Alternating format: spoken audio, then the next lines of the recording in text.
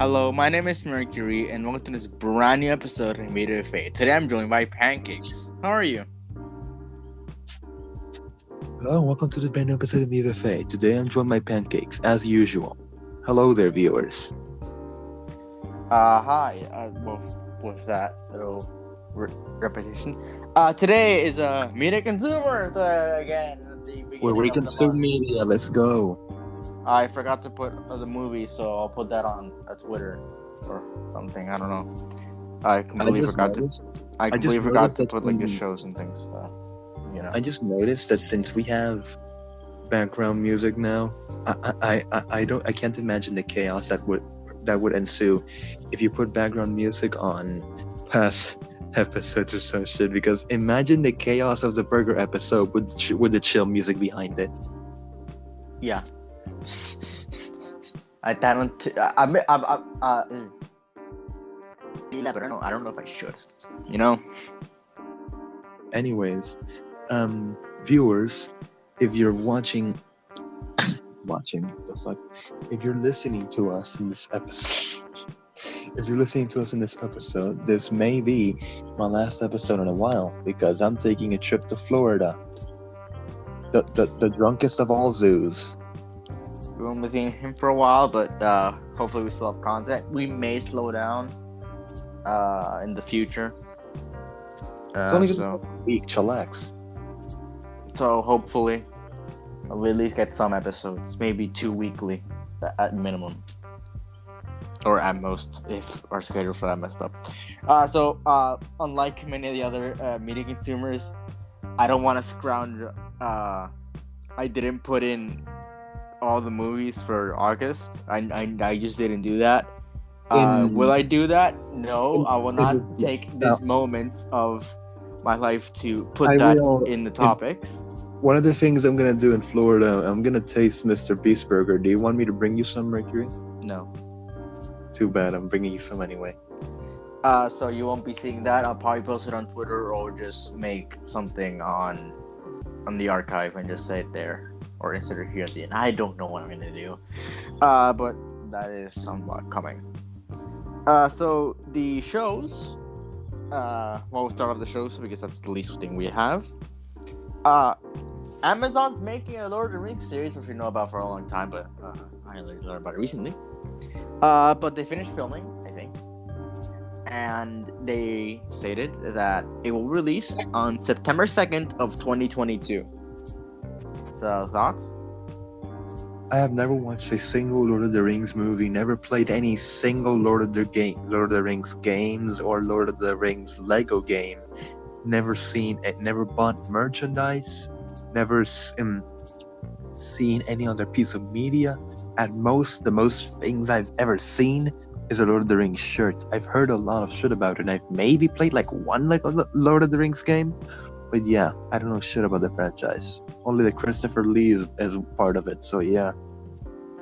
I've been meaning to watch the movies, but but no. And I'm meaning to get Tolkien's books. Wait, holy shit! Did I just swallow a dead skin cell? We'll go past that.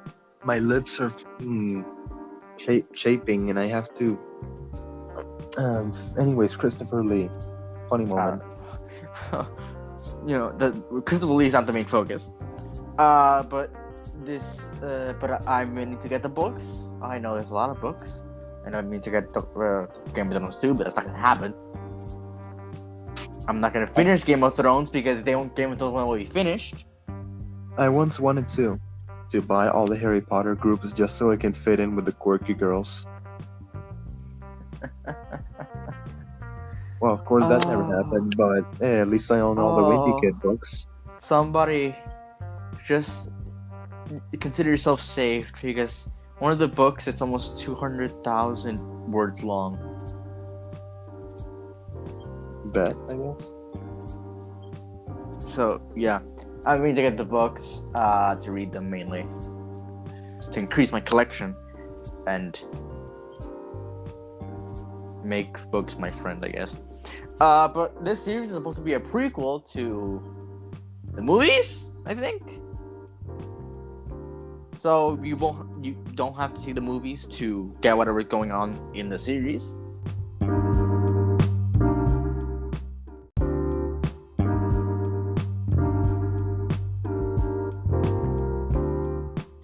So this is like I said, it's a prequel. The series is a prequel, so you won't have to watch anything of the movies. Hopefully, I think it's only for like details and all that stuff, but it'll come out on Amazon Prime.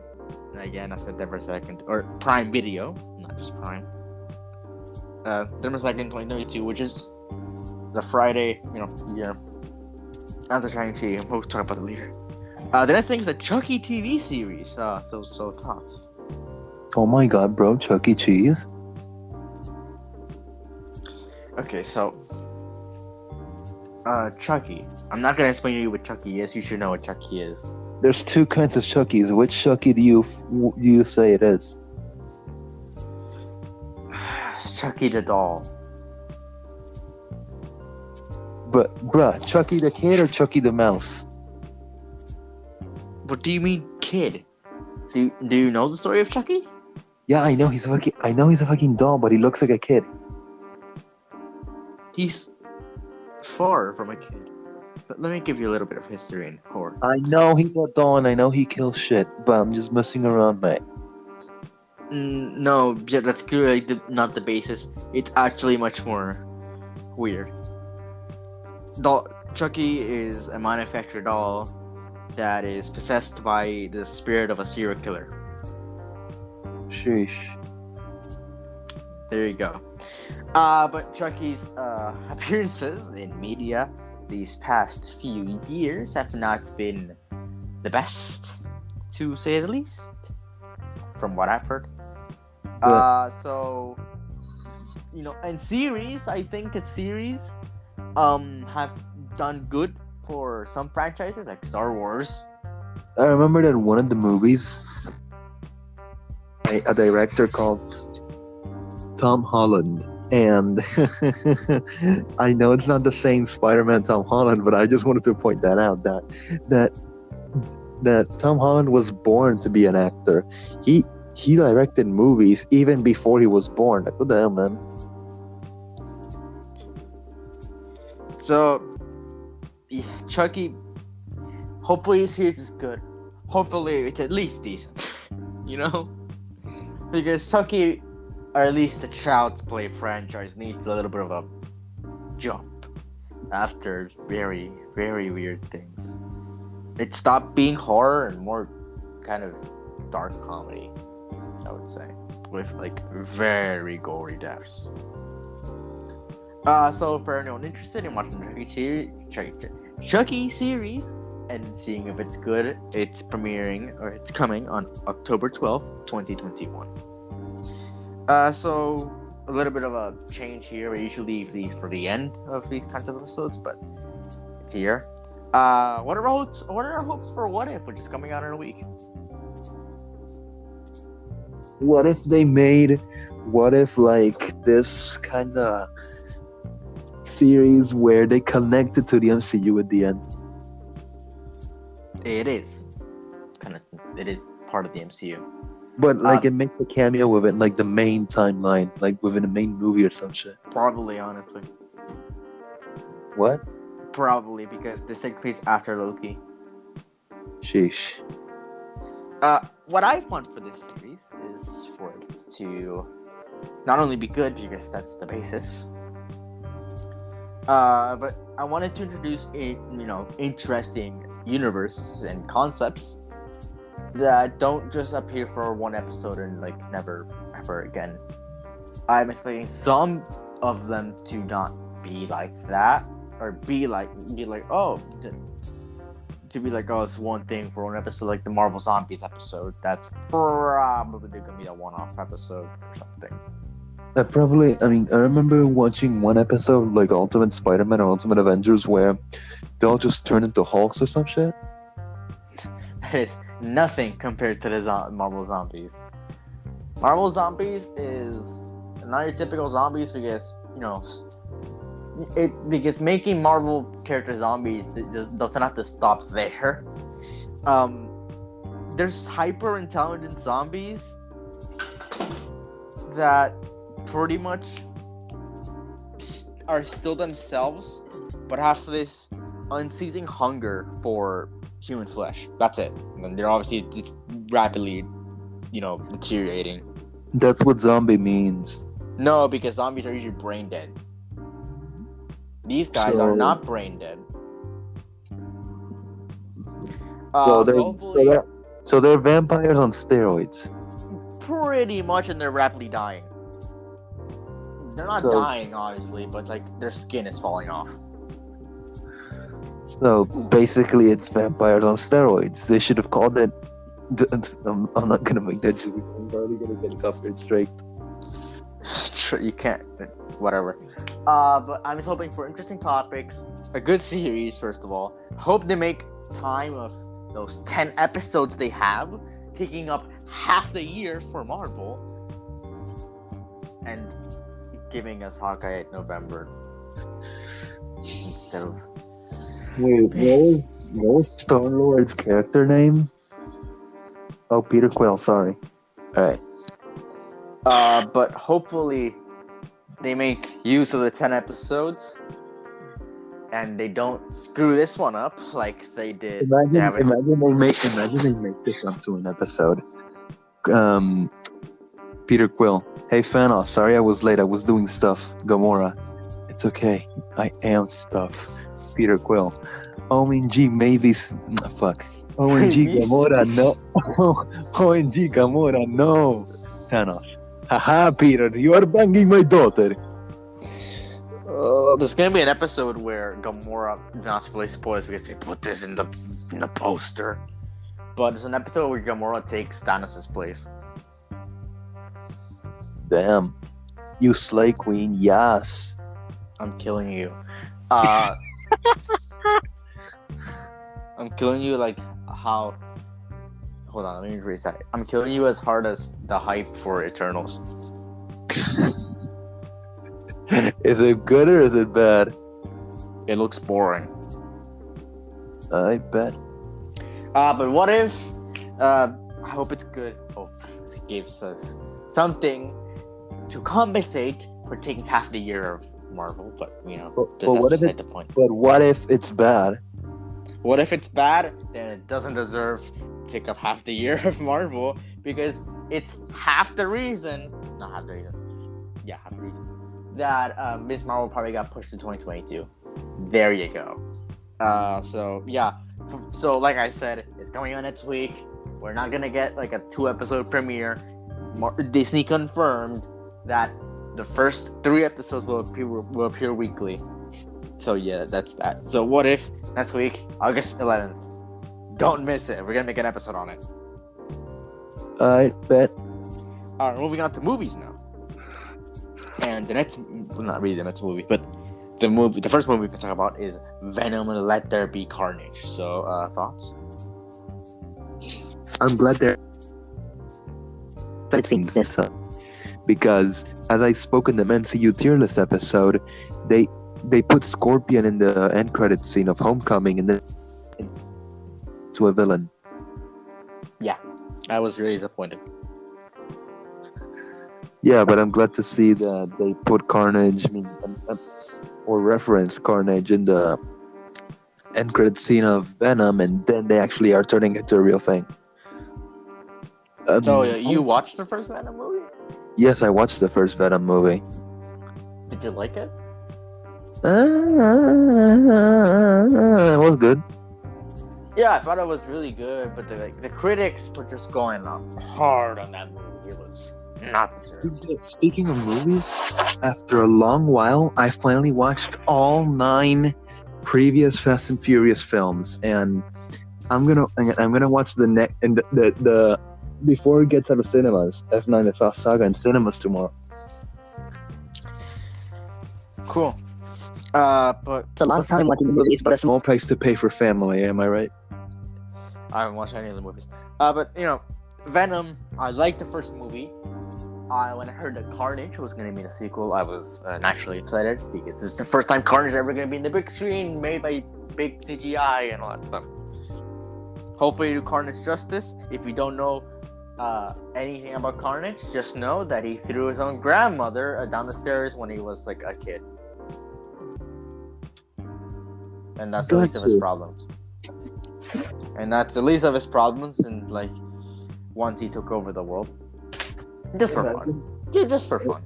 Imagine having so many problems, throwing someone off the stairs is your least. Yeah. Because the grandma died and wasn't his problem anymore. So, Carnage, sadly, is a PG-13 movie. And I say sadly because Carnage is very much an R-rated character. And so is Venom. But, I think this could benefit from an R rating. But, what did we got? We have to introduce Carnage to little kiddies, right? We can't have a gritty action movie, but sad. So right now Venom is slated for fall 2021, but the concrete release that we have is September 24th, 2021, which is fall. Next announcement is actually a pretty big one. Scarlett Johansson sues Disney after they broke her contract because they released Black Widow on Disney Plus, and Scarlett Johansson is entitled to the ticket sales and not the Disney Plus sales. So Scarlett has lost money from this. And Emma Stone, star of Cruella, is considering suing Disney, and so is Emily Blunt. But Dwayne Johnson is not considering because he's a producer on many shows on Disney Plus. So, Pancakes, tell us on the whole situation. Wait, what? Since when is The Rock producing shows on Disney Plus? A while. I want to watch that shit. He produced the Jungle Cruise movie, so I'm pretty sure he gets sales from the Disney Plus things. It was just the actors didn't get anything, I'm pretty sure, since they're like the big ones. But this is big. This is a star actor, almost like 3-star actors suing Disney.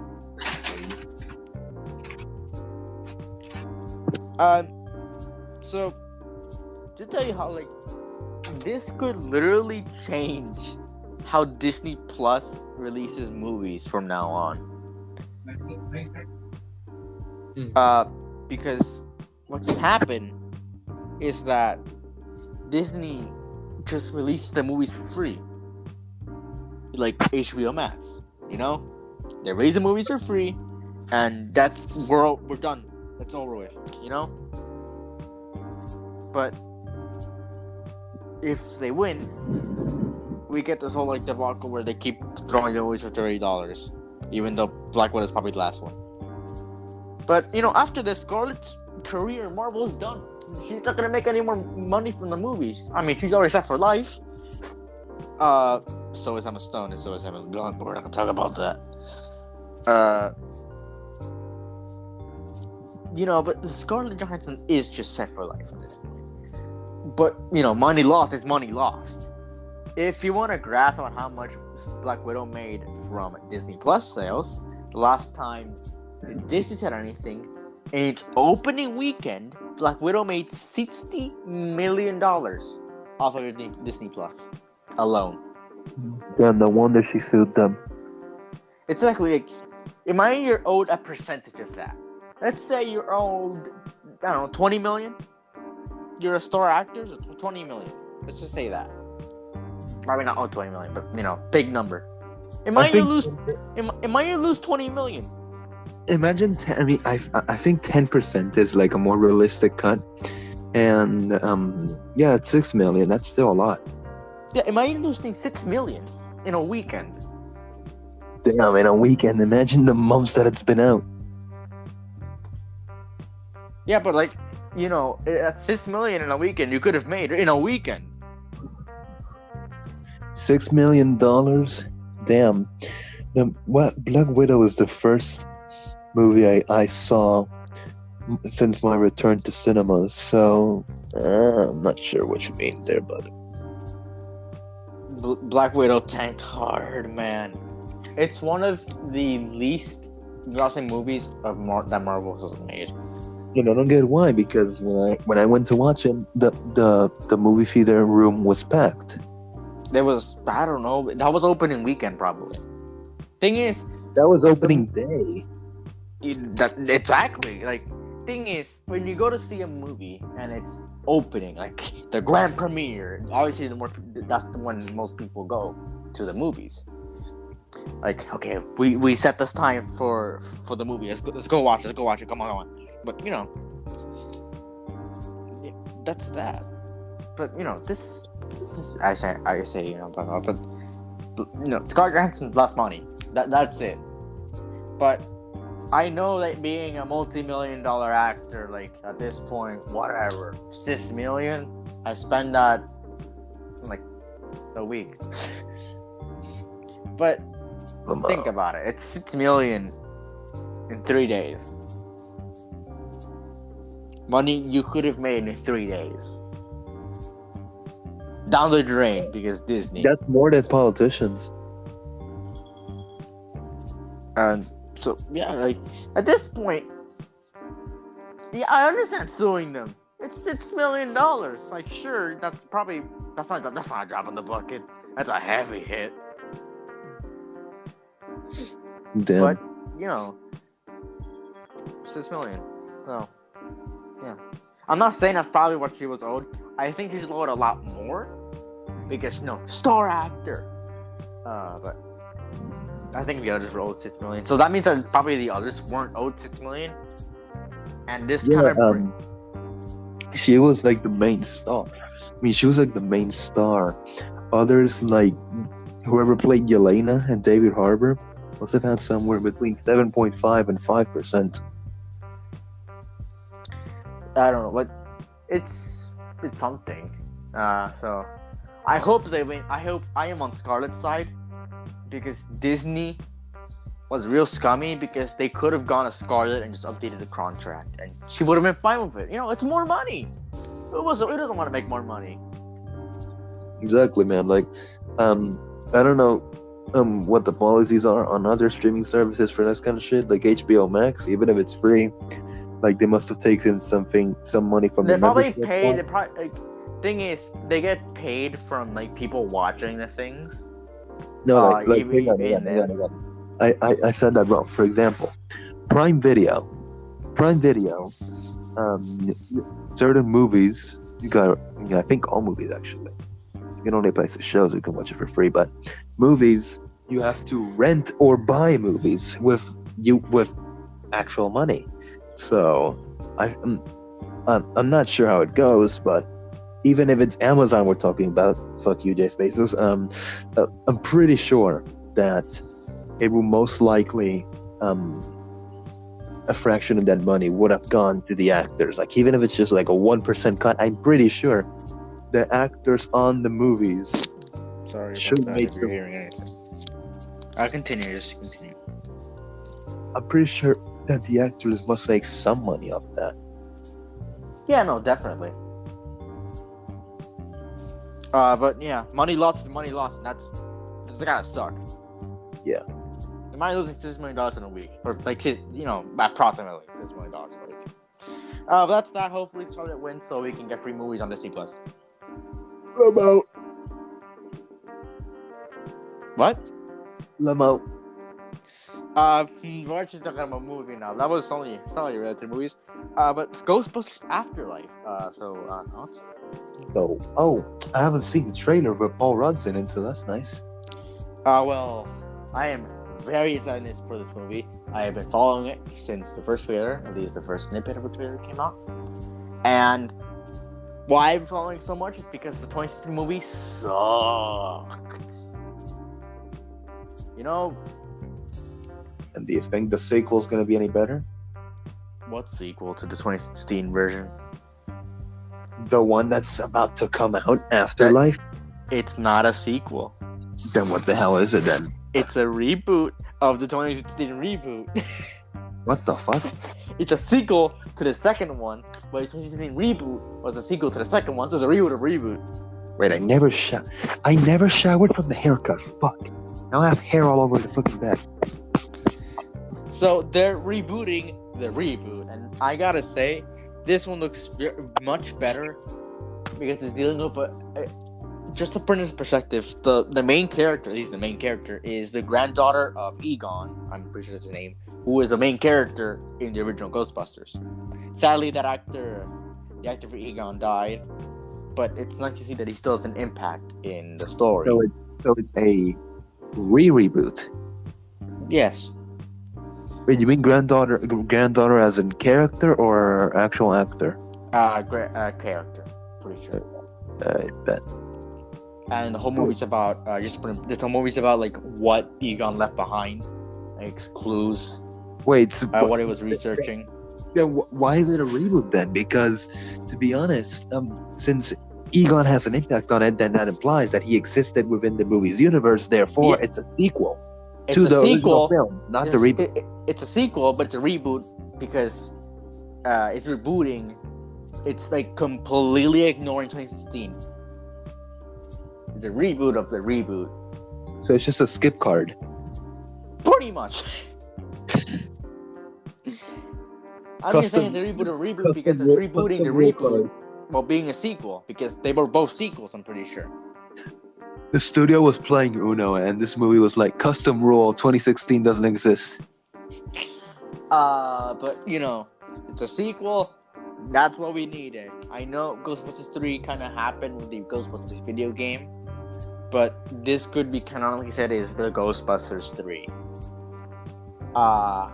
Not spoilers because they put this in the trailer, but Peter Venkman, one of the more famous Ghostbusters, is supposed to appear in the movie, portrayed by Bill Murray, surprisingly, after declining at third Ghostbusters for 30 years.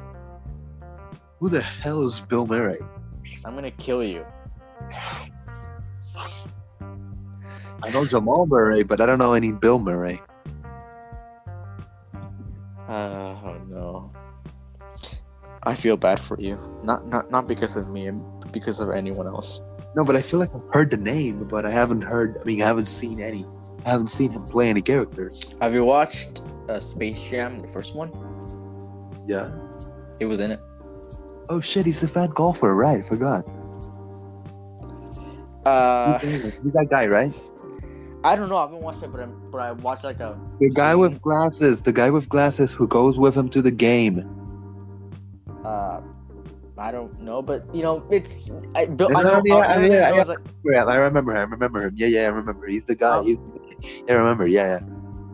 I'm just saying that Bill Murray is in Space Jam.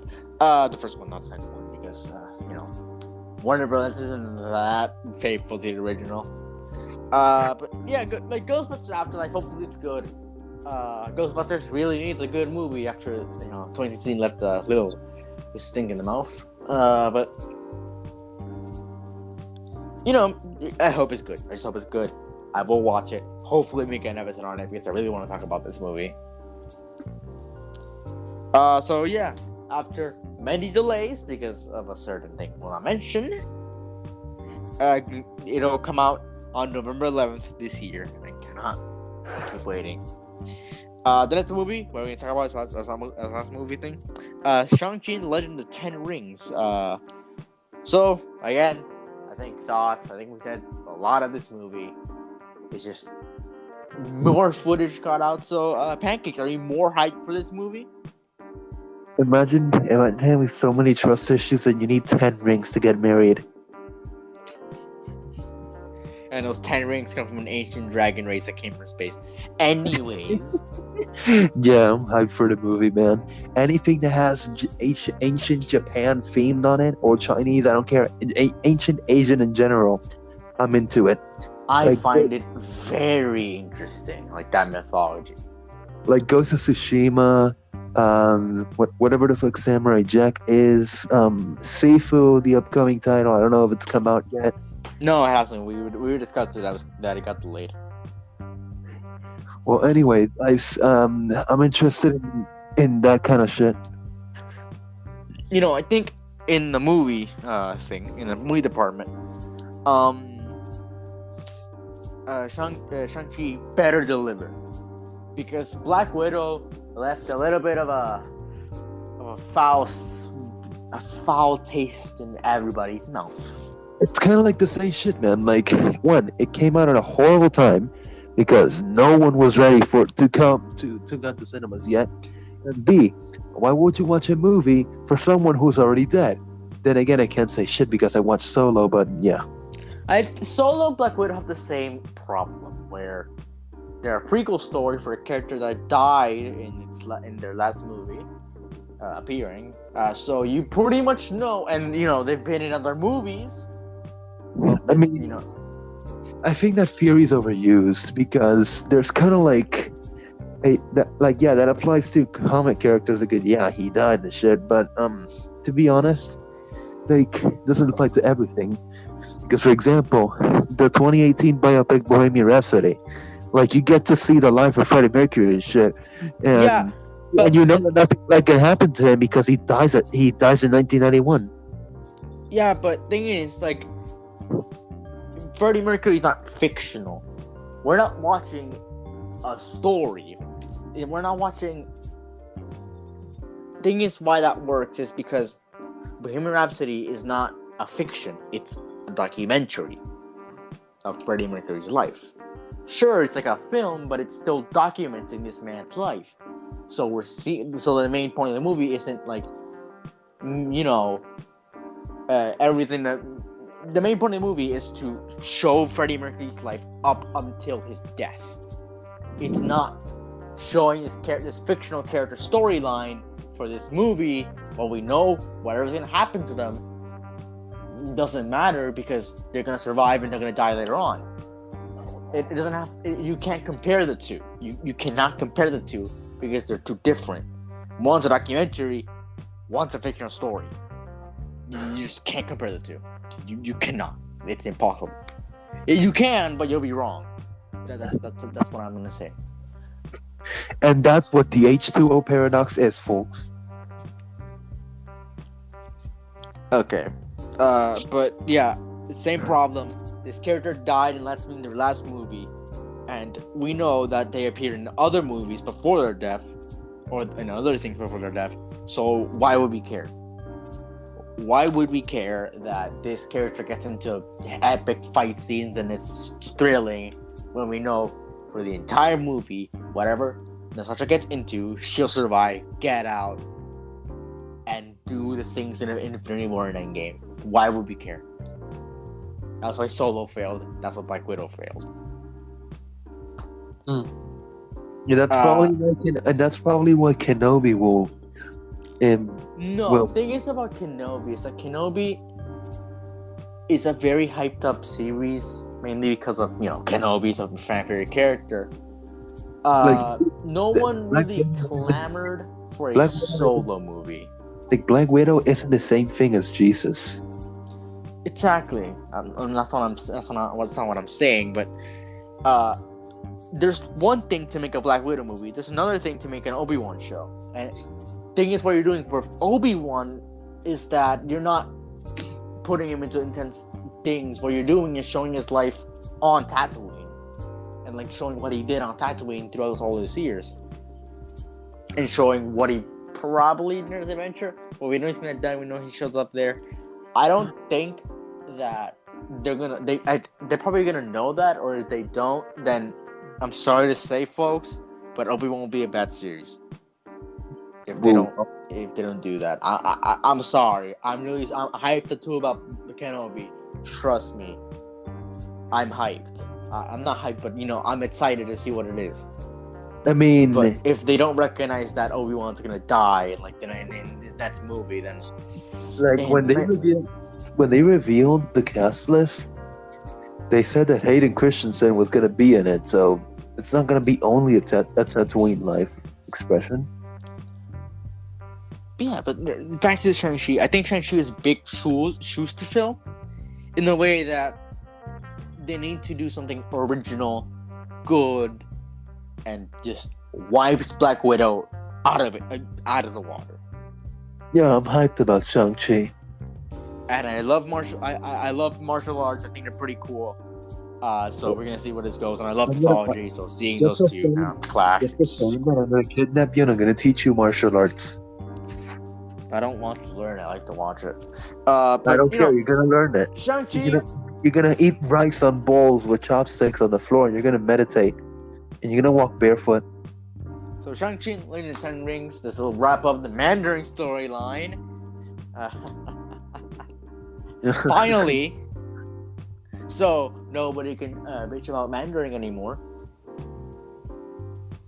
Unless Mandarin shows up in Armor Wars or he survives this movie. But anyway, I was gonna say something. Hang on. But yeah, Shang-Chi and Legend of the Ten Rings will release very soon, a month from where we're recording right now, on September 3rd, 2021. The first thing that I'm gonna do when I walk into the cinema is when the commercials start playing and the movie's about to start, I'm gonna yell out, 说话飘飘北风萧萧. Record yourself doing that? No. Don't record yourself now when the movie hasn't come out yet. I don't care. So let's move on to gaming. Gaming. First, we got a really bad thing. Horizon Forbidden West has been potentially canceled, delayed to the first quarter of 2022. Were you excited for Horizon Forbidden West? Is this the one where the ginger lady walks around the forest? Yeah.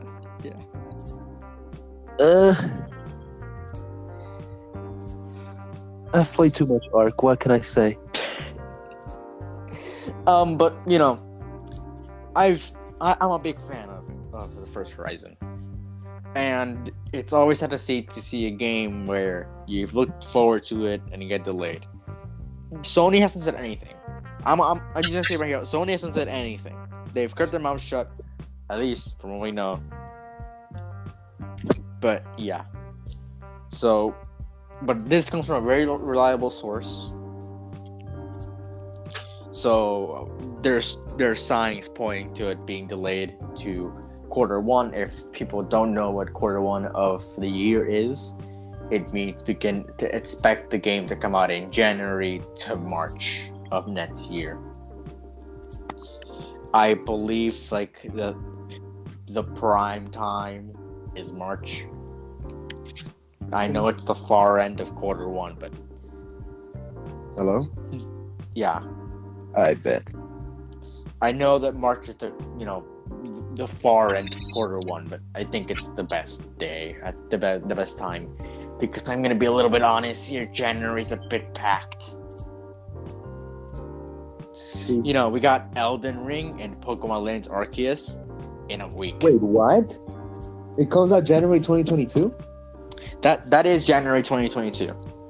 Shit, I'm getting that wallet ready then. Prepare your wallet and your ass. Wait, what? Yes, because your wallet and you're gonna get butt fucked, but whatever. That's not the point. So prepare anything for January where you take 2 weeks off. Because Elden Ring is releasing on the 21st and Legends Arceus is releasing on the 28th.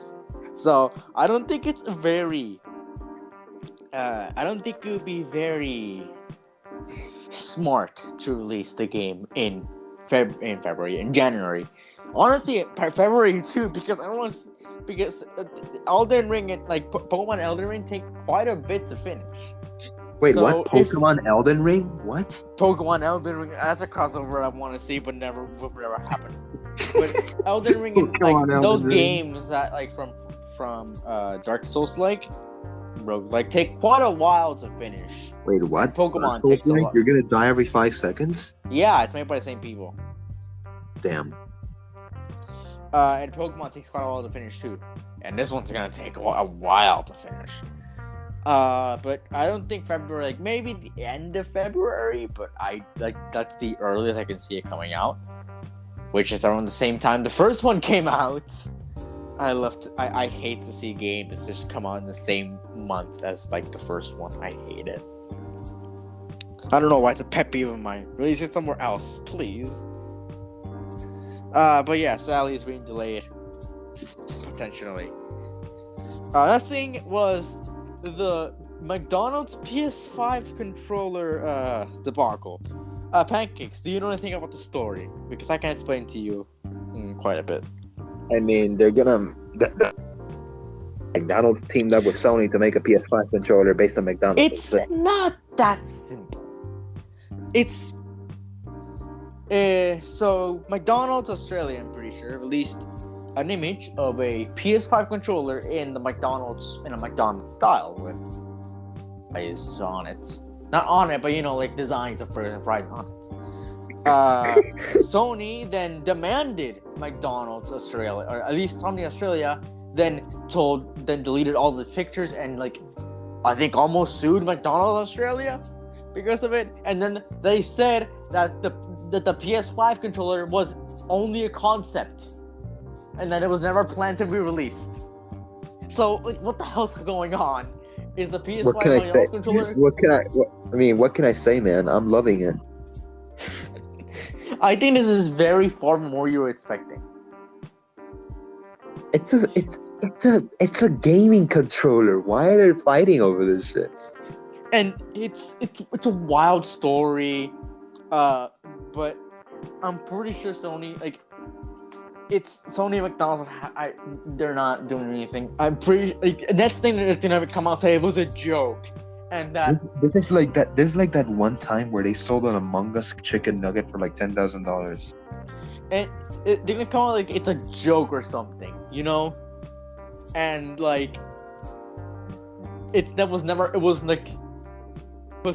the thing is look it up, PS5 McDonald's controller, and it looks real, but apparently it's only a concept or something. What the hell? Imagine they make like a PS5 burger and it's just a regular McWhopper. What the fuck are you? McWhopper. McWhopper.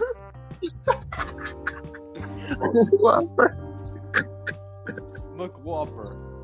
The best Whoppers. What's Burger King's catchphrase? Home of the Whopper? What's the home of loving? The House of the Whopper. House of the Whopper. The House of Loving. Wait, that's just a torture room. The House of Loving. I'm the Whopper. I'm whopping it. It sounds like this is like a synonym for masturbating. I'm whopping it. Sorry, Mom, I'm whopping it. Sorry, guys, I gotta whop it real quick. Sorry, guys, I have to whop it real quick. Hold on.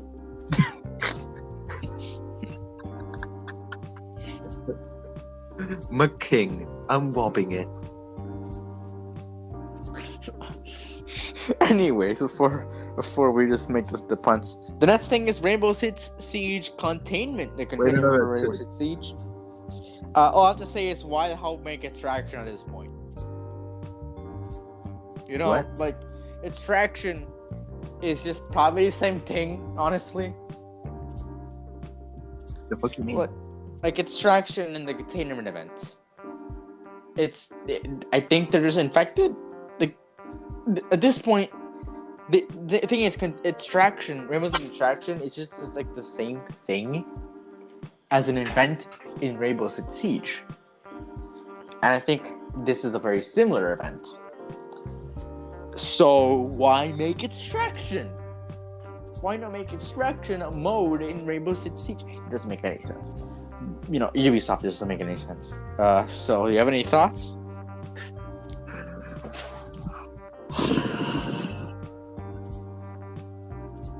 That's a no.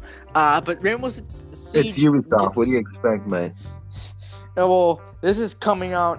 It's available now from the time of recording. If you were to describe game companies based on their own actions, Ubisoft's name is enough. You can just yell their face. Ubisoft, man, you're releasing horrible games. Oh boy, but that's Ubisoft for you. The next thing is Fortnite Rift Tour. The what? the Fortnite Rift Tour. There goes my phone, but at least I remembered the thing. But you know. All right, that's the end for me. I am leaving this episode. I guess I'll finish on my own. We're almost done. No, I don't like Fortnite, man. Me neither. Ariana Grande is gonna be in this and they're gonna do a concert. Like, just stop. Just stop, man. Kill me. The Predator was enough. The game was enough. I mean, Fortnite was good until season 5. That's when it all went down. Anyways, if you guys want to watch Ariana Grande's Fortnite for whatever reason, you guys are weird. It's coming this Friday, and the concert will last until the 8th.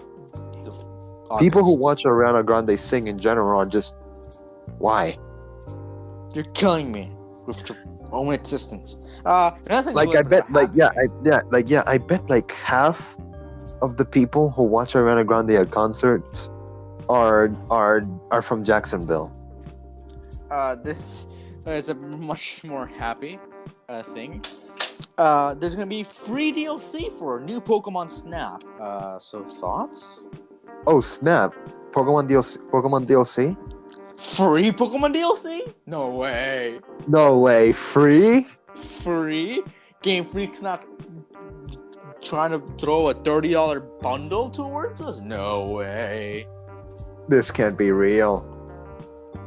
Real. But I haven't played new Pokemon Snap. Am I thinking about buying it? No. ¿Qué lo que está pasando, mi gente? Aquí Moist Critical solamente quería decirles que hoy me cagué el culo. Woo! Yeah, baby! But for those people who play new Pokemon Snap, good for you. You got free DLC. We got $30 of DLC. And we're not happy for it. But you know, Pokemon Snap fans are eating good tonight.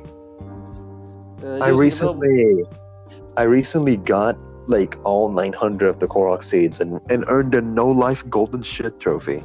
But I'm thinking of getting Breath of the Wild DLC.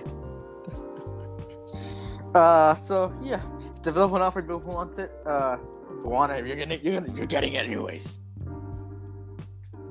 If you have Pokemon Snap, you're getting it anyways. Doesn't matter. The final thing is our Halo Infinite Tech Showcase. Not really a tech showcase, but it's actually just a beta. Not really a beta, what? it's more... They're finally revealing info on Halo Infinite? This can't be real. No way. No way. Halo Infinite's real? But free Pokemon DLC and Halo Infinite the same thing? No way. But recently they released a tech demo for Halo Infinite, and they revealed... No, they didn't reveal anything. They literally just gave people, like Most Critical, chances to enter this game and play multiplayer. Don't tell me he declined again. He did play. He wouldn't miss this. Alright. Good. You can go. I think it looks very interesting. Apparently, they have any opinions or not. Like, wait, what? Yeah, I am glad that Moist Critical accepted this opportunity after declining an opportunity to be in a movie with the god of family-friendly comedy. So yeah, that I think being Ryan Reynolds. I'm probably gonna buy an Xbox to play this game. So I'm probably not because I don't think Halo Infinite will run on the Xbox 360. So yeah. But that's it. So Pancakes, say goodbyes before my battery dies. Goodbye, fellas. I gotta go sleep. I'm only gonna sleep 6 hours today. Man, fuck early flights. So yeah.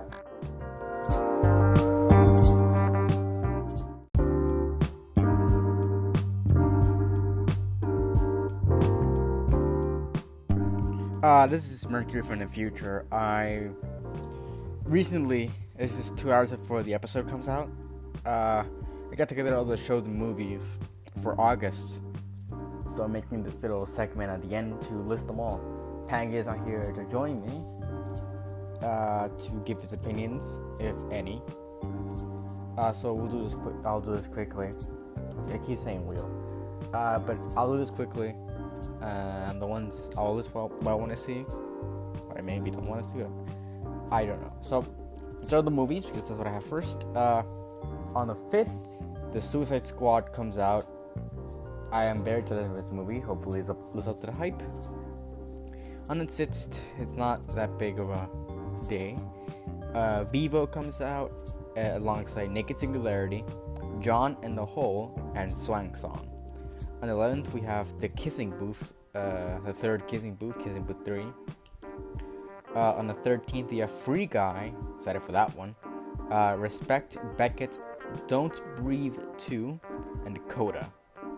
On the 20th, we have Reminiscence, Paw Patrol the movie, Sweet Girl, The Protege, Flag Day, The Night House, Crypto Zoo, Habit, and Demonic. On the 23rd, we have The Witcher, Nightmare of the Wolf, another movie I am very excited to see. And on the 27th, we have Candyman, Vacation Friends, He's All That, and No Man of God. So that's the movies. Here we go with the shows. There's a lot to go here, so I'm trying to do this. If you haven't watched it already or don't care, show Johnson premiered on the 1st, so if you're interested, go check it out. On the 4th, which is today, Breaking Blank and Cooking with Perry's premiere. And for fans of the show Home and Family, sad news, the show is ending today. So, I don't know if... I never heard of the show until now. But if you're fans of Home and Family, I'm sorry, but the show's ending today. On the 5th, we have Heart to Heart, as in heart, the last name, and then heart, like the body, the organ. Yeah, it's probably about Kevin Hart, honestly. I don't know. On the 6th, we have Mr. Corman and Marvel Spidey and His Amazing Friends. They couldn't use Spider-Man and His Amazing Friends. That was already in use by like the 70s or something. On the 8th, we have Family Game Fights and UFO. On the 9th, we have Reservation Dogs. On the 10th, for fans of the show Fantasy Island, it returns.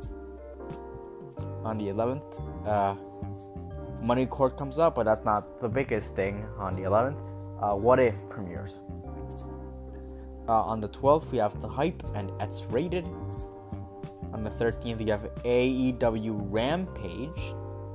I'm pretty sure that is wrestling, so there you go. On the 15th, we have Heels. I don't know if that's Heels like the shoe or Heels is in the wrestling character, like wrestling character type. So I don't know. On the 18th, we have 9 Perfect Strangers. On the 19th, we have Street Life Los Angeles. On the 20th, we have Mickey Mouse Funhouse and Hit and Run. Two very different things, I might add. On the 22nd, we have Chapel White, whatever. I don't know how to spell that. On the 23rd, we have The Ultimate Surfer. On the 27th, we have I Heart Arlo. On the 31st, we have the final things. On the 31st, we have Only Murders in the Building and Jason Biggs' Cash at Your Door. Those are the shows and movies for August 2021. And I guess if you enjoyed this episode, thank you. Goodbye.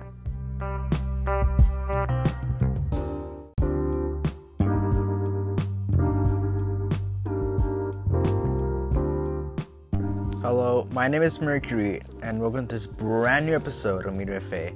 Today I'm alone to discuss the 35th anniversary of Metroid. Sorry about that.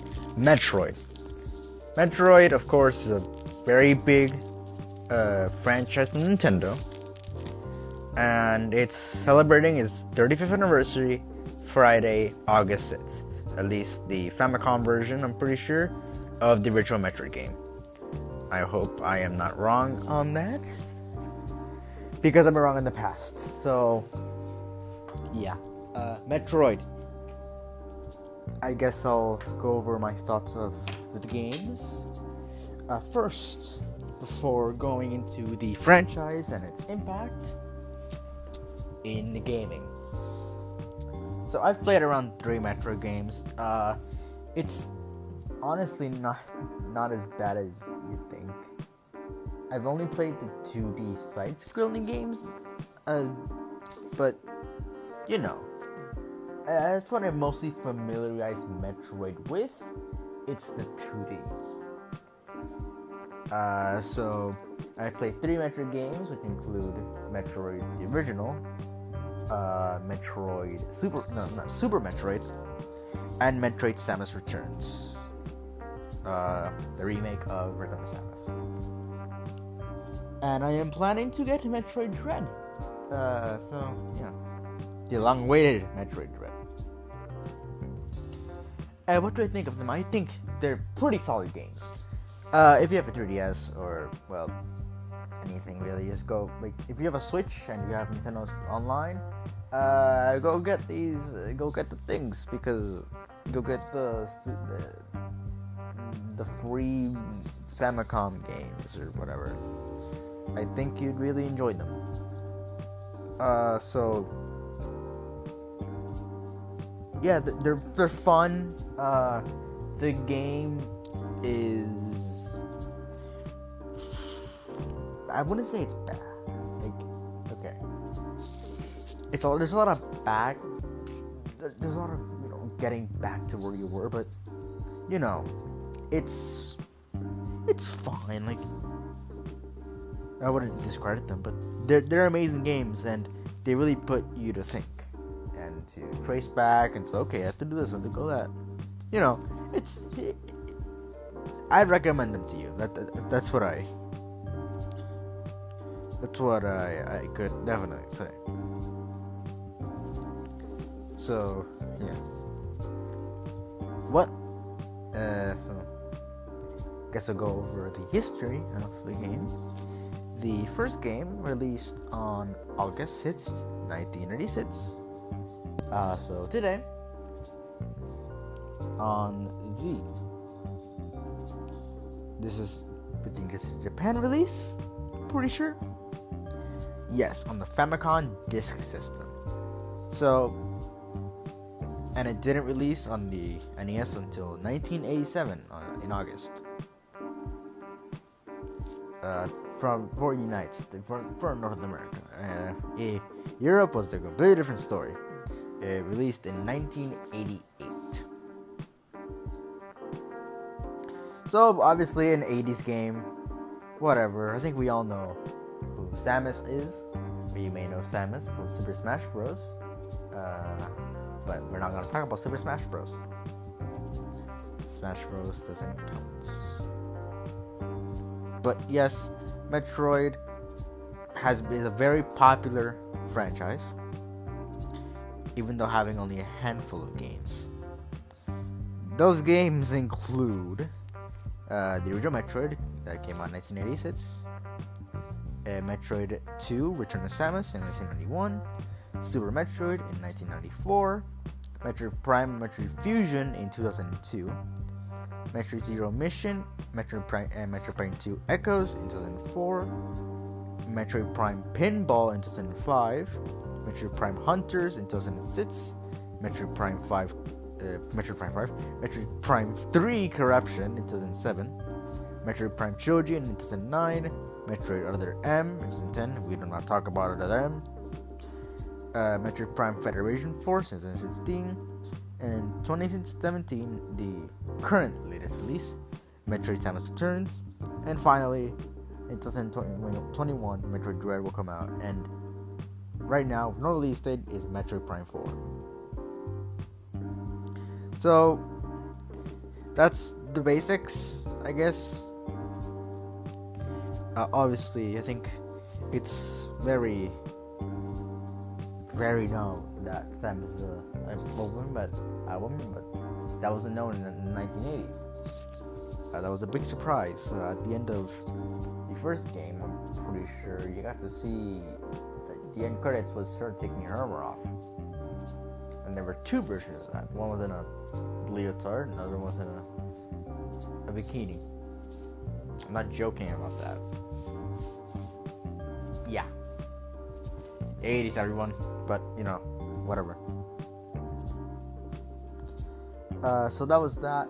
The series has persisted as its fans, and has a very big cultural impact that I think is not as known. Metroid, alongside Castlevania, started the whole Metroidvania genre of games. Now, what is a Metroidvania? You may have heard of it, you may have not. Metroidvania is a mainly 2D side-scrolling game where you do side-scrolling stuff. Like you do these adventure quests. You get items, and you pretty much what you do is that these items are in a later part of the game, so you can go unlock things in an earlier part of the game that were previously not accessible to you. So, and then that thing is so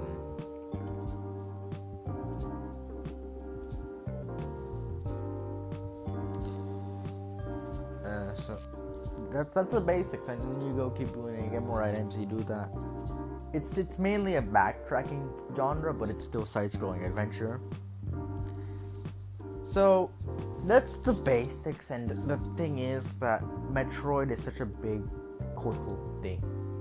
It started a whole other genre, and it made people love this.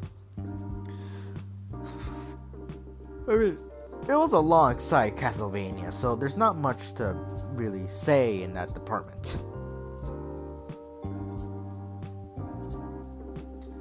So if it wasn't for Metroid, we wouldn't get things like Guacamelee or this other game I forgot. That it was something Blood, I'm pretty sure. That it was like a good Castlevania one. Yeah, this game really exists if it wasn't for Metroid or Castlevania or both. So Metroid definitely has an impact, and it can be seen now where people are still clamoring for Metroid Prime 4. Metroid Prime 4 has been through a tough time in its development. It has gone through development, obviously, restarted development, and then it doesn't come out yet. Nothing heard about it. It was 2 years ago, and well, excuse me. It's 12 when I'm recording this, so I'm sorry. I'm a little bit tired. This is how I am right now, but I probably make the shortest episode as short as possible. Sorry. But it's definitely has impact. I don't know what game would be about it to this day.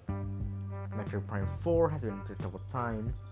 Like I said, it's been through development, restarting development, downloading again, been here for over 2 years, like Golden Ring, and then there's news in Direct for E3 saying it's still being developed. So, yeah. There are some problems with this. Immediately afterwards, we got the news of Metroid 5, also known as Metroid Dread. For those who are not familiar with Metroid Dread, it's one of those type of games where it's one of those games where it's been rumored, just to say the least, where it's been said as a whispered around, like Metroid Dread. Back in the early 2000s, there was this plan for a game, same name, Metroid Dread. But then it got stuck in development for no reason. Apparently, the developer of the game said that what he wanted to do, the technology of the 2000s, and he wanted for handheld, and the technology of the handheld devices wasn't apt enough for his vision. of Metroid Dread, which I basically lie, he just wanted to cash in on the money from the Switch. Or he completely canceled it, saw what the Switch could do, and then decided let's continue making Metroid Dread. So Metroid Dread has been very big in the Metroid community. It's been referenced, at least not directly, in Metroid Prime 5. I keep saying 5. Metroid Prime 3, where it says Operation Dread or whatever. I'm fully believing that that's a Metroid Dread parallel or like reference. If it's not working correctly, I'm so sorry. But yeah. So Metroid Dread been in development for 15 years, 16 years, around that time. If you were to count those years. So Metroid Dread, very awaited. Metroid Prime 4, again, very awaited. It was announced 10 years after the original came out. After Prime 3 came out, sorry. So yeah, that hasn't been released. And Metroid Dread will come out this year in October. Excuse me again. So there's nothing wrong with this. This is very good for Metroid fans. Of course, there's those caveats. Metroid is getting a whole new game, new ideas, the thing that the Metroid fans wanted. Metroid 5. It is Zelda's 35th anniversary. What are we getting? We're getting a remake, not a remake, a remaster, an HD remaster of an old game, same code, same everything, on the Switch, and some Joy-Cons. Wow. And Breath of the Wild 2, a year late to the party. So you tell me who's getting the more attention, but I have to ask, why Metroid? Sure, it is Metroid's 35th anniversary. Fine, I get that, but it's also Zelda's 35th anniversary. So why not get something better for Zelda in its 35th anniversary instead of this? What I would have done for Zelda, this is an episode of Zelda. It's just like I'm comparing these two because there's something that sticks out to me. Metroid gets the more attention, and Zelda, the more popular franchise, whose latest big game, has sold millions of copies, gets Skyward Sword HD Remastered and a few Joy-Cons. You tell me who's getting them more attention when the Skyward Sword amiibos are named and labeled for Skyward Sword, and we're getting amiibos for Metroid Dread. Also, I don't know who uses the amiibos for their actual thing. I think people just collect amiibos because they look cool. So, you know. My brain can't think. So what I would have done is make it like a 3D All-Stars thing, but man, it's Mario, whatever. And I think Pokemon's getting a little bit less just than Metroid, because sure, Pokemon's new game is a remake. 25th anniversary this year. You're getting a lot more stuff than Metroid, but it's a remake still. It's still an older game, just remade from the ground up using from another franchise.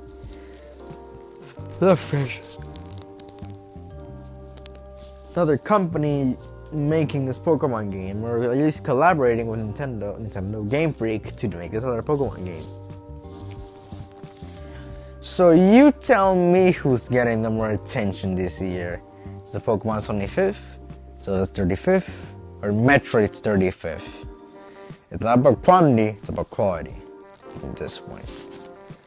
So, yeah, Metroid's getting the more attention, sadly. Not sadly, but like, these two big companies, big franchises, are getting the short end of the stick, with Zelda getting the shorter end.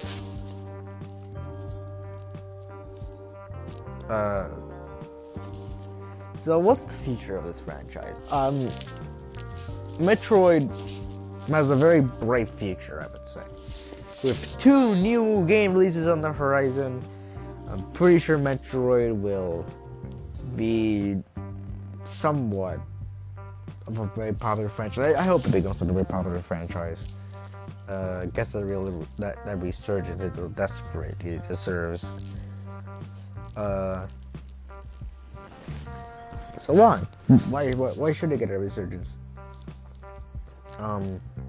Because it definitely deserves it. I've only played 3, but I've loved all 3. All 3 Metroid games, they're really good. Highly recommend it to anyone. Please give them a try.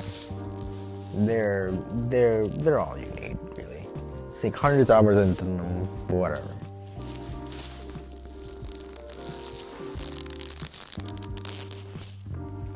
Sink only a few, you're still good to go. You found an enjoyable experience, so that's what matters for games. But yeah, so I would highly recommend to get a Metroid game, whichever one is available, for the cheapest price. I don't have much to say, really.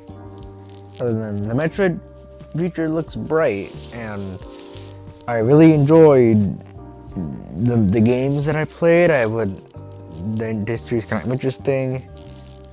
You might point out that this game spawned a whole genre alongside another game, very popular game. So yeah, that's all I really have to mention.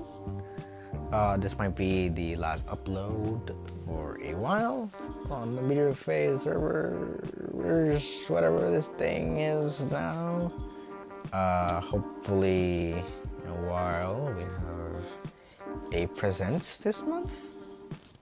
I'm not trying to search, I'm just showing stuff, I'm bored.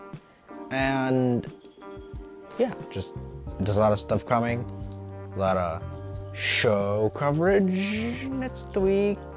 I think we have something special cooking up for next week. So yeah, that's all for today.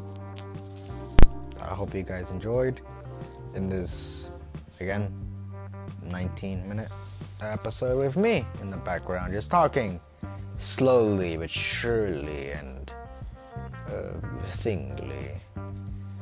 I would stay a little. I would keep a close eye on that presence and Twitter. They might show something interesting there. But yeah, that was Metroid. Really enjoyed it. Go check it out. History's interesting. I don't have much of a history of it. I just really enjoyed the games. And I'm looking forward to Metroid Dread, and hopefully other people are looking forward to Metroid Dread. So that's all for today. I'll see you next time. Bye.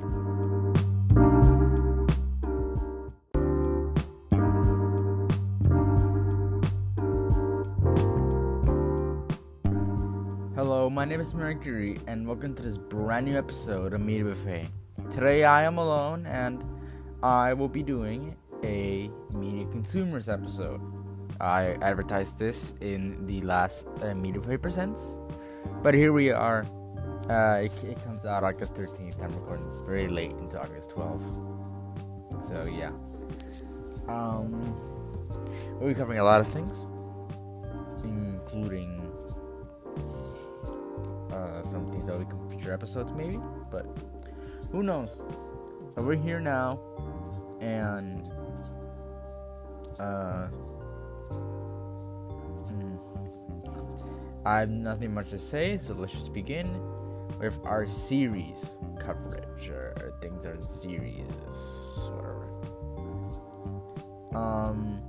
Hawkeye, the new Marvel series, our next live action series, probably, will be releasing on November 24th this year. I'm really excited for Hawkeye because it's the only one we haven't seen any footage of as of now, and we've seen photos, but we haven't seen any trailers, footage, nothing. This has been completely under wraps. So when the first trailer hits, we'll finally see what the series is about, and I'm really excited to see, what the series is about, and how the tone is, everything. I'm excited for the series. Waiting for it to come out for a while. Sadly, Ms. Marvel looks to be pushed back. So, yeah. No episode on Ms. Marvel this year. But next year, there should be an episode on Ms. Marvel. Just pointing that out. Speaking of Disney Plus, Sabine Wren, the Mandalorian from Star Wars Rebels, is reportedly going to debut in live action in the Ahsoka series. For those of you who don't know, Ahsoka Tano is receiving her own series on Disney Plus in live action. It will use the same actress from The Mandalorian, and it will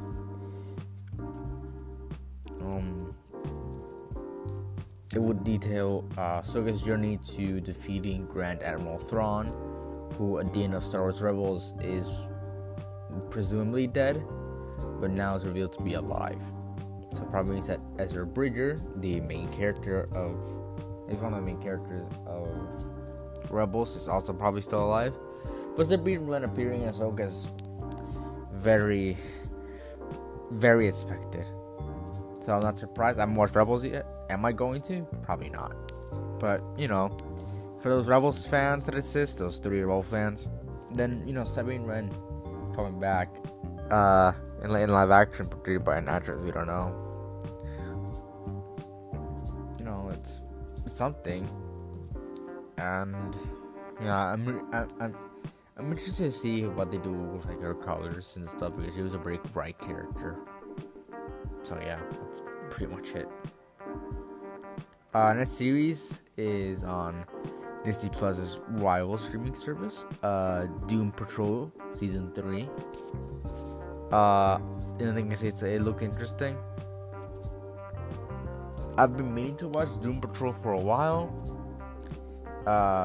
It was on the DC Universe before moving to HBO Max. So that immediately turned me off until DC Universe made a comic service, and all of its TV shows were moved to HBO Max. So I may watch Doom Patrol. What's putting me off is also the absurdly long episodes, which I don't like a series to have. I don't like series to have absurdly long episodes. So yeah. Doom Patrol on my list right now, but it looks interesting. For those of you who are interested or are fans of Doom Patrol,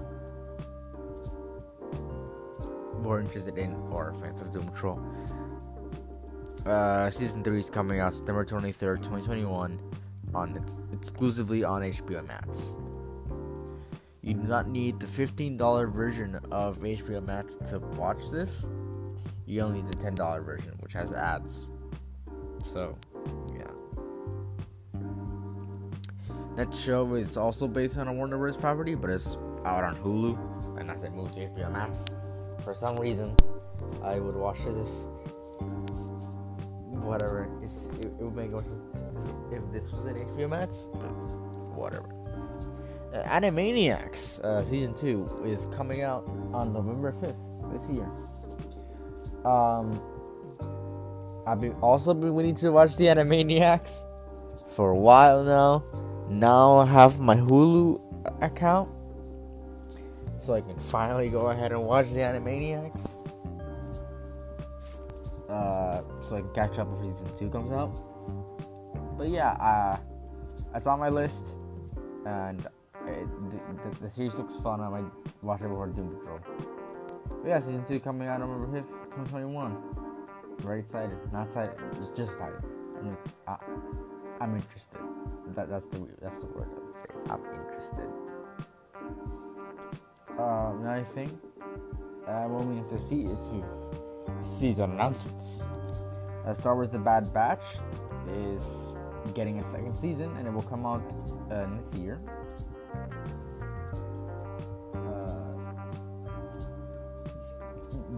The Bad Batch isn't ended yet. At least when I'm recording this, it's the day before the finale. A few hours before the finale comes out. So we don't know what's gonna happen. And we don't know what this will entail.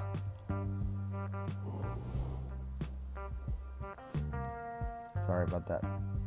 But we have a conversation with season 2. We really like the first season of what's mostly made up of it. Really like how they're going with this and all that stuff. I like how they're going with the start of the Empire and how the clones were discontinued in a very graphic way, I might add. We're getting a second season, 2022. Excited to see more of these characters. So yeah, if you want to know my opinions on Bad Batch, the episode for the Bad Batch will be coming out 5 hours from now. If you're watching this immediately after it releases, this episode 55, Media for Consumers 8. I said the thing. Pay me. Another season 2 was confirmed for the Mighty Ducks Game Changers, coming on next year as well. The only thing I can say about the Mighty Ducks Game Changers is that I was gonna watch it, but then I accidentally clicked on it one time. So like every week where an episode would come out, I'd have to like skip to the end and do that, and I just like lost interest in watching it because of that. Yeah, I'm pretty. If something goes wrong with me trying to watch a series, I'm not gonna watch the series. Yeah, that's just me. The Mighty Ducks Game Changer Season 2 is gonna come out next year. Whatever. I don't care. I would have watched it, but whatever. Moving on to movies now. And our first one's a big one. Idris Elba, popular for playing Heimdall in the Marvel movies and recently Bloodsport in the Suicide Squad, is going to voice Knuckles in the Sonic movie sequel, which is coming out next year, I think.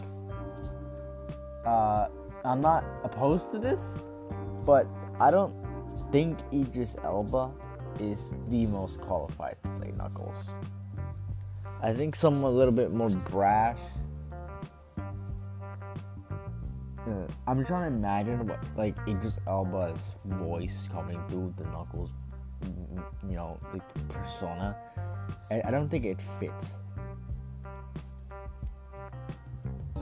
It doesn't fit. So I would have sounded like a more brash or something that sounds relatively more like Knuckles. Maybe like in this, maybe just one of the series voice actors, but they don't want to do that. So Knuckles is gonna be there for some unexplainable reason. We already have Tails, but if we don't get Shadow in like at least the third one, then we riot. But I'm talking about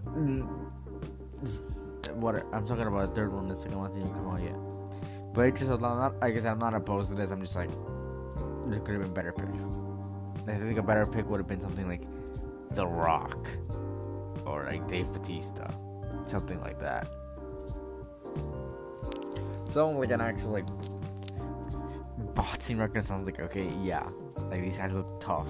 This could be like a Knuckles, but Idris Elba, I'm not opposed to it. This is the thing I'm opposed to. The Suicide Squad is currently underperforming at the box office. We explained what the box office was a few weeks ago on our sixth media consumers, I'm pretty sure. But the Suicide Squad, it's losing money drastically, mainly because of its R rating, probably, and the fact that it doesn't have a lot of characters anyone cares about. Like, no one. I hate the general public.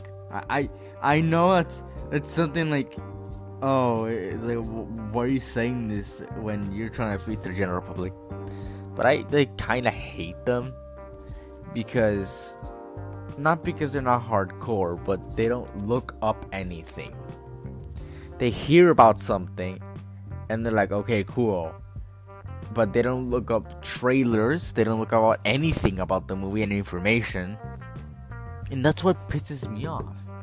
If you're gonna watch a movie, make research on it, so like you know what you're getting yourself into. And I'm a kid, like, this is not what I thought it was gonna be. Like, come on, the general public is stupid. My brain is too rotten for this. But yeah, I hate the general public. I hate it. I hate them.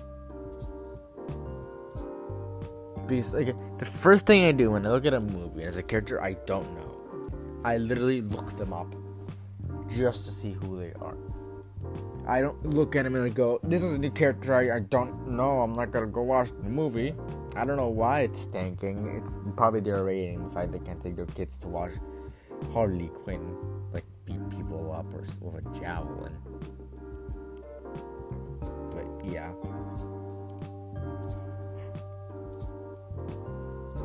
I don't think it's the director's fault, because, you know, James Gunn's is a good director, writer, whatever. He made Guardians 2. Like, it's not because of him. I think it's because of the characters or the rating. If you don't believe me, that rating causes, you know, not to get in front of to gain money. It's not that our ratings get, like, less money than other movies. They definitely do, but, like, those in the superhero genre specifically, who are based off of comics, which are primarily for kids. So, like, parents go to, like, these superhero movies for the kids to see, like, oh, here's this guy, like, Deadshot. Look, Deadshot's cool, right? And the first movie was PG-13, like, but in this one, like, it's all R rating. There's a little dick there, like, and it's not like in your face. Like, I don't know what I'm saying, but like it's in the movie. There's this, like, scene where, like, Bloodsport and Peacemaker just killing people, and it's like, I want this dick out. And it's like, if you don't notice it. Like, I didn't notice it until he started falling down. It's like flopping. What the hell is this? I watched the iPad. Okay, like that. The screen was this small. But, you know, like, it's because of the rating. And the characters are pretty much all nobodies. They were nobodies until now, but, you know, whatever. I don't care. I like this movie. I think it was decent. If we ever do an episode on that, we'll go on it much more thoroughly. But I think this movie's a bit decent. You know, it's not bad, but it's not, like, the greatest thing ever. Definitely not the greatest thing that James Gunn's ever done, but whatever. Next thing is Cry Macho, or Macho. Probably Cry Macho. So Cry Macho is one of those movies that is coming out on HBO Max and on cinemas at the same time, like Suicide Squad. And I have almost no interest in watching this movie at all. There's zero interest in me watching this movie. It's about Western things, and there's chicken fighting. I don't know what it is. I don't know, it's like a modern cowboy or something. I don't care. I literally don't care. I know it's Clint Eastwood, but I don't care. That guy's like 80. He's 80. Like, leave him alone. But anyways, for those of you who want to watch Cry Macho or Macho, it's coming out on September 17th, 2021. Cinemas and HBO Max. So I guess if you want those people to watch all the movies that come on HBO Max, don't miss it. But I don't know. Next movie is called Don't Breathe 2. It's a sequel to Don't Breathe. Obviously. It's about this guy who in the first movie was looking for a daughter, like an adoptive daughter. And then like in the second one he's already kidnapped the one. So now he's thinking he's going to try to protect her. So yeah, I think it looked interesting, but I don't know if I'm gonna watch it or not. So, you know, that's Don't Breathe 2. It's coming out on August 13th, 2021. But the recording right now, it's available now. So, you know,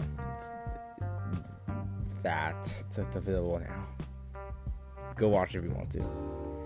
Some other movies that are available now are Annette, which is a movie with Adam Driver in it. I forgot who the director was. I knew it was. I think it was someone big.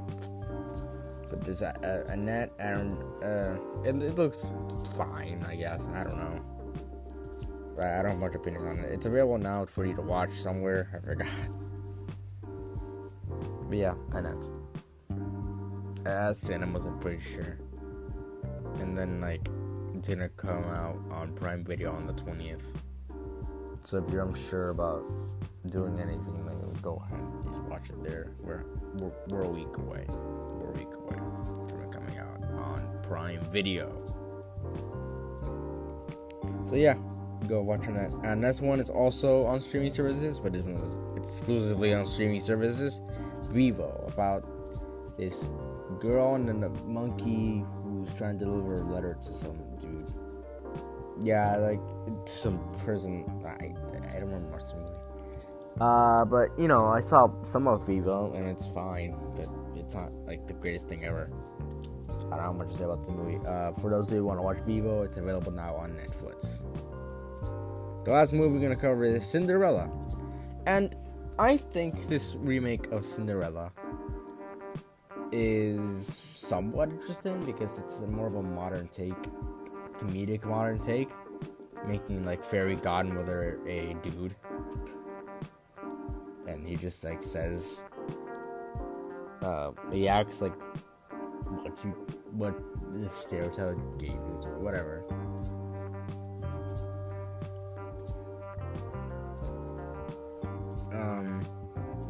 I think it looks kind of funny, maybe, but it's probably either bad or just bad. For those of you who are wondering, I'm not talking about the what you call it. I'm not talking about the Disney, anything Disney. This is completely from Amazon. So yeah, for those of you who don't know. Cinderella is in the public domain, which means that you can make a story about Cinderella. You just can't make a story about whatever Disney put in it for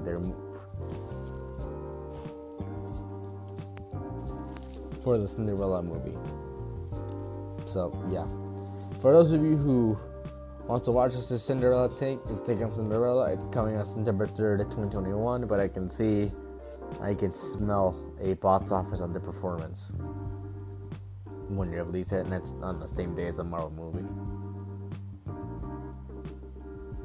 Moving on to gaming now. This is where the big stuff comes in. We have Life is Strange for Master Collection. It's being pushed until 2022, so you know, sad boy hours. I never cared about Life is Strange. I've been thinking about getting it, but not really. So I don't care about this. For those of you who do care about Life is Strange, then go ahead. Diablo 2 Resurrected is having a closed beta on August 13th. For those who pre-ordered the game, and an open beta on August 20th. what do I think of this? It's just don't try to ignore what happened. I'm not gonna explain what happened, but if you know what happened, happened. Don't do this. This is bad.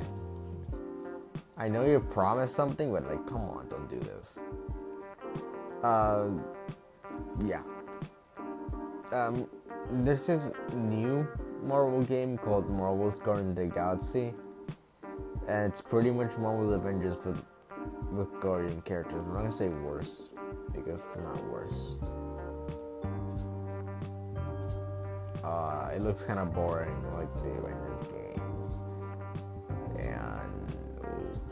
and it's just not. It doesn't look good. I don't know. What they showed didn't impress me. If it did impress you, it's coming out October 26th, 2021, but you can pre-order now. We have a new Genshin Impact character called, I'm gonna butcher this, Joy Mija? I didn't get anything with the character trailer, which is what I watched. I don't know if this character is one of the elements. I don't know the backstory, like anything. I just don't know. But if you want this character in your party, you're gonna have to grind a lot. But Joy Mija is currently available now, I'm pretty sure. It's not coming out like very, very soon. Next thing is Back for Blood. They recently revealed some gameplay, and the fact they're doing an open beta from August 12th to August 16th. So yeah, we excited for this game. From a certain YouTuber, I've heard it's boring. What do you call it? Left 4 Dead. I think you know who it is, but I'm not gonna say anything. So yeah, there's that. So let's never get doing an episode. I'm dozing to sleep, but who cares? I have an episode to record. It's boring. Left 4 Dead 3. It's just why? It looks fun, and we're all excited to play it. At least here on Media Buffet, I think Pancakes and Exceed and Rare County are pretty excited to play this game. So we'll definitely play when it comes out. Hopefully, maybe play the beta. Who knows? But Back for Blood is coming out October 12th, 2021. So whatever. Oxenfree 2 Lost Signals is a game which disappointed me at first. Not because of the game itself, but because it was the last thing they revealed in that one Nintendo Direct. And it's not good. Well, that was not a good reveal, but you know, Oxenfree looks fun, I guess, or looks interesting, or looks creepy, whatever. You like what they say. Fucking hell. It's fine, I guess. The game is just fine. I think it looks interesting. I might buy it, but I don't know. But yeah, Oxenfree 2 Lost Signals is coming out soon. Our last big announcement was that the 8-bit Husky A1C is going to be Microsoft Flight Simulator. I put this just a little bit of padding, but I think the plane looks kind of cool. Depends on what you give it, but as always, Microsoft Flight Simulator looks impressive in any device that it can run, of course. But you know, I'm not gonna bash Microsoft Flight Simulator. It's a perfectly fine game. I mentioned a while ago an indie game, Oxenfree 2 Lost Signals. It was announced on It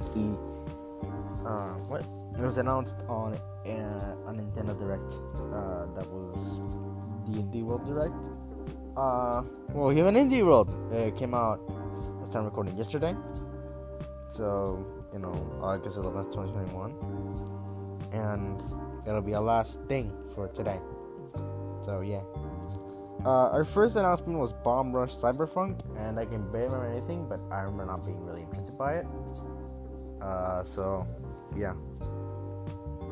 It's for those of you who do want to get Bomb Rush Cyberpunk or whatever. It's coming out this next year. So, yeah, I don't remember this game at all. The next game I do remember, it was Toem. Toem is a game we've talked about excessively during E3. It was just truly why is this game being advertised so much? That was the main question, but no, Toem looks fine, I guess. I don't care. That's about taking pictures and stuff. It's coming out this fall. When they say that it's coming out fall holiday next year, they're ready to push it back. So just putting that out there. I'm probably not gonna buy Toem. Loop Hero is a game that I find interesting, but I'm not gonna buy. Maybe if it's on sale, I don't know. But the whole premise is that you build these characters, like quest or something. I don't know. But Loop Hero.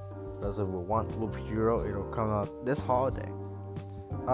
Far Changing Tides is a game that's a prequel to Far, the first game. It's published by Frontier Developments, which I know doesn't exactly mean quality. But Far Changing Tides looks really cool, and I might get it. So if you're like me and are gonna go get Far Changing Tides, it's coming out early 2022. The next game is Necro Barista Final Pour. Now, I think this looks fine, interesting, but I'm not gonna buy it. Again, it's in that category. If it's on sale, I'll definitely get it, but not right now. Necro Barista Final Pour is available now. For those who don't buy the game, this is all available now. Garden Story, we've said heavily our thoughts on this game. It's very prominent during E3. I don't know why. It looks fine. It looks okay, but I don't care. Garden Story is available now. Boyfriend Dungeon is it looks fine. Unlike other games, I'm not gonna get this game when it releases on any device for lower price. I'm not gonna get this game. Boyfriend Dungeon is staying somewhere. But it's available now for those of you who want to get Boyfriend Dungeon. Next game is Axiom Verge 2. We've covered this before during E3. But Axiom Verge, I think it looks interesting.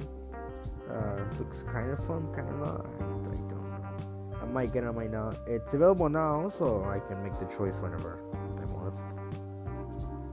But yeah. The next game is Shovel Knight Pocket Dungeon. When this was first revealed, I thought we were getting a new official, Shovel Knight game. I know this is technically official, but I don't care.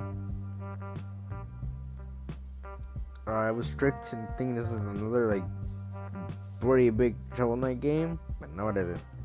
Pocket Dungeon is coming out holiday 2021. Our next game is Islanders console edition. Just pointing this out. If it's building a city or something, I'm gonna buy it. So I'm gonna go buy Islanders console edition.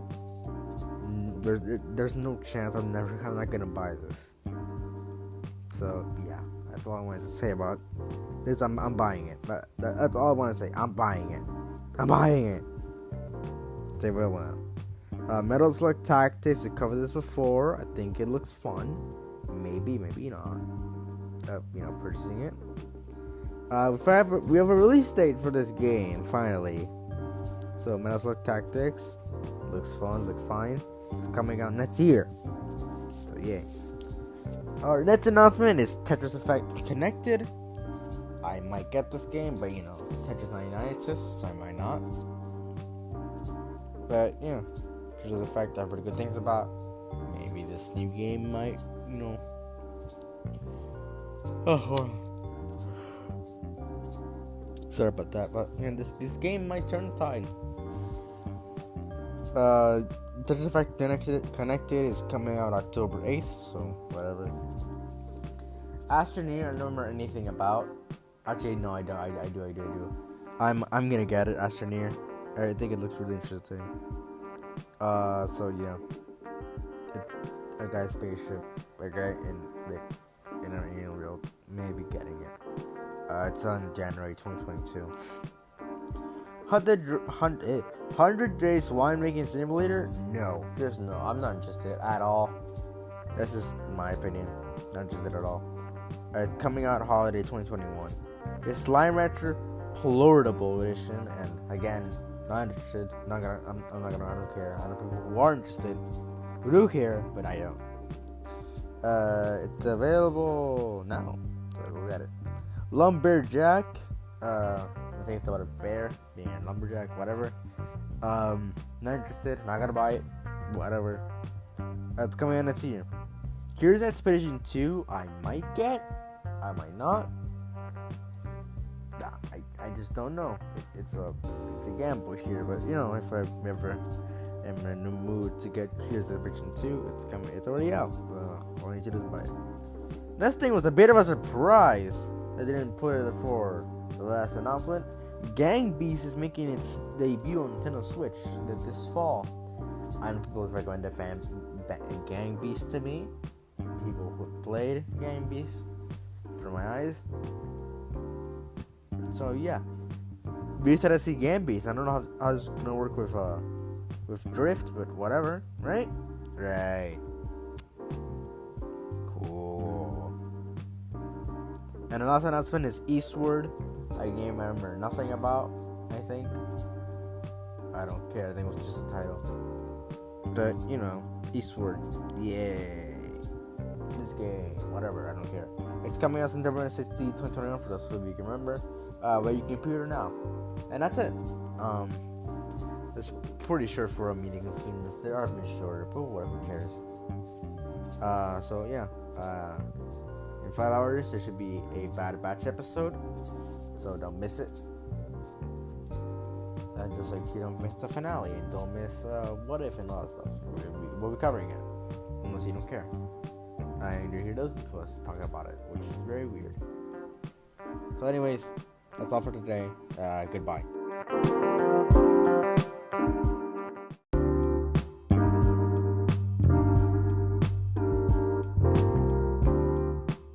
Hello, my name is Mercury, and welcome to this brand new episode of Meet with Faye. Today I'm alone to talk about the new Star Wars series, Star Wars: The Bad Batch. So, if you don't know what The Bad Batch, the series is, it is about this team of defective clones or enhanced clones that were part of the Republic during the Clone Wars, and this is their change. This is what happens to them after the Clone Wars ends and the Empire is formed, and during that, and they become outlaws of the Empire while their former team member Crosshair becomes part of the Empire. And they meet Omega, and they meet all these other characters that we see later on from the Star Wars universe that I'm pretty sure are fan favorites. So, it's been running, or it's currently slated for a second season. There are 16 episodes in the first season. And it first aired on May 4th, 2021, so it's been airing for 3 months. More than 3 months. So, what do I think about the series? I think it's pretty good. It's not the best thing ever. It's not the worst thing ever. But it's not it's not the greatest thing either. It's not like it was really needed. Sure, it gives a lot of tidbits on what happened after the war. Like, immediately after the war, we only got tidbits of what happened after the war, a little bit after, but never like immediately after. We have to see the proto stormtroopers. We get to see all of their commandos or clones. You know, there's a lot here from like legends that they put in here. The destruction of Camino, what happened to Camino. For those of you, so I'm going as full spoilers. But you know, what I think of the series overall, I think it's a solid 8 out of 10. It's good, but is it really needed? And something that could be told in a game, in a movie, not a movie, but like a short film, maybe. In some other series, an anthology series, like a new Star Wars season, maybe. But it's fine. It's fine. It feels like a bunch of things that they wanted to do with Star Wars, but like Clone Wars, but they couldn't. So yeah. I wanted to get this out of the way. This is the first time I'm really being introduced to the Bad Batch. I know they appear in Clone Wars first,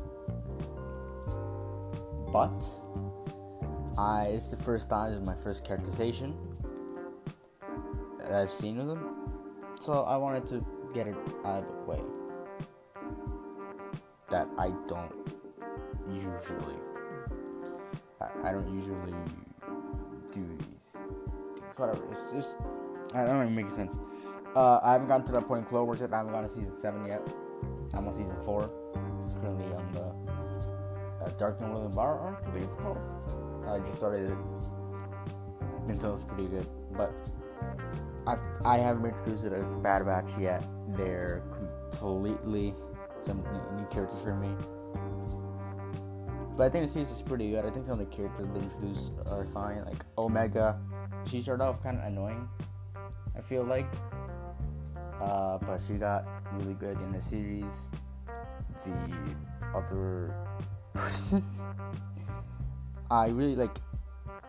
I don't know, like Sid, whatever her race is, but Sid I really liked. I think she's not a fun character, but like like a good character for what she is. There's a new character development. She's just kind of there, and you can be there.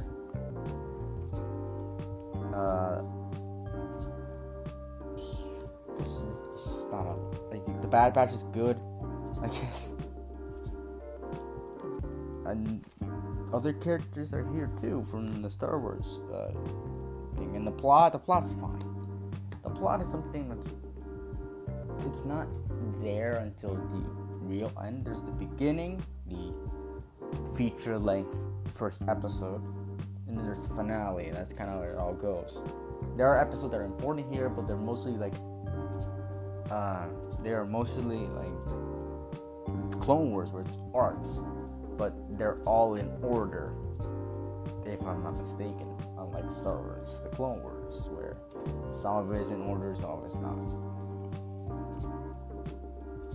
So, yeah, it's fine if you need a summary of the plot. The Bad Batch, I just like the Bad Batch, the fight Imperials, and then they go on an outlaw. They go around the galaxy, escape from the Imperials, but then they learn of a plan to take the Camino cloning facility and take it off-world and destroy Camino. So, we know what happens to Camino. Finally, I guess. It's fine. It's just a good thing, but it's not, like I said, something that you can just. It's something you can explain in books, which I think was done. The original Camino was explained in the game. This is a fine way of putting all these things in the canon. Also, which means a lot of the things in the future, like Era shows up, or Hera, the Twi'lek from Rebels. She's up here and she fights against the Imperials. I think it's a good character setup. There are other characters from other things in the series. Like I said, there is Captain Red shows up at one point. Cham Syndulla shows up. We have Cad Bane. Chopper is here. Saw Gerrera was here at one point. It's like, why? Saw Gerrera was so needed, but Orin Frita, Harrison Dua, obviously. Darth Sidious is somewhat here, but not really. He shows up in one episode. Depop Lava, here too. Sue, Caleb Dune, Rafa Marquez, Wolf of Tarkin, Fennec Shand, Beef Fortuna. Like there are a lot of characters here that are from somewhere in the Star Wars universe that show up here and are really cool.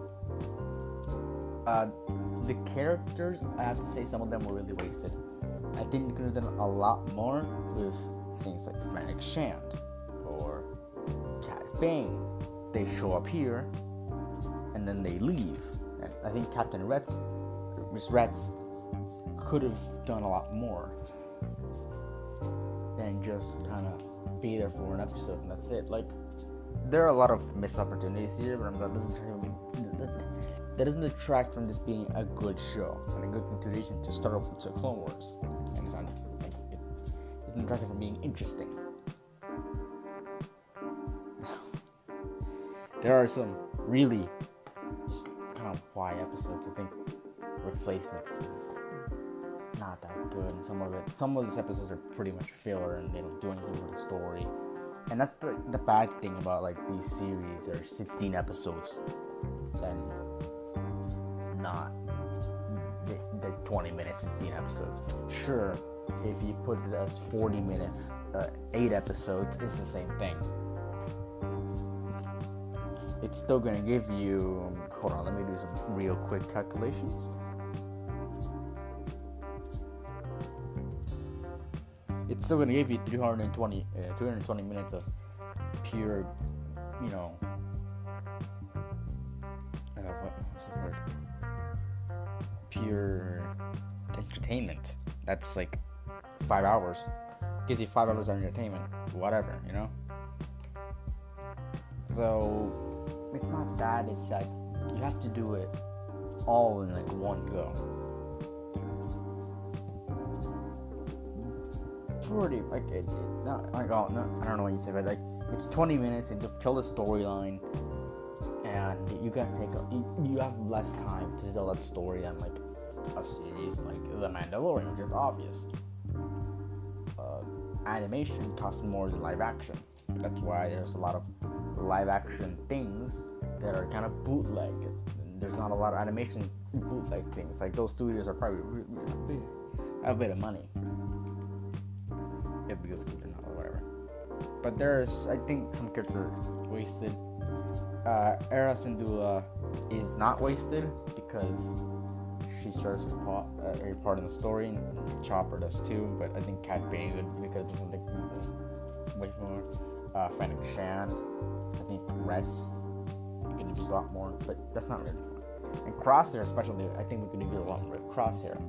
We should have explained why he thought these things and what was his thought process during the Empire. It's the time of the Empire. This is probably explained in the series, although I don't remember it because I was watching this for around 15 weeks. Yes, 15 weeks doing this, so I'm not gonna remember every episode. That's the thing, if I got something wrong, it's because I didn't really watch the series. It's 15 episodes long, and it just ended. So, yeah, it's fine. There's some wasted characters. There's some easy wasted, a lot less. I think I could have explored here a little bit more. I think the show explored the clone uprising that happened on the place where Hauser was. I think they could have explored Hauser a little bit more.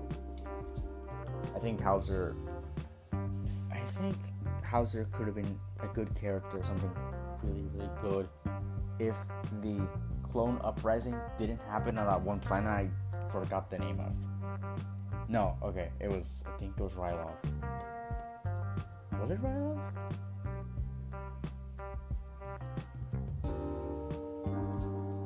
Yeah, it was Ryloth. Like, I think it could have been a lot more more impactful if the clones were fighting the Bad Batch on Camino. But there was some clones that defected after hearing a speech from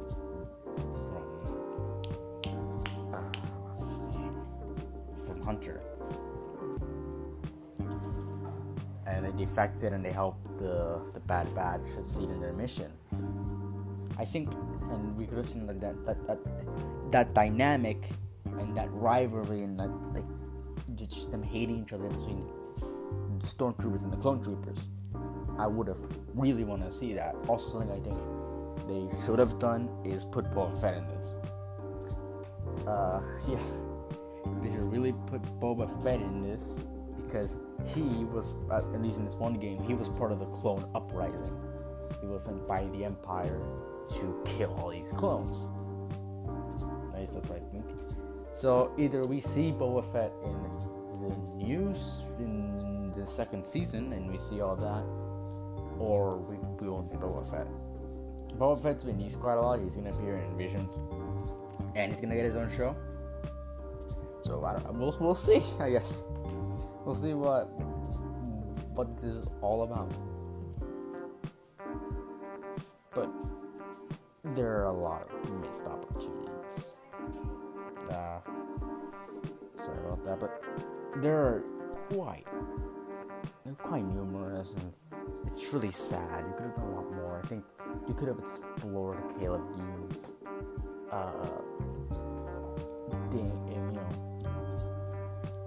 what do you call it? What happened to Caleb Dune afterwards? I know we know what happens. He runs away, and he becomes I forgot his name. He becomes like one of the main characters of Rebels. So, that happens.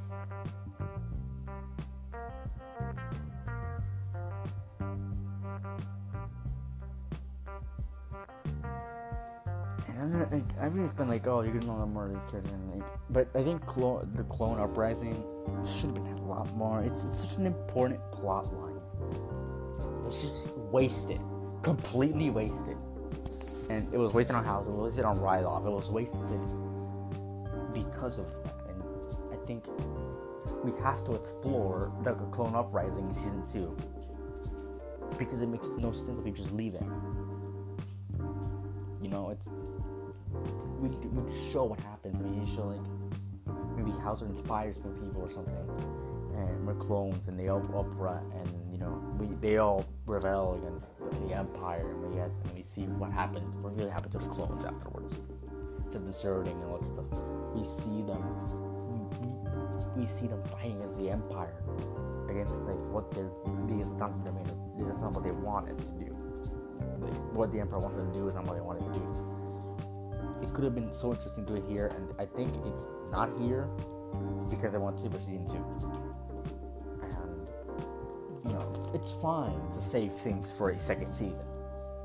But, if it's not explored here, don't leave it. If you're gonna set up something, pay it off. That's the basics of storytelling, Set up something, you gotta pay it off, because that's just what that's what basic storytelling is.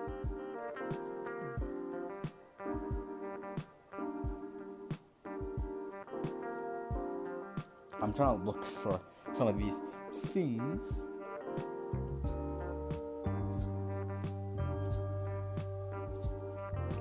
That was kind of wrong.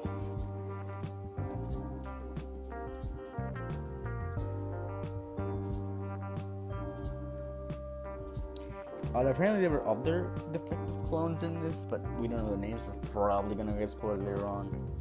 So just there's more things, more defective clones. They're probably gonna get killed off, but whatever. It's something that we kind of need, because there's gotta be something for Season 2. Season 2 is probably gonna be like, we're gonna hunt down the Bad Batch and stuff, because they're not alive. But I think that it's gonna focus on what they do with the Kaminoan. Maybe they're gonna try to make a new type of clone, or we're gonna see the Dark Troopers, at least the first Dark Troopers, or it's gonna be a lot more like they're gonna just throw clone troopers in there because why not? They're more expendable than real soldiers. I might just put whatever. We know the Emperor is gonna be the big bad, and there's so much in the first few episodes. It's just kind of wasted. Like, sure, Fennec Shan's probably gonna show up later, but this doesn't really add any characters to Fennec Shan or Cad Bane. All it really says is that Cad Bane is still alive.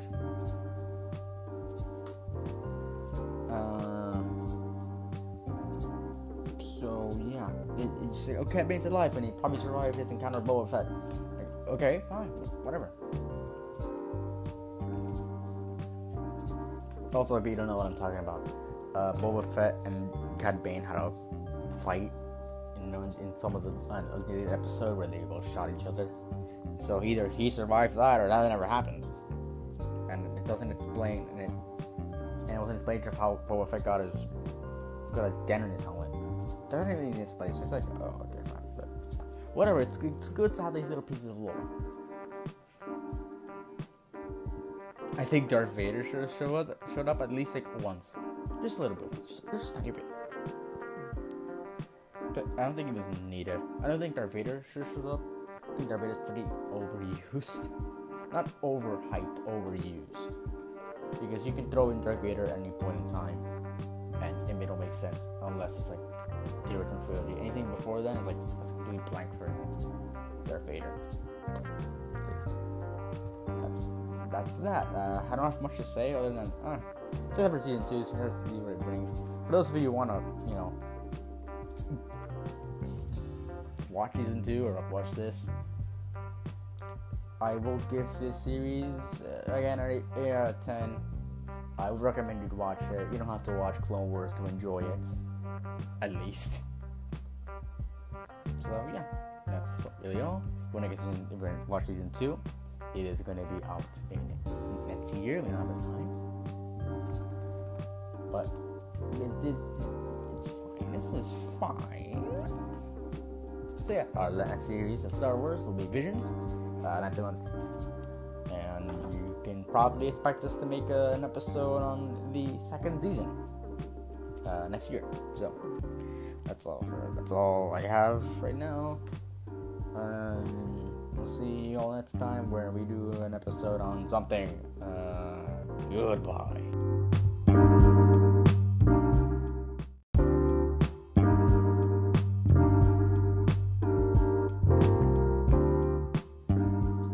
Hello everyone, my name is Pancakes and welcome to this brand new episode of Media Buffet. Today I am joined by, once again, a very special guest who has not made an appearance in a long time. Please welcome Brad Comedy. How are you doing, Brad Comedy? Epic Jolene theme moment. Lamau. Let's get copyrighted. Anyways, as you may have noticed already, holy shit, that's a deadly as later. As you may have noticed already, I'm making my comeback currently from an 8-day absence thanks to a vacation I recently took to Florida. Speaking of Florida, today we will be discussing the recent JoJo's Bizarre Adventure Stone Ocean the Anime New Information event that took place on August 8th. We're doing this now because once again I took a vacation to Florida. Casually enough, this season of the anime takes place mainly within Florida, specifically a fictional setting of Green Dolphin Street Prison, in which General Cujo. Actually, if you search up Green Dolphin Street Prison on Google Earth, Google Maps, you'll eventually find it. I know it's a joke location, but still. Lamau. I put Joker Stairs as a tourist attraction once. I think it's still up. Holy shit, I am getting asshole. So, yeah. This season takes place within Florida, specifically Green Dolphin Street Prison. a fictional setting placed within the area of Cape Canaveral, Florida. And the point of the prison is because Jolene Cujo, Jotaro Kujo's daughter, has been placed in prison for a crime she did not commit for 15 years. She has to, on her way to her escape, she meets multiple stand users, including but not limited to Hermes Costello, Emporio El Nino, Weather Report, Narciso Anasui, and Foo Fighters. Yeah. So, now I am going to start off by mentioning what happened within the event. And mainly 3 things happened. This was a short event. This wasn't like that Inherited Soul event in which We sat through actor. we and sat through advertisements. speaking Nihon for 2.5 hours. That's ew. Wow. So yeah, I explained the plot, so that's technically not a spoiler. But yeah, Basically a prison break kind of plot. yeah, moderate warning that you may or may not encounter spoilers for all 5 animated JoJo parts and the manga for Stone Ocean and maybe the anime. I'm not sure, but yeah. I'm pretty There's sure that. that they So, will stick if to you- the manga. So if you haven't finished consuming all 6 main timeline JoJo parts, then yeah. What do you mean main timeline? Just SBR universe is considered kind of canon-ish, you know? I mean, We're not going to talk about that because then again, technically, not everyone has watched every part or read. technically it's another setting altogether, but it's still considered the 7th part. Doesn't make sense.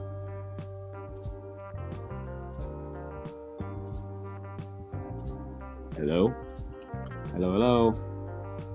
I want to form a message for you. No, record a message No, for you. dude, no. Don't do that. Don't do that shit.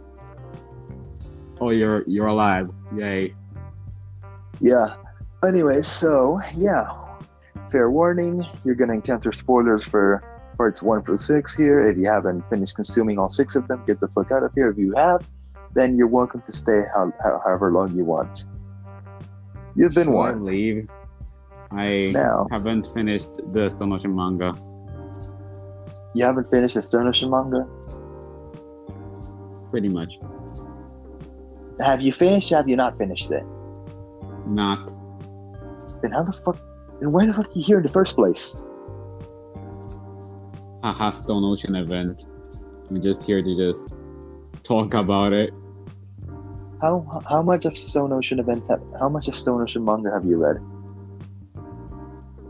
No. What do you mean no? You haven't read it at all? I did read some parts, but I hate reading.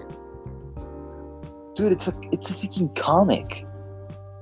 Still, I hate reading. Oh my fucking god. What part did you leave? What part did you stay on? Like at what arc? Chapter. Tell me Actually, I at least don't in the remember. 100s. What happened what happened in the last arc or thing that you read of Stone Ocean? I don't remember. I Dude, what mean, the fuck? the pages that I found online were just 6 feet long, and I hated reading. Like I just went to Have you encountered the old man at the dragon stand? what? Okay, you're pretty far off, buddy. So yeah, you're gonna get spoiled a lot. Honestly, I couldn't care less. Alright, so yeah, sorry for that internal breakdown. Holy shit, the lighting is real. Sorry for that internal breakdown right there, folks, but yeah, this is pretty sad occurrence, but yeah. So Just cut it now out. we're going to discuss what happened within the Stone Ocean event. Alright, so first of all, we got introduced to Farouz, or Farozai, whatever the fuck you want to call it, who will be voicing Jolene Cujo in the anime. And that is pretty good to know because Farouz apparently is a JoJo superfan and has been looking and has idolized Jolene as one of her main idols towards life. She has mentioned that when times get tough, she has looked at Jolene for advice, and she has gotten her through some tough times. So it's a very good coincidence and a very nice occurrence that she will be voicing Jolene, or Jolene, whatever you want to call it. So Her Jolene voice is pretty freaking great, you know. So it is great, actually. Yeah, she was chosen.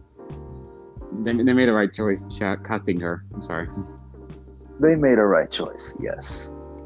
I was kind of making a joke entry that the Daisuke Ono's daughter, I don't remember her name, would be voicing Jolene because the last Brave Joestar voice actors have all been last name Ono.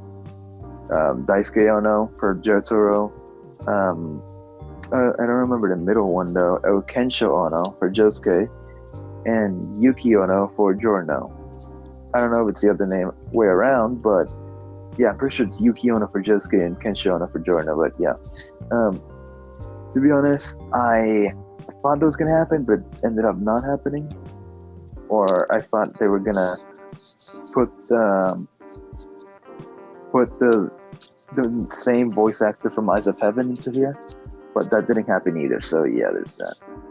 The Eyes of Heaven voice actors were good too, but sadly, good. kind of preferring the new ones. They were good, but I didn't like Giorno's one. It was too Italian. And I know he's Italian, but it was too Italian.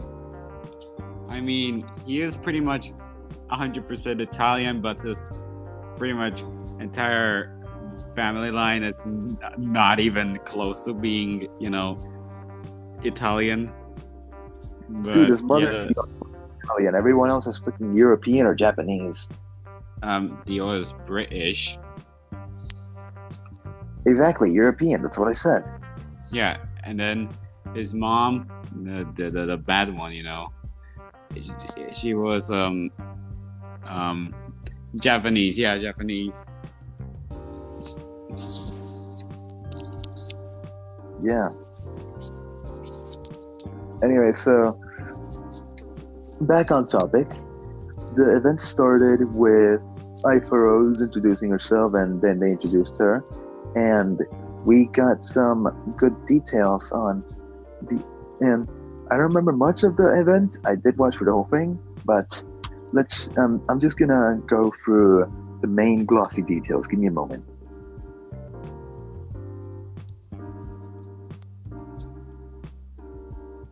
Hello. Welcome to your new summer job at the new and improved Freddy Fazbear's Pizza. Can you shut the fuck up? Sadly, you have forgot to press the mute button. What do you mean, sadly, you forgot to press the mute button? Sadly, I was continued to talk to you for pretty much 3 hours. Play this. Anyways, obviously, the original manga was written by Hirohiko Araki, the god himself. By the way, if you guys didn't know, JoJolion is ending in the next couple of days. I'm not sure the release date of the final chapter is August 15, 16 or 17, but yeah. I recently checked, and it's 19, so 5 days, and then the JoJolion apocalypse happens, and maybe the JoJo apocalypse in general.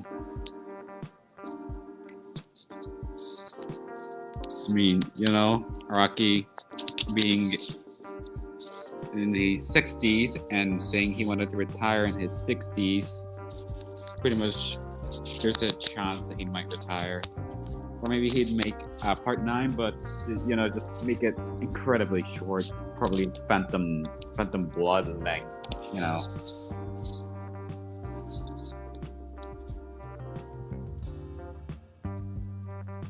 Hey, glad you came back for another Now, I promise they'll be more interesting this time. Bro, are you here? He's dead. Hello, can you hear me, man? Yes, I just finished doing a stupid FNAF copy pasta, and you were dead. I wasn't dead. I was looking at the stats. You could hear me while I was saying it, but yeah. I did mention Yeah, Araki pretty though, much. so you could hear me for part of it. Yes, Araki. The JoJo man. El JoJo hombre. Anyway, so I will now continue.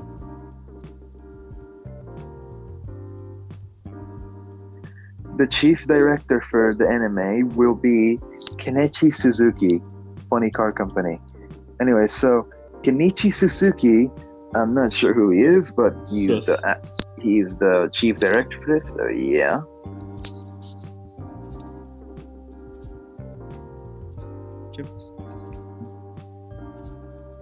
Is he? Are you still? Yeah.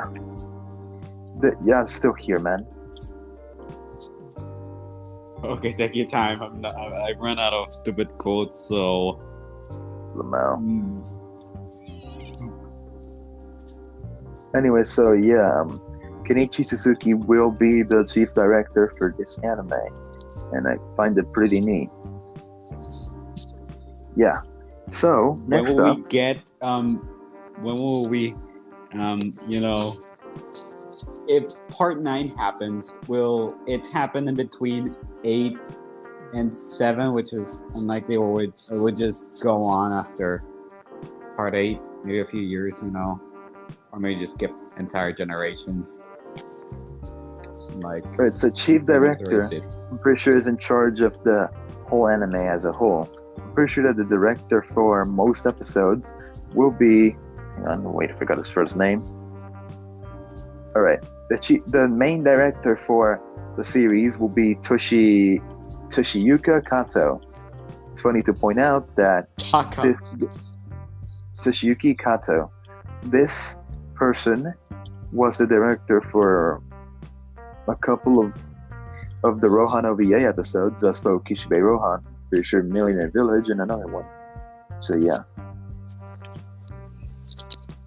I'm excited to find out how his storytelling will result. Spoiler alert, Tekken stole the name Heaven's Door. Bet. Alright, so here's the thing.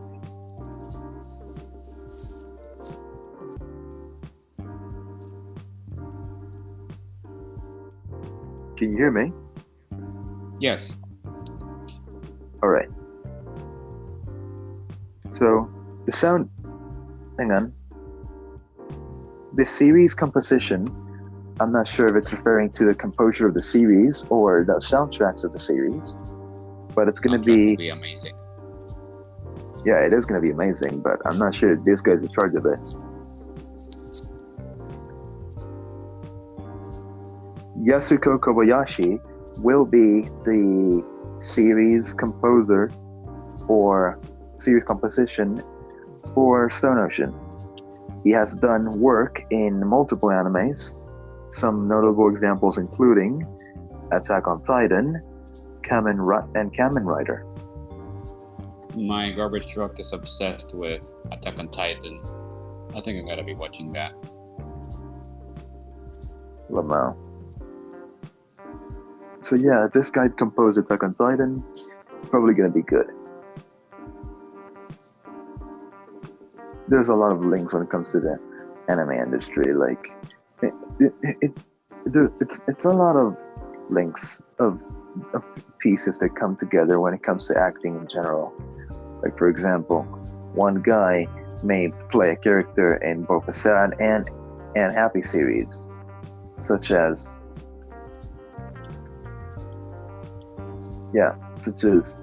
Owen Wilson playing Lightning McQueen in Cars, and also playing Mobius in Loki. Cars. Shut the fuck up. If you made the joke again, if you make that joke again, I am going to punch you into space.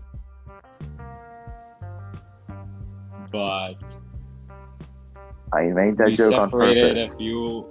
we separated a few months ago, you know. What the fuck you mean? You moved to another, place far away from, ours. I mean, we used to just get the entire group together, Bruh. hang out, but now you're just somewhere else. The fuck you mean?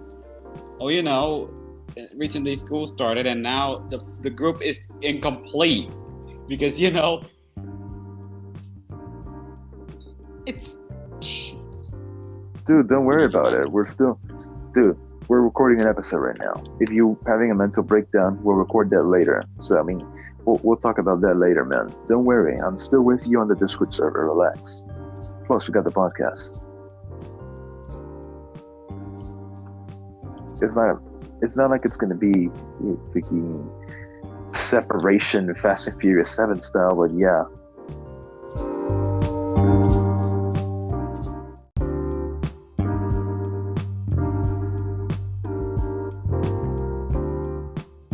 Okay, so the character design for the actual characters is Masanori Shino. That person will be the person in charge of designing the characters within the anime. And although I'm quite impressed with her work, or his, I'm not sure of their gender. I have to admit, Foo Fighters looks a bit pale, at least from what I saw in the artwork and trailer. Yeah. You gotta give her a bit more tan. She looks a bit too pale. Yeah, FF just looks a bit off, but overall it's obviously a step up from Golden Wind, of course, because it keeps evolving. The art style of the anime just keeps evolving, in order to just match the manga. Yeah, it keeps the first evolving. season was made by someone else, a different animation style, but then they just switched to this new team, I suppose. I think that was happened.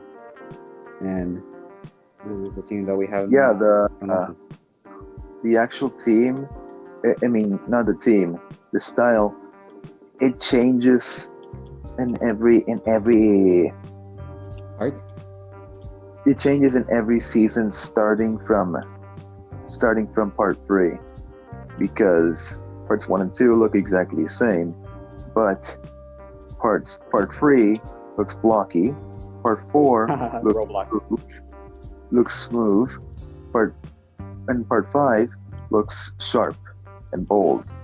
Part 6, they kind of combine the part 4 and 5 art styles, but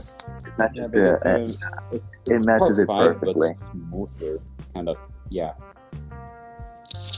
Yeah, it just matches it perfectly, man. I love what they did with the characters, but two things I'm worried about are Foo Fighters' tone and Anasui's shading. They didn't change any of the clothes; they just changed a bit of the tone, and that's good because, while I do approve of the change of Mista's color, please don't change any of the clothes colors. They're perfect how they are. Yeah, that's a problem with Sides of Heaven. They love to change colors from time to time. Like Bruno just suddenly is blue, and Anasui is blue as well. I love and hate that game sometimes. I mean, I hate it sometimes because of the weird color choices, but then again, yeah, I just love that they're keeping color. That's good. It's great. Excellent. But then again, please make Foo Fighters a bit more pale. I mean, tan, please. No, she's already pale enough. Exactly. Please make her more tan. She's too white. That's kind of racist right there. Racist towards what? She's literally plankton. She's not green. Yeah, but still, Plankton isn't white, so I'm not being racist towards anything. Yeah, I know, but still, yeah, I can agree. She's too pale. Yeah. At least in the scene that they showed her in. Because, yeah. I'm not saying make her like Anasui or Mista skin color, but they should match it with Joline's skin color at least. Mista's skin color was pretty much perfect, you know. It was perfect, but keep in mind that he's a bit tanner than the rest of the cast. Like the same amount of tan as other characters like Naranja shouldn't make sense because they're Italian. But yeah. I mean, Naranja's pretty much a bit tanner than pretty much the others, except for Mista, of course. Why? Yeah. Why is everyone just very white, and then suddenly Naranja, Mista just... Anyways, let's carry on. Carry on.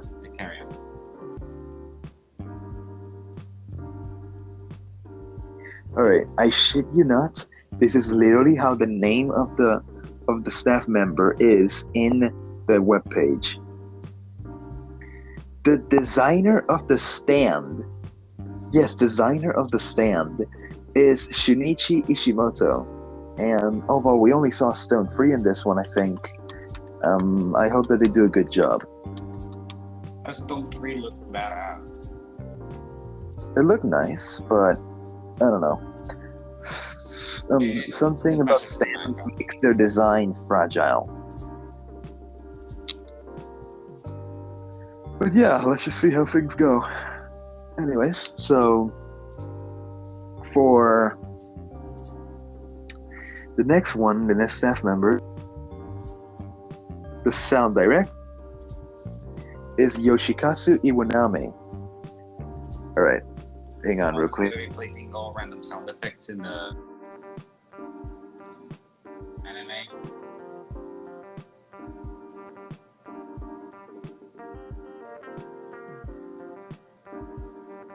Hello? Hello, can you hear me? Yeah, you're still here. Okay. Alright, so it turns out that Yoshikazu Iwanami is a sound director, and he did some work on Sword Art Online, which I find pretty interesting because Volume 1, Track 22, A Tender Feeling, is my favorite anime track of all time. So I hope that he does a good job. I mean, it sounds promising already with Joline's theme, but yeah. I'm planning to get an anime, CD, OST, which just listen to what the heck is the OST in that anime. I'm not gonna say it because I love keeping my things secret.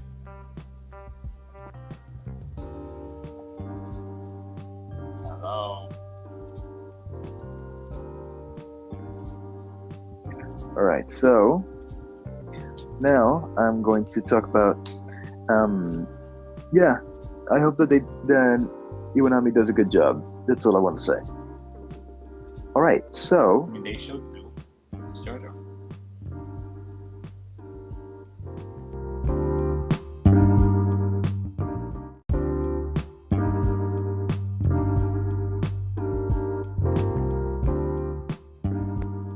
the music for Stone Ocean will be done by Yugo Kano.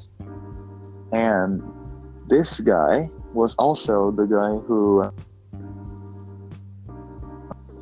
This guy was also the guy who made Jordan. Based on what we saw in the Stone Ocean trailer, which we'll get to later, it looks promising. Can you hear me? They made a good choice. Can you hear me? Hello, can you hear me? Oh, yes, I can hear you. Alright. So...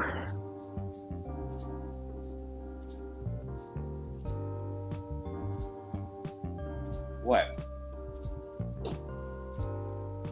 yeah. Last one of the cast members, I mean, it's not technically a cast member, it's more of an agency, but David Production, we received confirmation that David Production will be the studio animating this part. So, yeah, like all 5 of the other parts, it's pretty good, to be honest. I am glad to learn they're back. If you didn't know, this studio is also the studio behind the other well-received animes such as Fire Force and Cells at Work. I never heard of the first one, but I did hear about Salt of Work. Yeah, the one where cells are sexualized. Anyway, so yeah, now we are going to be heading onto the cast members. This one is the most interesting part because we have interesting choice of cast, to say the least. Oh. Anyways, so as you all know, Joline will be voiced by iPhotos, who has had some notable voice acting roles in the past.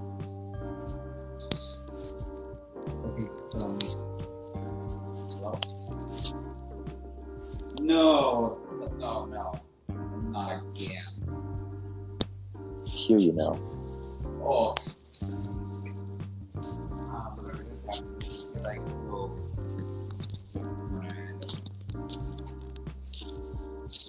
Whatever. Alright, so here's what we're gonna do.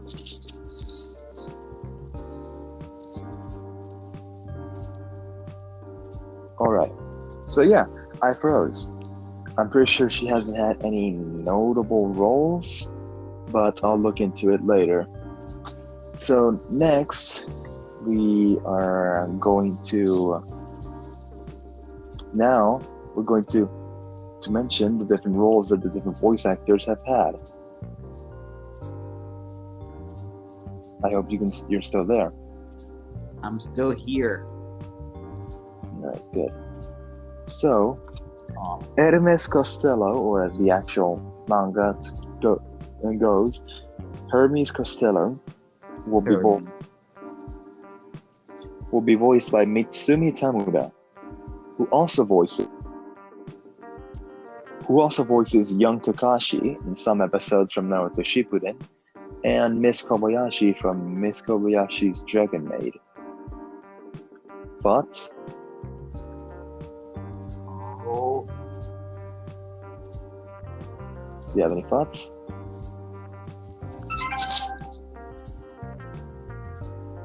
Do you have any thoughts on this person, Rat Comedy? Hello? Fucking whore. Are you kidding me? Not this again. Hello?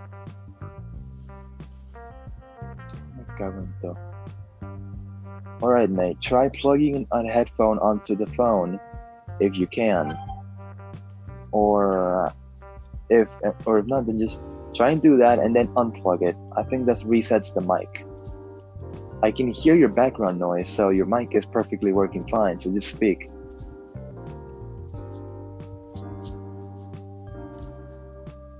Fuck's sake, man. Anyways, so that's it for Hermes. Hello?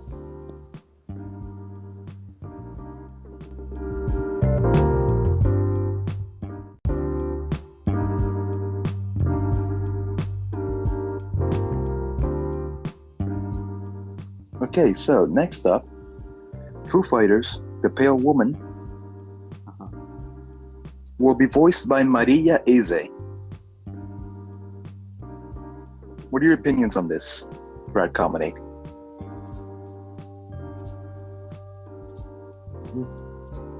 Make her tanner.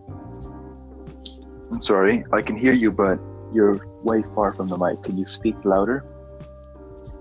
She has to be tanner. Yeah, she has to be Tanner. Please, David Production, please work on this. Okay. All right, so Maria. All the voice actors have had multiple notable roles. So here are Maria's Ease's notable roles.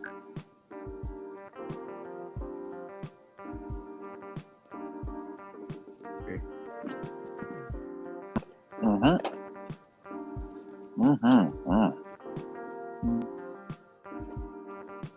Okay.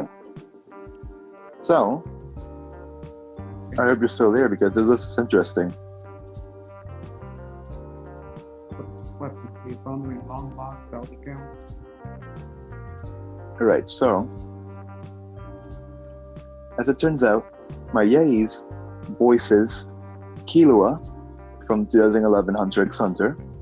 My garbage truck will be excited. What? My garbage truck will be excited. H2O is definitely going to watch this because he loves Hunter x Hunter. Ah, yes. Yeah. So, okay. She also voices Julia or Guila from Seven Deadly Sins, the black-haired girl who is unexpectedly buff. Yeah. All right. So, Maria is also voices Ray from The Promised Neverland, the spiky-haired kid. Ah, yeah. The black spiky-haired kid, not the orange-haired guy. I Or know. girl. And she also voices Eureka, or as us Western viewers call her, Bonnie from Pokemon X and Y. Eureka. Yeah, apparently she's called Eureka in Japan. What? Like I still Yep. know the fact that they call Eureka right over there. Well, they do. So, yeah. Okay, Oh, I learned something so- useful this week. okay, so, yeah. Alright, about this shit. Now we're moving on to the tiny baseball funny kid, Emporio al Niño. Baseball kid. Yeah. Atsumi Tanizaki doesn't have many notable roles, but she does have a few. She will be the voice actor of Emporio al Niño. I hope you're still here to witness this red comedy. Alright then, tell me. Alright. Juno from Beastars Season 2, which is this furry girl, like all the Beastar characters, but yeah. And Mohika, I understand is a mask or a monster character from The Promised Neverland. And finally, what I find interesting is that she voices Naoko Osato from the Rohan OVA, so she has previous ties with JoJo already. Cool. Alright, so that's it for her major roles. Next up, the one I'm most interested about, or second interested, I'm not sure yet, is Weather Report. Yuichiro Umehara will be voicing Weather Report. He voices Goblin Slayer from Goblin Slayer, Mars from Black Clover, and hold on, JoJo from Fire Force. He also has played roles in Seven Deadly Sin. Never mind, that's another person. He has also played roles in Darling in the Franxx and One Punch Man. Alright. So, the one who I find the most interesting out of all the cast, staff, and voice actors is Anasui's voice actor. Narciso Anasui will be played by Daisuke Namikawa. One, he shares the same first name as JoJo's voice actor Daisuke Ono. And two, here are his notable roles.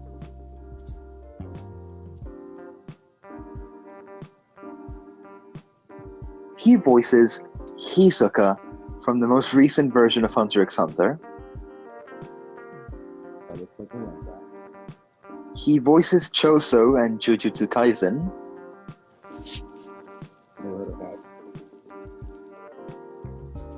He voices Dr. Genus or Genus from One Punch Man. And he also voices Toru Oikawa. You know, the big bully black and green uniform kid from Haikyuu? Yeah, he voices Toru Oikawa. Oh boy, what a diverse form of roles. So, and now for the one we all know about already, Jotaro Kujo. He will be once again voiced by Daisuke Ono, who has played roles in Cells at Work. He also has played roles in other notable animes such as Black Butler, The Disastrous Adventures of Saiki K, and Attack on Titan. He also played roles in Seven Deadly Sins. And finally, Bleach. So yeah, those are all the voice actors for the cast. What are your thoughts? Perfectly cast. Yeah, it's perfectly cast. I already have that experience, so they did a pretty good job of voicing. Yeah. What I find especially interesting is that Anasui's voice actor is the same voice actor as Hisoka. And we all know how Hisoka is with the children on Hunter x Hunter. So, hey. What? We don't want to get caught by Apple nowadays. I mean, I'm not lying, man. That's how he is with children. And the worst part is that Anasui has the exact same type of behavior, but not perverted, more like simp-wise, for Jolene. So I'm excited to see how that plays out. Yes, he's quite a simp. I played as a Evan, and he's literally simping for Jolene. They perfectly casted Anasui. I am not even lying. Yes. Also, can we talk about how Jotaro never hit puberty? I mean, after, the Bizarre Adventure screaming a lot, and then he still doesn't get a deeper, more manly voice after that. He just stays with his 17-year-old voice all the time. I mean, I'm pretty sure that's Daisuke Ono's job, but alright. Because, yeah, Daisuke Ono...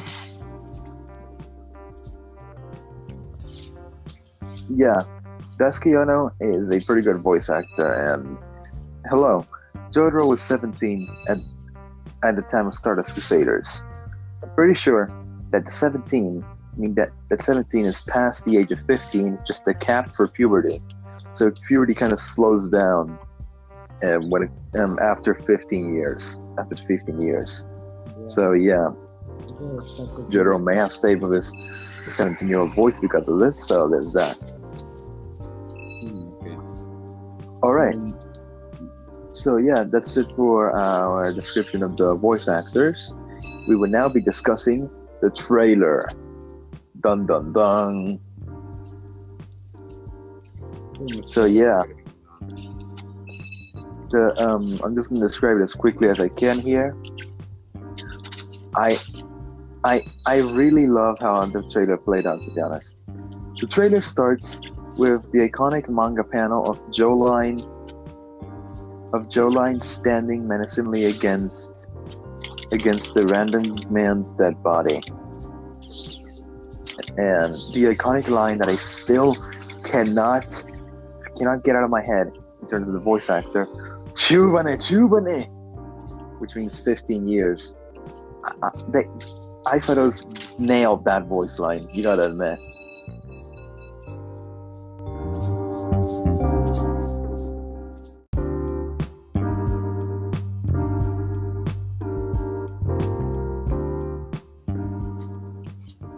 So we're gonna start discussing the trailer now. Are you with me? Yeah, let's go. All right. So the thing we've all been waiting for, the trailer. Dun dun dun. Yeah, it's finally there. Yay. We finally have it. The trailer. Let's go. So the trailer starts with the iconic manga panel where Jolene stands menacingly across, aside the random man's dead body. And the first line we hear Ifado say as Jolene, aside from yada yada that one, is "Chubane, chubane," which I still can't get out of my head. Watashiro shiro, chubane, and I still can't get it out of my head because of how good it sounded. Jubane, jubane, jubane. You can feel the emotion in her freaking voice. Yes. Yes. And when you can feel the emotion, you know it's good.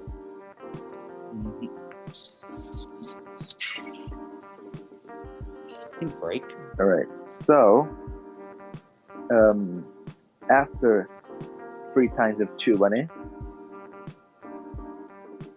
they're just saying, Jolene Cujo, I don't know exactly how it goes, but it goes something like, Jolene Cujo has been sentenced to 15 years in prison under charge of murder or some shit like that to maximum security prison in Green Dolphin Street prison. And yeah, you get like a tour of the facility, and then we see Jolene arrested in her cell, and then freaking, hang on.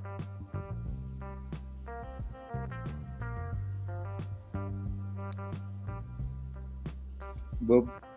Yeah, I'm still here. And then young Kakashi from Naruto Shippuden, Jeremy's voice actor, just says, "So, what are you in for? What did you do?" And then Jolene says she's innocent. So now we know that she's innocent. And then we get the guard saying, "This is a maximum security prison for hardened criminals," or something like that. And then we get a voice clip of Hermie saying, "You will not survive in prison without $100 or $200 or so in this prison." And what I find interesting is that this scene, they censored it actually, because in the original manga, Hermes, because in the scene in the trailer, Hermes pulls out a roll of yen. I don't know if it's yen or US dollars, but I'm pretty sure it's US dollars. Probably US dollar. We're in Florida. Yeah, we're in Florida. That's what I was gonna say. So in the trailer, she pulls it out of her hair. However, in the manga, she originally pulls it out from the middle of her mommy milkers. Oh. Holy shit! Freaking Astros. Yeah. Anyways, that's one of the scenes they censored here. So yeah,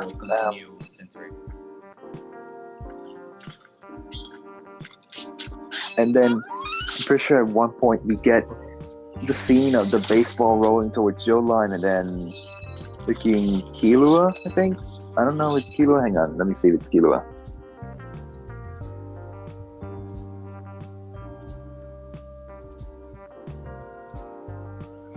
Nope, it's not Killua. Still there? Yes, of course. Right, so the other guy, Emporio, I don't remember who. Yeah, I know Baseball Boy, but I don't remember who voices him. Oh yeah, Naoko Osato, yeah. Rohan OVA voice actor tells Jolene, "Tomorrow you will receive a visitor, and do not go to the visitor room at all." And then the next scene is Jolene encountering her dad, which of course is Jotaro. And then we get the amazing Wonder Woman parody. Jolene's face. Wonder Woman parody. Not gonna lie, it sounds exactly like it. of doesn't for me. It just kind of seems like its own thing. Yeah. So I did say it kind of reminded me of the 9th OP. we get to see we get to hear Jolan's theme for the first time. To be honest, it's fucking amazing, but not enough people talk about it. We get a couple shots of the characters in order. Joline Cujo, spelled different because she decided to change her name for some fucking reason. Maybe it's an Americanized name-ish situation, you know. Hermes Costello, and that iconic shouting manga panel. I'm pretty sure you remember. Yeah. All right. So yeah, and I'm pretty sure the next one is Foo Fighters. Yeah, there's actually Killua. And then it's Emporio El Nino, then Weather Forecast, and Anasui, and Why then do you call him by his dub name? what? It's Anasui's the other name. No, you said weather forecast. It's weather report. To be honest, Weather Forecast sounds a bit better. Yeah, it's almost the same thing. Yeah. Like I'm calling it. They should name it the Weather Channel, but we don't talk about that. Okay. So yeah, I believe that it was that exact same order, and then you know the drill. Afterwards, we get like a quick flash of the scene where Joline crashes with Romeo, and yeah, there's that. And then we get the very nice JoJo Stone Ocean. That shit gave me goosebumps, man. Yeah, I actually heard it say JoJo Stone Ocean. To be honest, it is more inducing, but then again, I'm pretty sure the actual voices in the theme haven't been revealed yet. But I am certain that they are Daisuke Hasegawa and his crew. If you don't know who he is the actor. I mean, he is the singer behind Great Days and Opening 9 Trader's Requiem. Yeah, I was gonna think of Great Days when you mentioned them. Also, can you turn on that thing? Yeah. Thank you. It just sounds like the sound of the song just sounds like he's having a mental breakdown, but it sounds happy at the same time. What if it's the OP theme? I mean, there should be some luck factor into it, but it's still good. It would have lyrics, so I don't think so. Yosuke's theme, Jonah's theme have lyrics. Like breakdown, and Josuke's theme isn't Great Days. Great Days is Josuke's theme. No, it's not. It's Josuke has a different theme. Nope. Have you not heard it? The one with the the piano thing? Yeah, I'm just referring to the beginning, the beginning part. And then it just says, let's rock out, and then some random things. Openings have lyrics. Openings have lyrics. Yes, but Themes have vocals.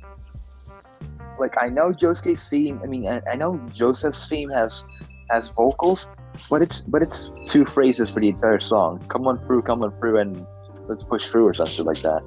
And Jorno's theme is like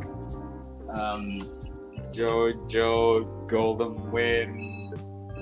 Yeah, they're vocals. They're not exactly lyrics because they have no meaning. They're just, oh hey, this is the theme for this shit.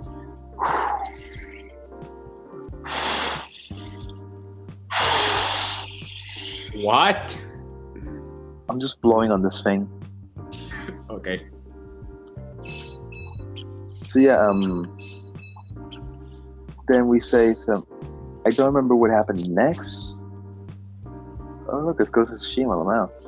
Anyway, so there's. I remember Joline being carried into like a separate car or some shit, and then Jotaro saying, "I've come here to get you out, Joline." And I remember they censored that scene too because that scene is supposed to be from the Machiavelli, from the. I'm not sure what his name is, but I'm pretty sure it was Machiavelli. I'm not sure. I'm pretty sure that scene is quite suspicious. You know. Yeah, because come. Yeah, I knew it. It's that scene. Anyway, so No. they showed part of the scene when Jotaro said that on the trailer, and he's not covered in cum, like in the manga. So that's severely disappointing. Is he literally covered in C? What? Is he literally covered in C? Yeah, they clean the cum off him. That's very disappointing. Not because there's no cum, but because come on, man, nobody's gonna fake that. Like white liquid for a human, like no one's gonna think it's cum. Come on, you said that on purpose. Come on, bro. Oh no! God damn it! I hate this. I hate this. I'm pretty sure you hate yourself right now, but okay. Yeah, I always hated myself. What?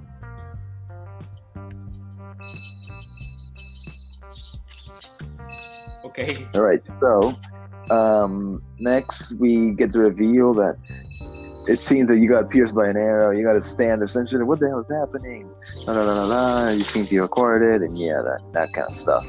Yeah, And then basically part we see one. the scene, and I remember the scene specifically because I read the manga on like some people around here. But yeah, the scene where Joline beats someone through a cage is when she beats up Guess. Okay. Come on, man, you must have read enough of the manga to know who Guess is. Come on, do you know who she is? Please tell me you know who she is. A character in JoJo's Bizarre Adventure. Holy shit, man, you haven't even read past the 50th chapter. What the fuck is wrong with you? Something. My Maybe God. I'm just watching other animes, probably. My God, man. Oh, that's So- wild. So yeah, Joline beats up Guess, and that's all we get for the trailer. And then we get Stone Free. I will break out of this prison, of this stone ocean or something like that. And yeah, Stone Free. Stone Free. The way she Wow. says it is the way she says it is the only good thing about this scene, because everything else I didn't like the visual. They made Joline's face too sharp in that scene, at least in the anime. Yeah, JoJo. Everything has to be bizarre, you know. Shut the fuck up. So No, literally. no, I know. Just shut the fuck up. And then the Aura Rush. That was good too. But Or the Aurora was good. What I didn't like was the visual and the Stone Free scene. and I don't know which is better, the Ice of Heaven version or the new version, because the new one sounds good, but then the old version, the Ice of Heaven version, it you can clearly tell that Jolene is pissed. Can I make this a new meme? They both sound good, but if I were to give one the edge, Heaven version.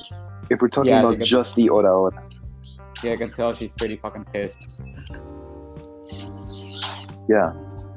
I'm pretty sure it's just experience, because Iphoro's has a bit more of a delicate voice, and she's younger in terms of voice acting. She hasn't voiced many characters yet, so yeah. It all comes down to experience, but they're both good for what they are. Yeah. Holy shit! It's the Iron Giant.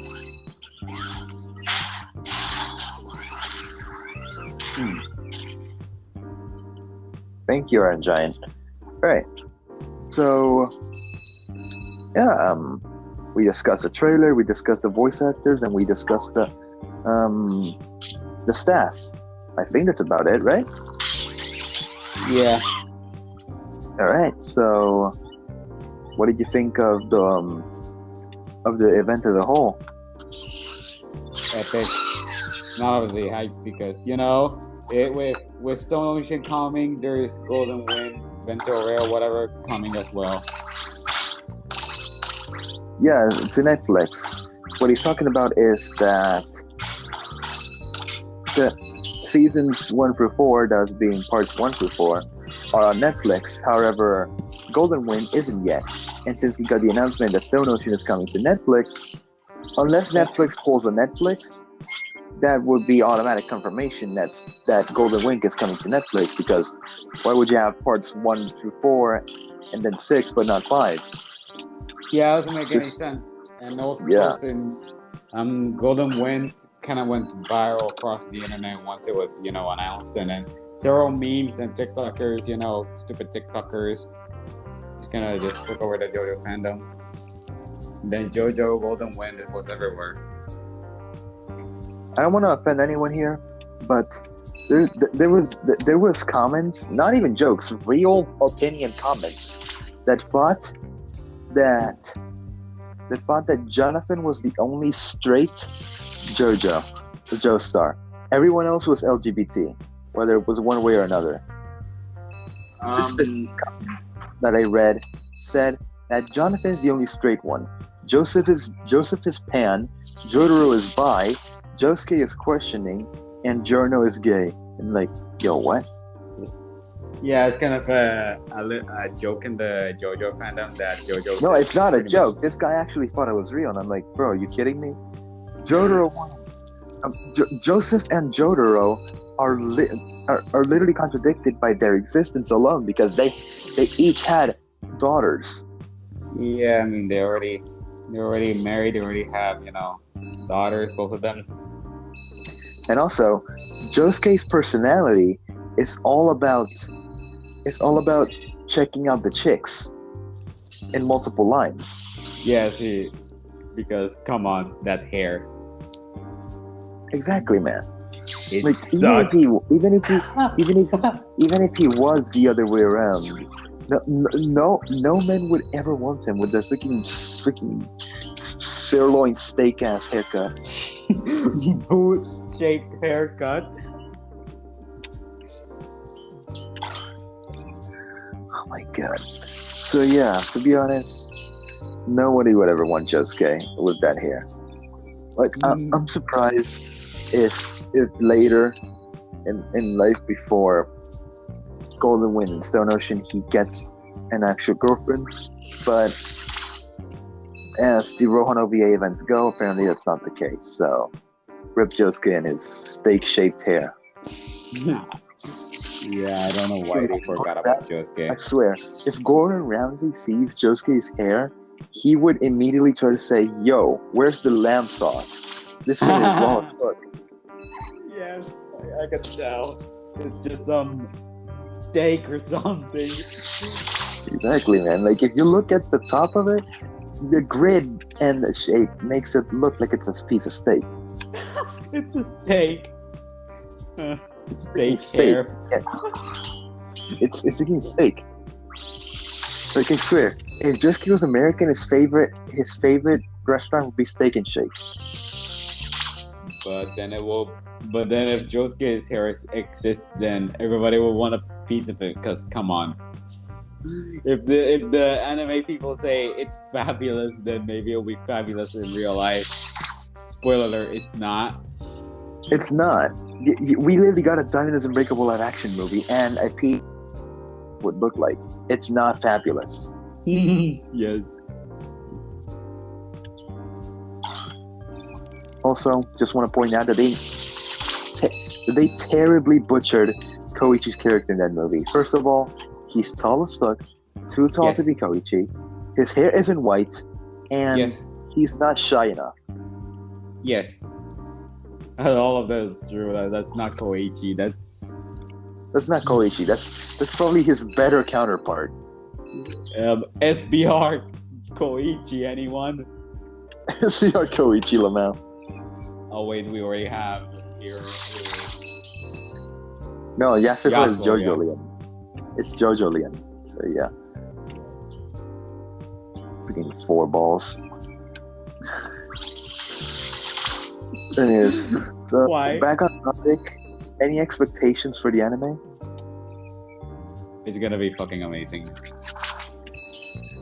Yeah, Maybe it's gonna be I'll just amazing. sob. But favorite production, please make FF more tan and work on enough shading, please. Yes, and sometimes you just gotta improve on your sharpening thingies.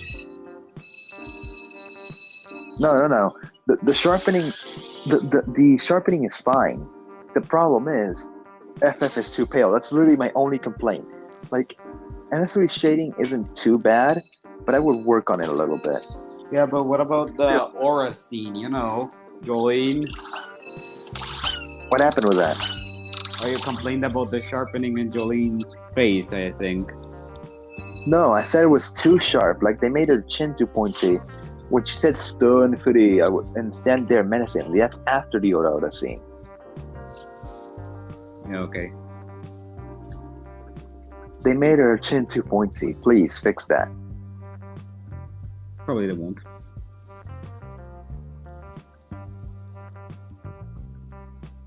Like, I get if they tried to make it something like the manga accurate, but please, if the manga was ugly, make the anime nicer. Oh my god, I can't wait to see Anasui's chocolate stuffed face. Oh no. Oh my Or what? Jolene holding a tray. How about that? Lamau, yeah. Like, imagine they actually made like the imagine that they scene, you know. yeah, like that one scene where Anasui stuffs his face with chocolate to hide his identity. Imagine. Yes, I'm pretty sure Just they a will do booklet. that. They will. I can imagine the animators just pissing their pants by all the stupid faces they have to draw. I swear. Lamau.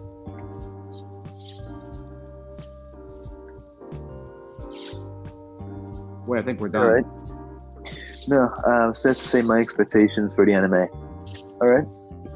So yeah, I hope that they make I hope that they make the anime good. That they don't skip through anything important. And please make some of the characters better. Because Ungalu's dinosaur face is too ugly, even for the anime. Please just don't. Gallo. Yeah, one of Theo's children. Uh-huh. Aside from Giorno. Giorno.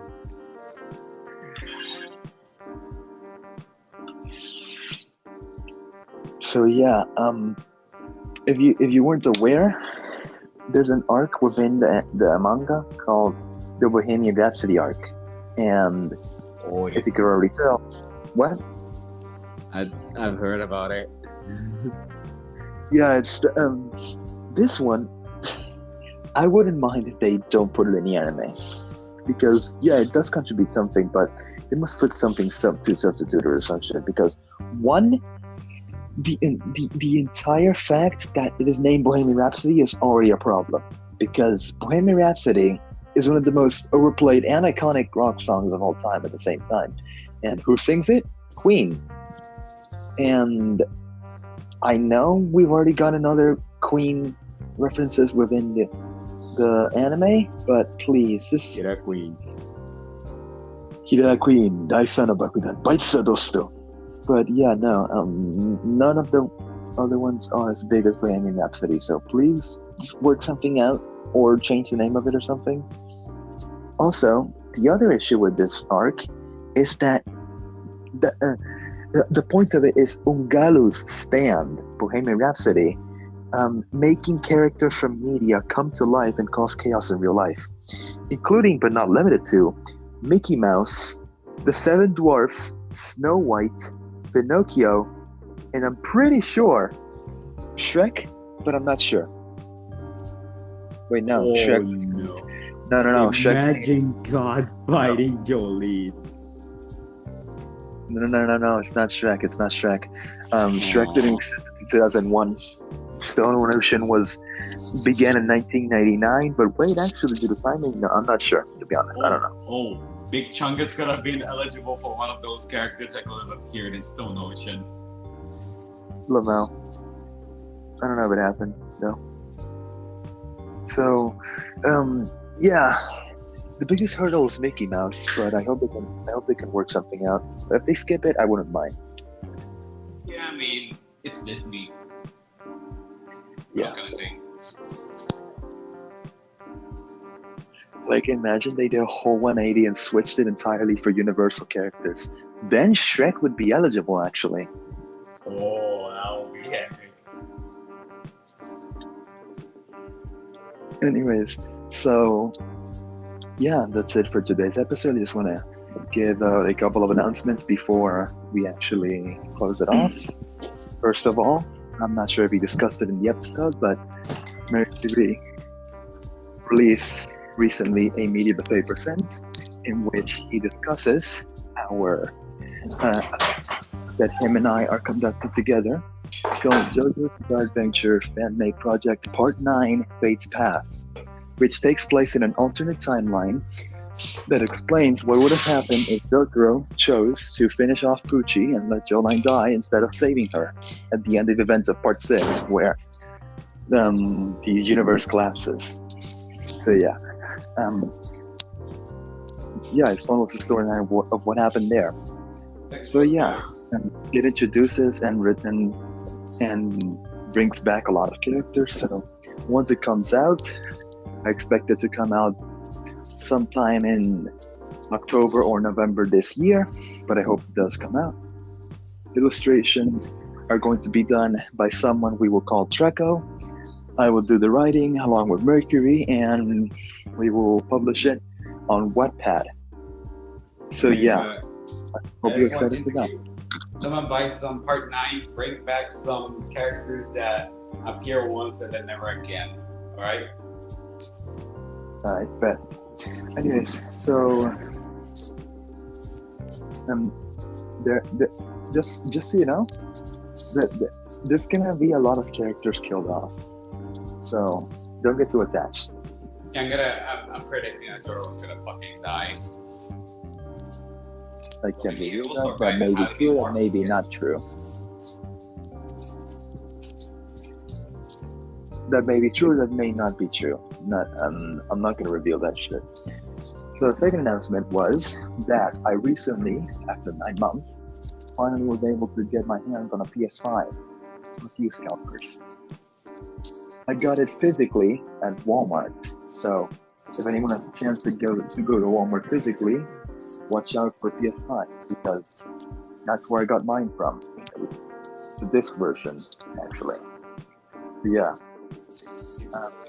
The last announcement I want to say is that the remnants of Fred, the tropical servant, are heading onto the U.S. part of the Gulf of Mexico, including Alabama, Mississippi. What was the other one? Yeah, Florida and Georgia. So those countries make countries.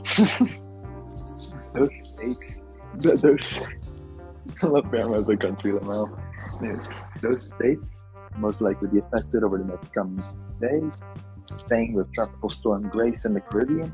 So please, both of you, be careful when it comes to that.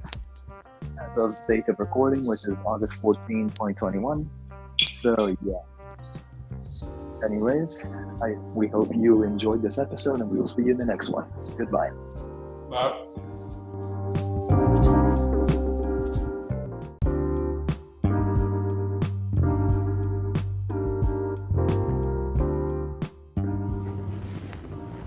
Hello everyone, my name is Pancakes, and welcome to this brand new episode of Media Buffet. Today I am joined by nobody. You might say I am joined by Dave Bautista, or John Cena, or even Kurt Russell. Only real ones will get the last one, but yeah. Today, we will be talking about the Olympics. This is the second consecutive episode that I am hosting, so cheers, I guess. So yeah, today we'll be talking about the Tokyo 2020 or 2021 Summer Olympics that were postponed due to you know what. And yeah, today we're going to be talking about the major milestones that were accomplished during these Olympics. And I don't mean political milestones, because we here at Media Buffet tend to keep things as least politically as least political as possible, because this isn't a political podcast, it's a media podcast. We discuss media, and I know politics has a lot of media, but it's not our taste. So anyway, let's get started. Alright, so this summary of milestones will feature multiple countries, from the likes of small ones such as San Marino all the way to the big boys like US and China. So yeah, let's get this started. Alright, first of all, American baseball silver medalist Eddie Alvarez had previously won short track speed skating silver in 2014, making him the sixth athlete to earn medals in different sports at the Summer and Winter Olympics. That is a pretty solid milestone if you ask me. Then again, the Olympics are sports are one event where a guy sitting on a couch with a can of beer in his hand can just sit there and judge him. Meanwhile, his beer gut looks bigger than whatever deep ball the quarterback can throw. But yeah, let's continue within the milestones. Alright, so next milestone is another US milestone. American swimmer Caleb Dressel's 5 gold medals made him the 11th Olympian to win at least that many golds in a single Olympic Games. He did not win the most total medals in Tokyo though. With 4 golds and 3 bronzes, Australian swimmer Emma McKeon became the second woman to earn 7 medals in a single Olympics. That's pretty interesting if you ask me. It's pretty hard to earn 1. Imagine earning 7. That's a lot. That really is a lot, to be honest. It really is. Alright, next milestone, we're actually getting into other countries here. In its first 24 Olympic appearances, summer and winter, the tiny European nation of San Marino won 0 medals. In Tokyo, its 25th appearance, it won 3 medals. A silver medal in mixed team trap shooting, a bronze medal in women's individual trap shooting, and bronze in men's freestyle 86 kilograms wrestling. This makes the smallest nation by population. This makes San Marino actually the smallest nation by population, just 36.6 thousand people to ever win a medal. That's pretty interesting to say the least, because yeah, I don't ever recall San Marino. I don't even remember recalling San Marino winning any medals, and that is because San Marino is a nation within a nation, if you know what I mean. San Marino is a small blotch of land in the country, inside the country of Italy, and you may have not heard of it for this reason, but it is actually a pretty populous country, being more populous than, I'm pretty sure, the top 10 smallest countries, with probably the exception of a few islands, but yeah, you get the point. The least populous country ever is Vatican City, or the Vatican, or the Holy See, whatever you want to call it. It has only 800 people across half a kilometer of land. That's pretty impressive, if you ask me. It must be pretty tightly packed. But yeah. Our next milestone that we'll be discussing is the fact that German equestrian Isabel Wurf has had an unparalleled career. By earning gold and silver medals in dressage in Tokyo, she became the first person to win multiple medals in 6 different games. With 7 gold and 5 silver medals to her name, she has finished first or second in all 12 Olympic events that she has entered. It's pretty impressive, if you ask me, to be honest. Like, when was the last time you heard of someone winning more than 5 medals? Aside from that one swimmer we just spoke about. It's pretty impressive, if you ask me. Alright, I just wanted to give a quick shout out to the website that is providing me with this information. It goes by the name of Slate.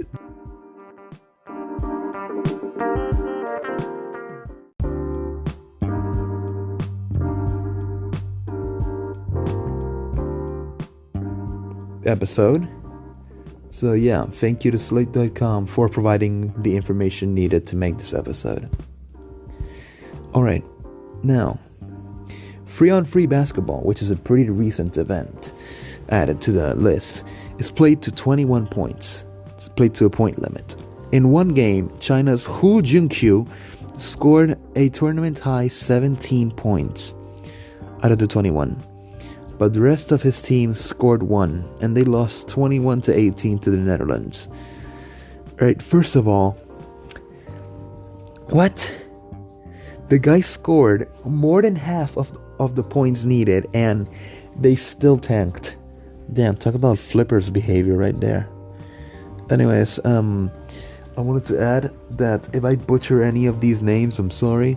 I don't possess the ability to talk properly. So yeah, if I mispronounce any of the names, just let me know. But yeah. So this next milestone is by the country of Georgia, not the state, the country of Georgia. Shooter Nino Salukvads set a different kind of record. She became the first woman and 4th athlete overall to compete in 9 Olympics. Yeah, 9 Olympics. I did not know. I've heard of 8, but not 9. Speaking of 8, meanwhile, Spanish race walker Jesus Angel Garcia became the first person to appear in 8 Olympics without ever earning a medal. It's kind of sad, to be honest. I hope he makes a 10th appearance to win in 2024. I mean, a 9th. Neither of them was the oldest competitor in Tokyo, however. That was 66-year-old Australian equestrian Mary Hannah. It's kind of impressive to see a 66-year-old in the Olympics. So, alright. So, now we're switching up the tables. And we're talking about youngest people to earn the honor of participating in the Olympics. 13-year-old Sky Brown of Great Britain earned bronze in women's park skateboarding. Yet she wasn't the youngest person to be on the podium. That honor belonged to 12-year-old silver medalist Kokona Hiraki of Japan. It's pretty impressive to see the 12-year-old person could win a medal in the Olympics. Damn. Good job, Japan. Anyways, now to another Asian country. Qatar had never won a gold medal in its previous 9 Summer Olympics. In Tokyo, however, weightlifter Fares El-Bak and high jumper Mutaz Eza Barshim won gold on back-to-back days. And that's kind of good, to be honest, to be able to switch history on the course of 2 days. It's kind of impressive. Now, of the 22 players on the women's soccer squads, gold medalist Canada had 14 team members below age 27, while bronze medalist the US had just 4. 20-year-old Julia Grosso, who scored the championship-winning penalty kick, was younger than anyone on the USA roster. It's pretty impressive to hear that that many people of that low of an age participate. Pretty nice, if you ask me. Yeah.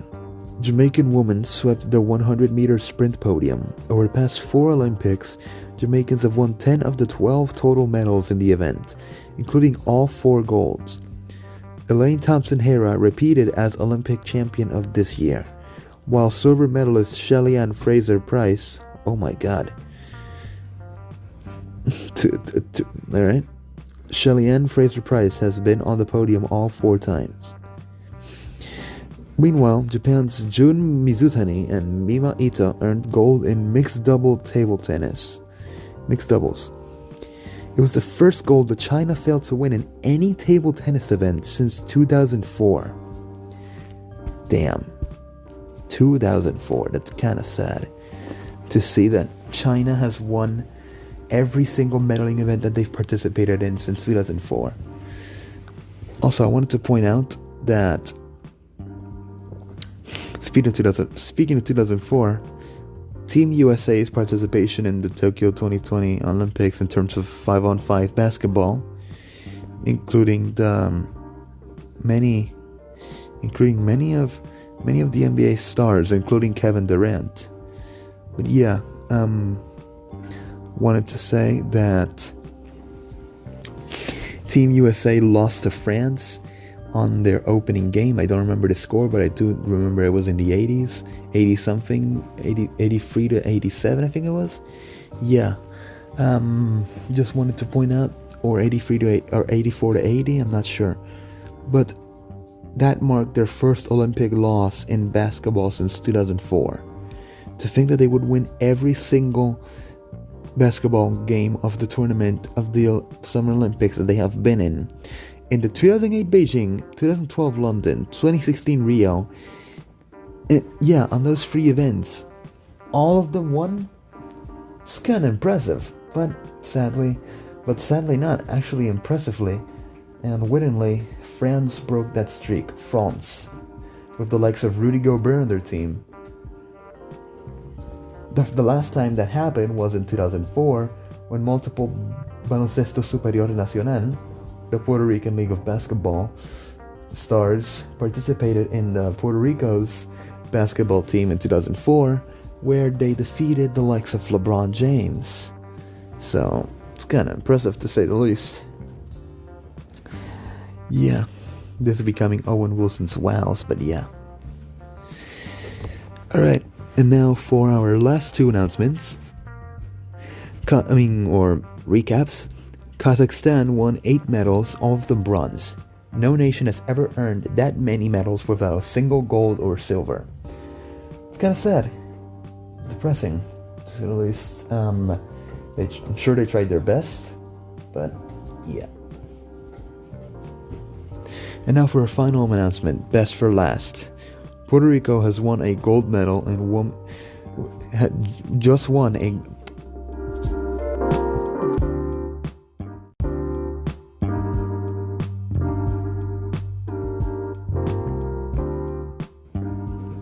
Puerto Rico won a gold medal in women's 100-meter hurdles, the first time this has happened for the nation. This marks the second ever gold medal Puerto Rico has ever earned, with the first one coming in the form of women's singles tennis in Rio de Janeiro 2016, when she won the gold medal, when the athlete Monica Puig won the gold medal for the nation.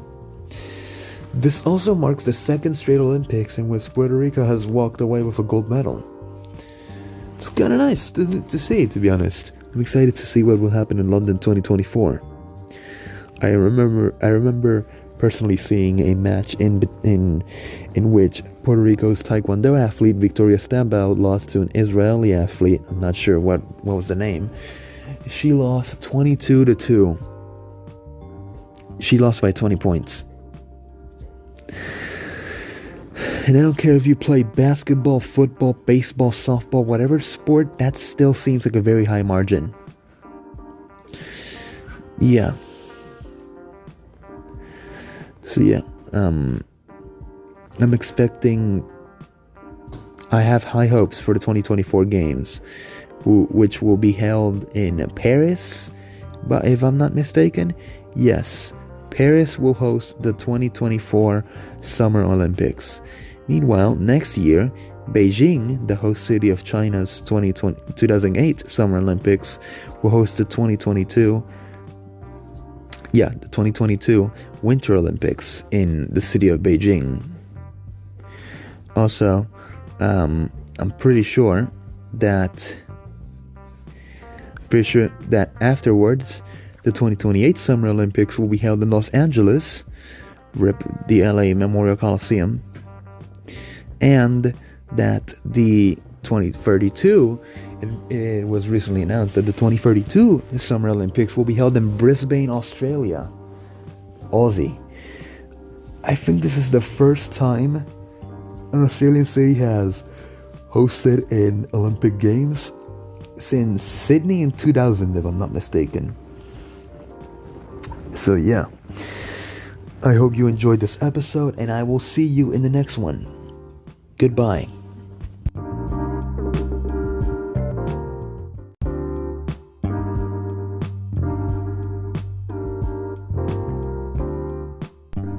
Hello, my name is Mercury, and I'm with this brand new episode of Media Buffet. Today I am doing a solo, and today I will be covering the brand new Pokemon Presents that premiered today, August 18th. There's a lot to talk about, but a lot not to talk about. So let's just begin. I'm very excited to cover this. So, yeah, let's begin.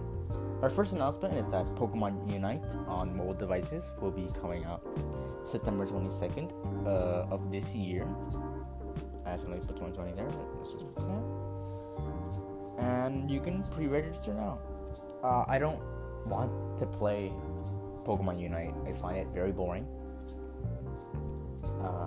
The control, the gameplay. Not the control, but just the gameplay and the Pokemon roster. It's very weird. Like, very weird. But it's just a game that doesn't interest me at all. So, yeah. But for pre-registering, we get some bonuses, or you guys get some bonuses. For over 2,500,000, for 2.5 million plus or more pre-registrations, you can get a Pikachu Unite license, which I'm pretty sure just let you get a Pikachu. Fine. And for over 5 million registrations, 5 million or more, we can get a special festival style Pikachu Hollowware, which is a skin, pretty much. It's a skin. You get a skin. I don't have much to say about this. It's just for these little cool facts. I find fine, I guess. You get one, you can get one, but if you can't get one, we have the other. So whatever. More Unite news. Mamoswine and Sylveon will be coming out soon. Sylveon I can understand, but Mamoswine, why would you add Mamoswine? Mamoswine is not a very big Pokemon, and not.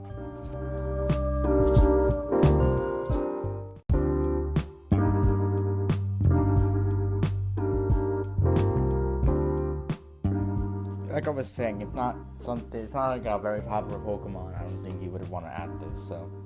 Yeah, they're coming. For those who play Pokemon Unite, fine, you're feasting right now.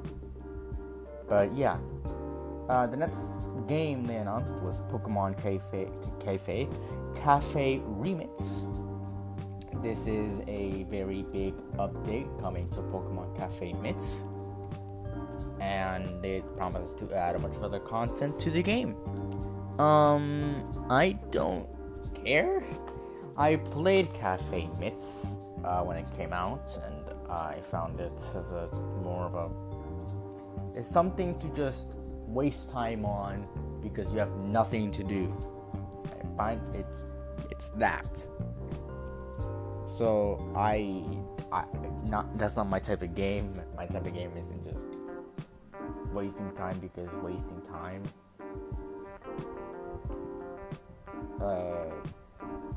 So yeah, it's not my type of game. Like I said, again, because it's like that Yokai Watch game, but it's worse.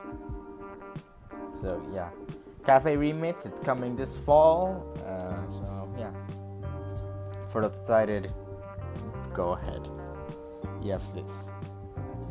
Pokemon Masters EX will be celebrating its 2-year anniversary and will feature some new things. So here they are. We're getting a Signa suit Leon, which will have Eternatus. We will get an Eternatus campaign. We get 100 free sync pairs. The Xerneas, Kyurem, and Palkia legendary campaigns will return. We'll get a special sync pair of N, which is labeled N Anniversary 2021, and Reshiram, which will be coming August 29th. We will also get a new story arc on September 15th. And if you log in right now, you will receive 3,000 gems. Now, Pokemon Masters EX, or how I know it as Pokemon Masters, is a game that I sometimes come back to, but it's not a private. It's not like a game I can play hours on end. I can, but I never have the time to do it, or the patience to do it. It's a gacha game. You waste gems on hoping you get a character you want, but it's no one plays it for the battles. Be honest with me, no one plays it for the battles, but whatever. Those Marnie and Gloria outfits were to say anything. No one plays this for the story, but for those of you who really do, really do, I hope you enjoy this game. I hope you do enjoy this game.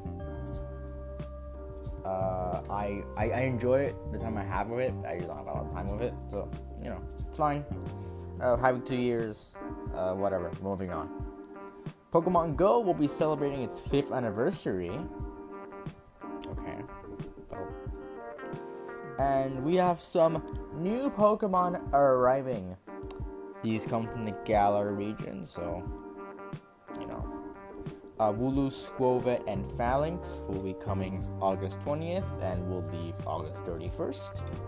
Also, yes, and August 31st exists. Some people probably don't know that, but whatever. Sashian will be coming August 20th and will leave August 26th in raids. And Zamazenta will be coming August 26th and leaving his first in raids, which is the only way to get legendaries. I used to play a lot of Pokemon Go. A lot. I used to play Pokemon Go a lot back in the day. But it's 2016. Got back to it like this year, whatever. And I really enjoyed it. And I really enjoyed Pokemon Go for what it was. Sure, there wasn't a lot to go back on, but I found it really fun. I found Pokemon Go really fun until it wasn't, until it kind of was. So yeah, if you play Pokemon Go, I hope you're very excited for this, or if not, I don't care. I think that these Pokemon, Wooloo, Squova, Phalanx, I think they're weird choices, but Zamazenta and Zacian especially, very cool Pokemon. So if you get these Pokemon, which you probably will, they're gonna be going like hotcakes. But it's not like hotcakes, but yeah, just get these Pokemon while they last, because I don't know when they're gonna be added for real. So get them. So yeah, that's all I have to say for Pokemon Go. Let's move on to one of the big games. Pokemon Brilliant Diamond and Pokemon Shining Pearl. So, what to say? Let's start off with what they said, I guess. We'll be getting character customization, we'll be getting more of the same from the originals, but revamped in this new what do you say, like this, it's more in depth than what it was in Gen 4. It'll be, like I said, character customization wasn't there until Gen 6, so that's back, and that's new in a remake, because that wasn't in Omega Ruby Alpha Sapphire. It was limited in Let's Go Eevee, Let's Go Pikachu, but whatever. So, yeah, that's all they announced, and it's mostly the same. It looks like they're using the same engine as Pokemon Go, Pokemon Home, to make the sprites. Which I gotta say, those sprites are ugly. They're really bad. But yeah. So, let's get to the things. To the real bad stuff here. Pokemon Brilliant Diamond Shining Pearl look like, I don't want to say shit, disappointing. I think that Game Freak is sort of taking this and just saying, do whatever, just make a game, just make it better than Gen 4. I'm glad they're using the platinum deaths instead of the original deaths. That thing that I find that fine. Anything but that deaths. But what I don't like is locking Manaphy behind a paywall. Not really a paywall. Yeah, it is a paywall. It's a $60 paywall. And so is locking Fion behind a paywall. Fion! If you're gonna give me a mythical, give me a good one. And Manaphy. Okay, Manaphy, fine. Manaphy's like the weakest. Give me Shaman. Shaman would be much better than Manaphy. You just gave me Manaphy, I take it, and give me Manaphy. And like, oh, you do whatever the hell you want. You can put Manaphy on your team. Who's gonna put Manaphy on their team? Give me a Darkrai. Darkrai is too much to ask, but like something better than Manaphy. Manaphy. I'm dead. And then you lock Fion behind a paywall. If you want to get it legitimately like yours, it won't be yours anyways, it'll be someone else's, but if you want it to be yours, like you got it, it has to be I don't know if it's a paywall or not. I don't know if it's like, oh, one of those Pokemon you can just you get the game and you go mystery gift and get. I don't know, but fucking Manaphy. I can't get over that fact. Why is Manaphy part of this? This deal, you get it early. Hey, you can get this mana. Who cares? Who cares? No one wants a Manaphy. No one's gonna use the Manaphy. No one's gonna use the damn Fion you're offering. No one gives a shit.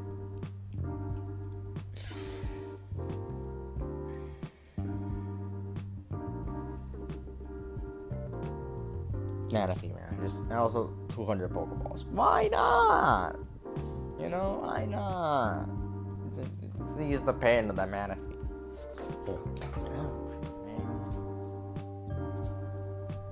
Manaphy, I hate it. Manaphy. It's a bad Pokemon. So is Fion. Fion's useless. Like if you get this game and you get the Manaphy and the Fion or whatever, I don't care. It's probably for the Pokedex anyways. Do something better with life, man. Don't waste money in this game. And graphics of the art style I don't like. The graphics are fine. The art style, however, is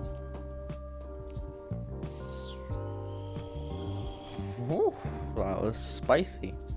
It's bad. It's really bad. Okay, I'm going too harsh on this game. The art style isn't that bad. I am going to say this right now. The art style, it ain't bad when you're in battle, when it looks like a natural Pokemon game, modern Pokemon game, I might add. But it looks natural. But Why can't it just be for that? Why do you have to do this chibi art style? It looks just bad. The X and just use the X and Y chibi art style. Don't use this. This is bad. Don't use this. It's bad. Don't use it. Why are you using it? Oh man, I hate you. I really do. Oh no, I'm too ranting. There's positive things, of course. It's improving on Gen 4. Improving on Gen 4 is hard. Like, people love Gen 4 because of the lore and the Pokemon. The Pokemon are cool, but it's not hard to fix Gen 4. At least not Platinum. Platinum, I heard is good. From what I heard from Diamond Pearl, it's not hard to fix that. But yeah, just that ran out of the way. This is coming November 19th of this year. So if you wanna get this game, then go ahead. Also, you can pre-order now. So yay. Anyways, on a more positive notes, there'll be a Nintendo Switch Lite with the Dialga and Palkia edition, which will be released 2 weeks before the game comes out. And it looks kind of cool. I'm not gonna get it because I don't need a Switch Lite. But yeah, I don't need it. Like, it looks cool. If you get it, fine, but I don't care. It looks like the 2DS, whatever. Anyways, that's coming November 5th, so yay. For it's also Day of the Eternals, but who cares about the Eternals? Next thing is the one I really want to talk about. Pokemon Legends Arceus.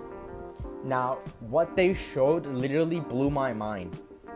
And I'm not joking about that. They literally blew my mind, and I had to find a new one. If anyone has a spare brain, let me know.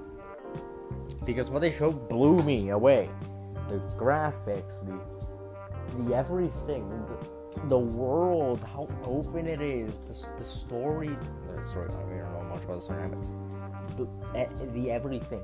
This is the Pokemon game that we all wanted and we all rightfully deserve.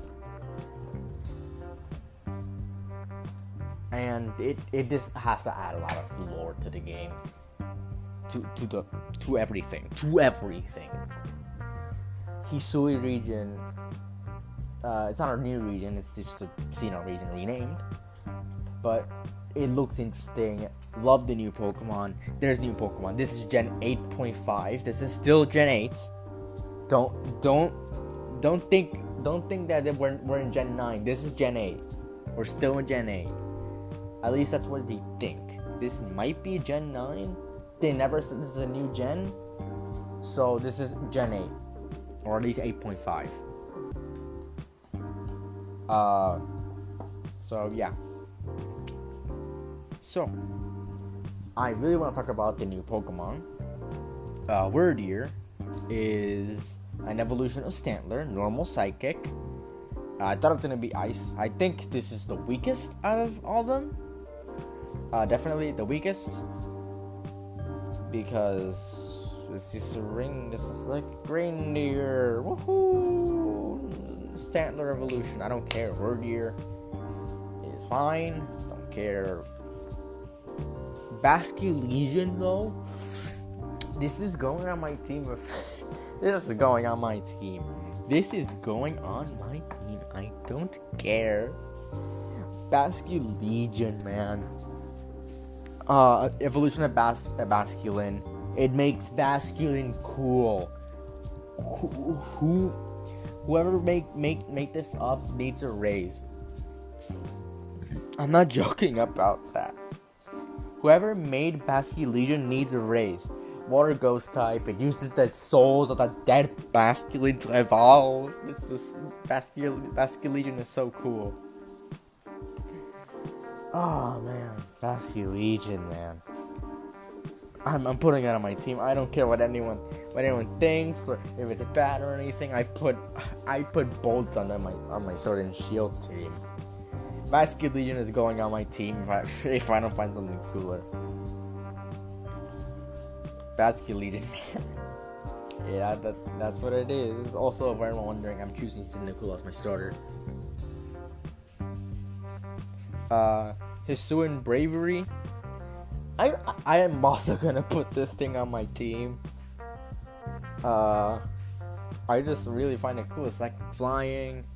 It looks fantastic. Love the design. Kind of bummed out we're not getting a Hisuian Rufflet, but whatever. We got Bravery and that's enough. Hisuian Growlithe, though. Yeah, I see the appeal. It looks cute. Reminds me of a certain character from a friend I know, but whatever. It looks fine.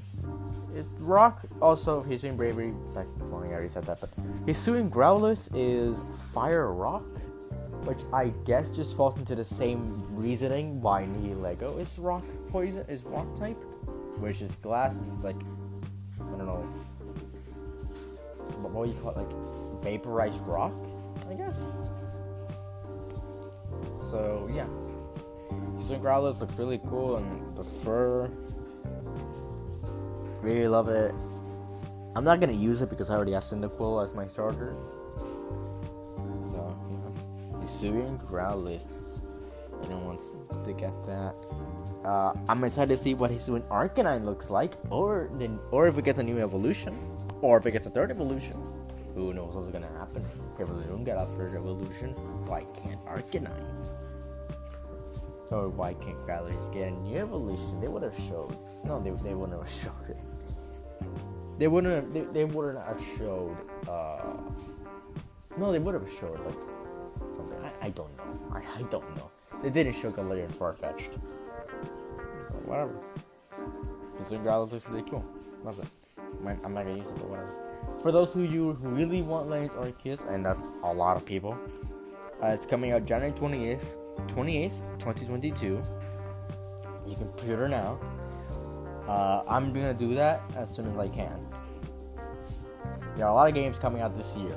Not a lot, but a lot of games I really want to play. So yeah. There we go. Last thing is that support for these games, Pokemon Brilliant Diamond and Shining Pearl, and Legends Arceus, support for home will come out next year. I haven't renewed my home subscription, at least the premium subscription, so we have to see. Well, that's all. Also, a little bit of news. Why I think this is Gen 8.5. The ranked battles stay in Sword and Shield. This is still technically Gen 8, but we're choosing new Pokemon, so I don't know if they're gonna be added in Unknown Origins or to. No, they're gonna be added to Unknown Origins. They're not gonna be Sinnoh. And in like the Pokemon Home thing, there's what do you call it? There's Kanto, that's Johto, that's Hoenn, that's Sinnoh, that's Unova, that's Kalos, that's Alola, that's Galar, that's, and there's Unknown Origins. I think they're gonna put them in there. I don't think they're gonna put them in Sinnoh. That's whatever. So yeah. This is a very good presentation. I hope it's one of those with the Annapurna one.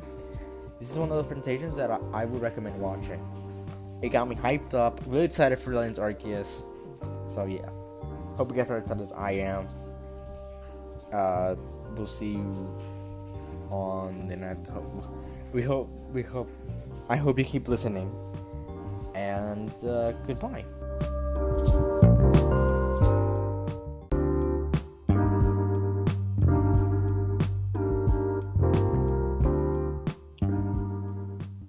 Hello, my name is Mercury, and welcome to this brand new episode of Media Buffet. Today I'm joined by Pancakes and two very important guests. Yes. Today I'm joined by Joel Mayer from the Neutral Ground podcast and Eddie Thompson from YB Watch. So How are you? Oh, This also Good. marks the first episode that we've had guest appearances. Yeah, I'm doing great. Thanks. Yeah, same here. All right. awesome. So would you today's two- episode. I'm sorry. would you two want to introduce yourselves? Just to know, just for people to know who you are. Sure, Eddie, go ahead. Yeah, so I'm Eddie, and I run a website and YouTube channel, Why We Watch, where I just review movies, a lot of animated stuff, and on my YouTube channel, I've done a few reviews, and I also make fan trailers. I'm also heavily involved in the fan trailer subreddit and Discord server. And I just try to find ways to put a kind of postmodern spin on the movies and pop culture that we all love, to just encourage more people talking about the stuff we all love. All right. Well, Joe, I guess it's your turn. Sure, my name is Joe Meyer, and I'm a host of the Neutral Ground podcast. And you can find me on Spotify, Apple, all those different things and whatnot. And on my podcast, what I like to do is I like to talk about, kind of have meaningful discussions without the extreme noise of things. You know, I don't have really extreme hot takes. And when I'm not podcasting, I'm teaching at the University at Albany in upstate New York in the Writing and Critical Inquiry program. All right. Nice. That's nice. It is. Well, today we're talking about a very important movie in pop culture history. One of the most important movies of this decade, the first Iron Man movie that released in 2008. Now, Pancakes here, as it was apparent in our MCU tier list episode, he has not watched the movie, so we'll save his opinion for last. I literally marathoned this movie with Mercury like 30 minutes before recording. So we'll save the freshest opinion for last. Us three, Joe, Eddie, and me, have watched this movie previously. So whoever wants to start, then go ahead. Would one of you guys like to start? Whoever wants to start, just go ahead. Whoever wants to begin. Sure. You know, actually, I think I can actually even lead into Eddie here a little bit, because one of the things that I talk about with the MCU is how in 2008, with that introduction of Iron Man, it kind of started creating a space for looking at the superhero in a non-postmodern way, in some ways, to try to make the superhero just a little bit less complex. You know, in postmodernism, we tend to think a lot about skepticism and looking at things from not always just like a dominant, truthful narrative all the time. And yet here comes Tony Stark, Robert Downey Jr., and Iron Man is an incredibly enjoyable but somewhat simple character. Not that he's not complex as a human being, but simple in the sense that he has a pretty nice trajectory from learning how to differentiate between kind of right and wrong. He knows that things have been done in his name, his name's on the missiles and stuff, things that are wrong. And so it's wonderful for us to sort of see this fantastic journey that he goes through by the end there. And I'm curious to see, because I know, Eddie, you talked about looking at art in a postmodern way. I'm curious, what do you see in that too?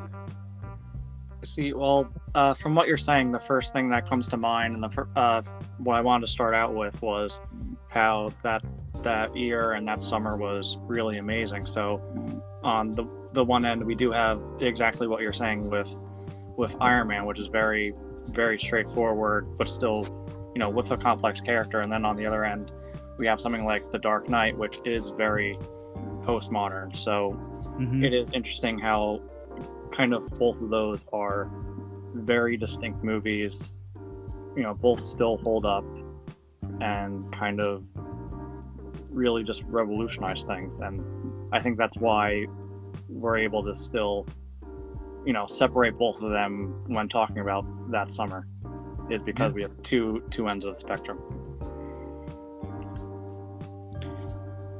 Well, for a my opinion, for my opinion on the movie is that I'm gonna try not to be biased here because this was one of my favorite movies growing up, but there are some definite flaws here.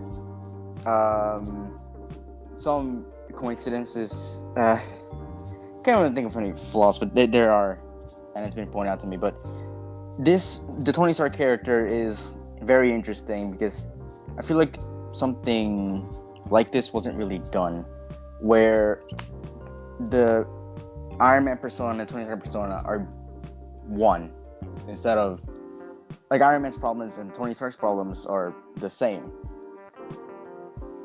Well, I guess the most apt comparison to Tony Stark is Bruce Wayne Batman, where Bruce Wayne isn't really involved in Batman's life, I feel like, most pop culture.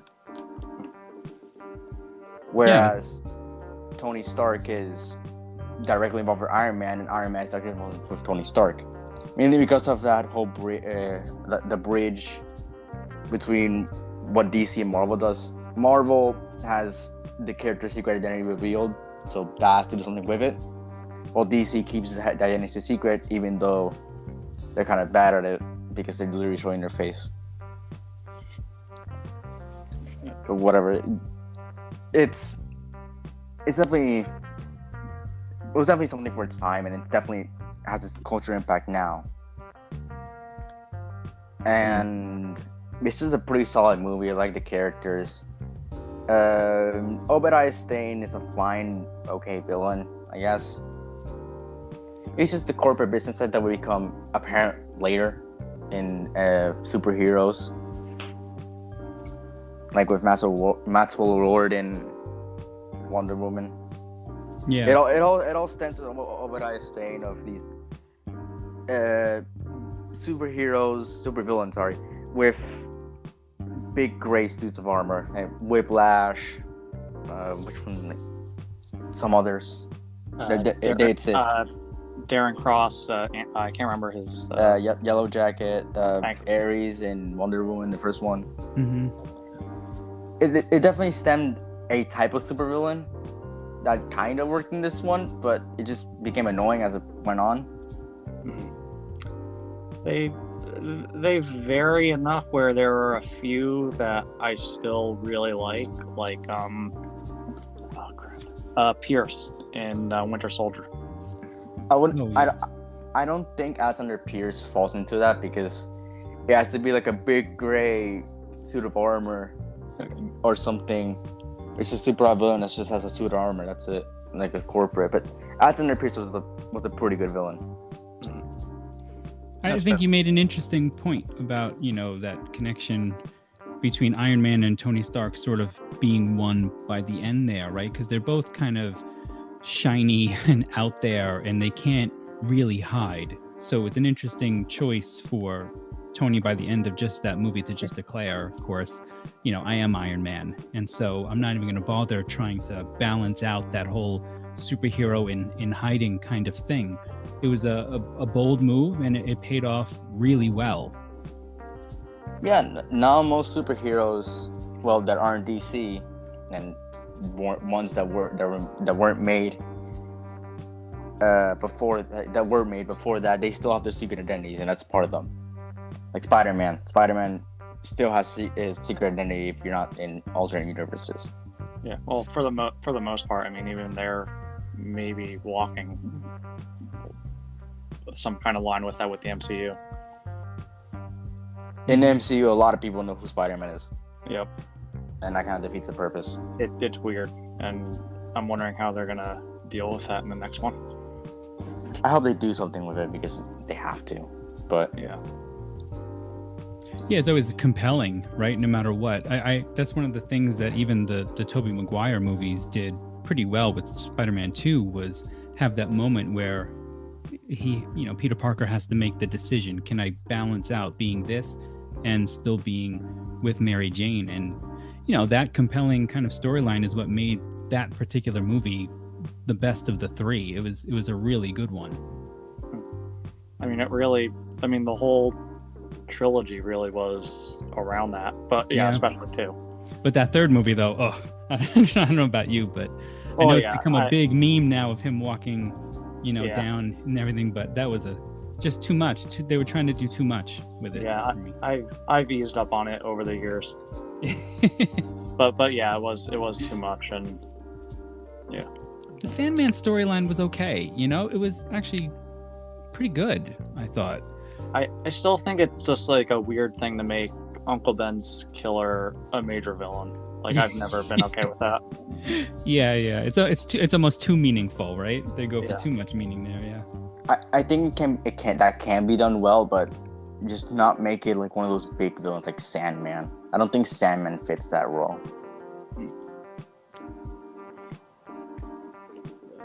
Yeah. Like I say, there are no bad ideas. Concepts are just bad executions. Oh well, if we're gonna talk about bad executions, maybe we won't get there. But for me, that's Iron Man 3. Iron Man 3 definitely had good concepts, but that's to me that's the bad execution of Shane Black directing that one. But I only mention that because to me it's such a far cry a bit from the first one, which I thought was the villain maybe was a little bit anticlimactic in a sense, but I thought the storyline was still pretty tight. Like, it runs well even today if you watch it. It's a tight running movie for the most part. Well, is your thing mainly, is it the Mandarin thing, or is it other stuff too? Yeah, Or- no, I mean or that is a big one for me, the Mandarin thing. But I know that they try to kind of fix that when you have that little kind of video added to it at the end. But I mean, it's also just there's a Shane Black kind of thing with me where his style to me with somewhat of the dark humor here and there didn't quite fit well, I thought, with that arc. I like the post-traumatic stress storyline. That to me makes sense all day. You could have followed that with me, I'd watch that the whole time. It just seemed at times, it just struck a chord with me, like even certain things that he was doing, like his involvement with the young kid. I forgot the kid's name now. Harley, putting him in dangerous situations at times. I don't know why. It just struck me as being kind of odd a little bit. It was only the one time, I think, right? As far When as they're the- outside. Yeah. And they're, I mean, even that though, to me, I kept thinking, wait, what are you doing? But I thought good storyline, bad execution for me. For me, I liked oh crap, I'm blanking on the character's name. I liked Guy Pearce, and I liked what he was the character was going for. Yeah. And I like the stuff with the president and Roxxon and everything. And it probably helps a lot that I was still really early into comics, so I didn't know about the Mandarin thing until later. And then with Shane Black in general, the thing that I came away with, and this isn't from Iron Man 3, this is from later with Nice Guys, is the guy's just silly. I think that's a big part of his style, at least with that movie, and in general, is he'll just go off the walls. Yeah, the guy can write too. He's got credits with Lethal Weapon and something else really big too. I forgot. But yeah, the guy can write. I think it just threw me for a loop a little bit. Something really big. Yeah, the other one with RDJ. Although this might not be the one you're thinking of. Kiss Kiss Bang Bang. Yeah, I mean he's got even that one. He's got major writing credits. The less said about the Predator, the better. See, yeah, that's what I mean. See, I'm with you on that. Even with that one, I thought it became a little bit too much about Shane Black's style, but it was, yeah. I like I said, I actually think it's more about his directing than it is the writing, because, like I said, like you, Eddie, I like the story. I thought the story was good for Iron Man 3, actually. I think the same. They could have done a really good movie with that, but they just didn't. For the most part, I I'd say I like it. And actually, one of the videos I did, actually, I think one of the last ones I did for like a fan trailer thing was trying to make a little TV spot out of it with one of the songs from I think the second song that's used in the movie. Mambo number 5. Oh, Mambo number 5. Yeah. that takes me back. Yeah. Well, back to the main discussion. Yeah. I, Sorry about that. Yeah. Well, it's fine. It's fine. It's we go into depth here. We don't usually go into depth, and that's really welcome here. Mhm. Well, that was mine. I think it's a pretty solid movie. I'm trying to not be clouded by bias here, but solid movie. I could rewatch it over and over again. Yeah. Hopefully I find flaws in because I have to talk about this more. But I think Hardy J is just Iron Man. I don't think anyone else could play Iron Man. No. Yeah. I can't believe they're going to cast Tom Cruise for this. I can see it, but I mean, it's also like it's that's also still just taking Downey like out of the equation completely to see it. Mm-hmm. Things Downey has a lot of common things with like Tony Stark. Oh yeah. Like especially if you compare his life with like the Demon in a Bottle storyline with Tony. Yeah. Well, that comes up more in the second one, which again, good concepts there, but just no.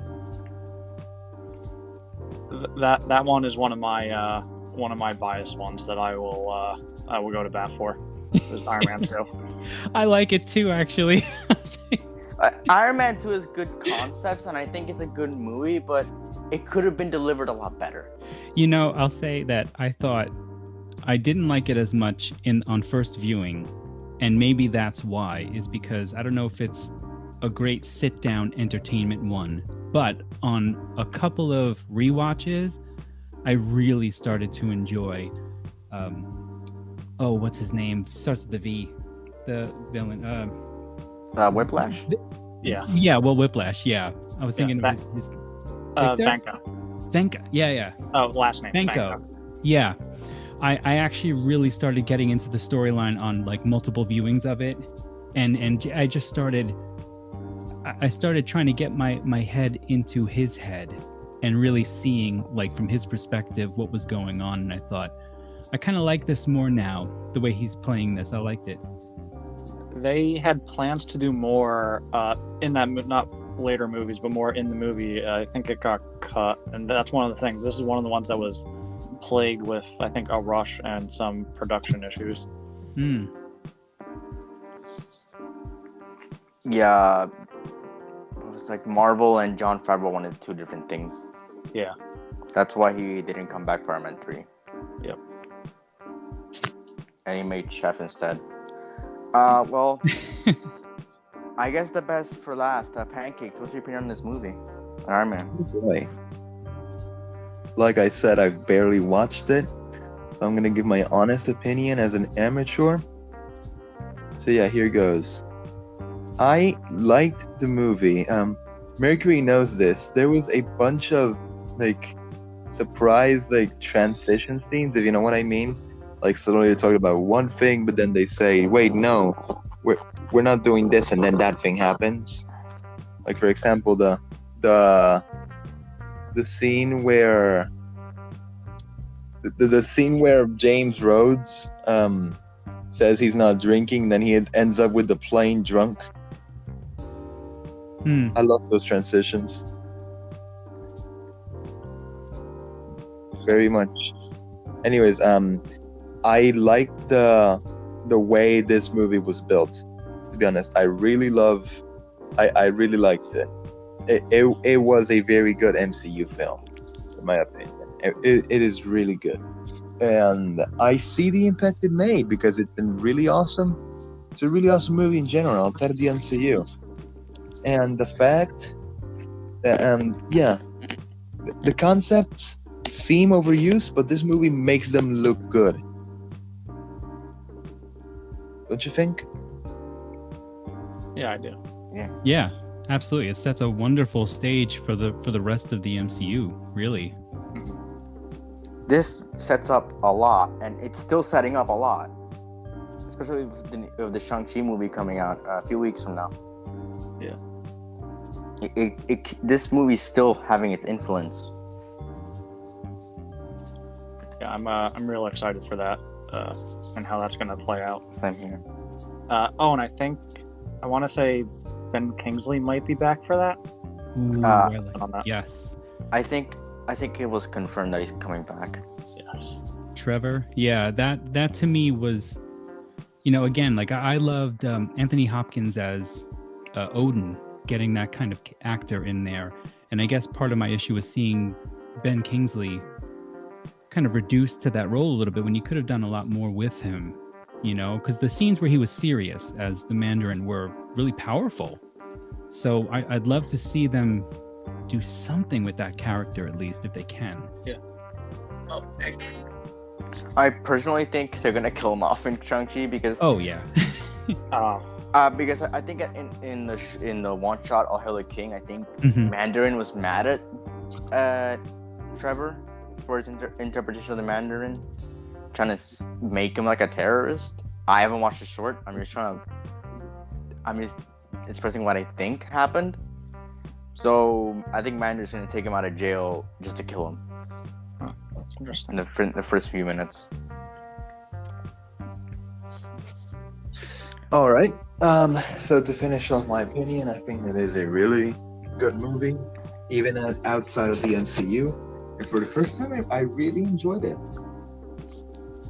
All right, so Pancakes, what's your rating and where would you put it on the scale since you just watched it? Like, what tier? A tier, definitely. All right. Well, Joe, what would you rate the movie? Out of 10. 1 out of 10. Okay, you know what? I'm gonna give it a solid like 7.5 to 8, only because of what it was working with and what it accomplished. It really is actually remarkable in that way. It's remarkable how they managed to finish a movie with like 80% of a script. Yeah, and there was no guarantee that the MCU was going to turn into this. I mean, they had licensing issues. They had so many different things. They took a real chance with coming out with Iron Man. And especially what was a C-list character before this movie. Yeah. They had to, I remember hearing about this, they had to create a short to just kind of get people to know a little bit more about the character. Yeah.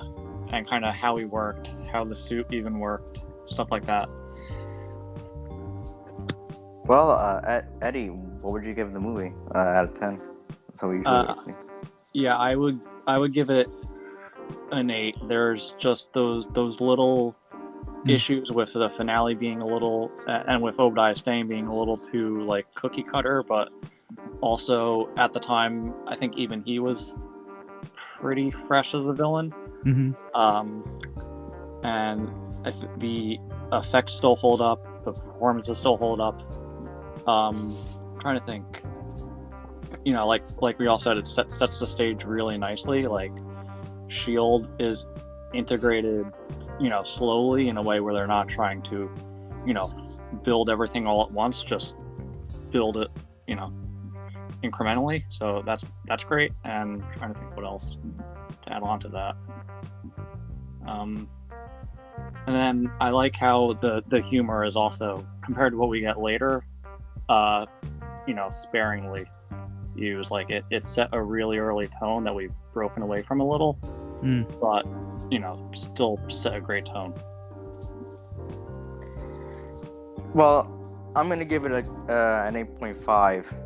I have the same problem with Obadiah Stane in the finale. I feel it's a bit too generic. Just two metal things brawling. We saw that the previous year with Transformers, but that one was a doozy. But I think this movie can both be a standalone and the start of something. Well, if you remove it can be standalone if you remove the post-credit scene. This is a standalone. You can just release this and it'd be a standalone movie and be fine.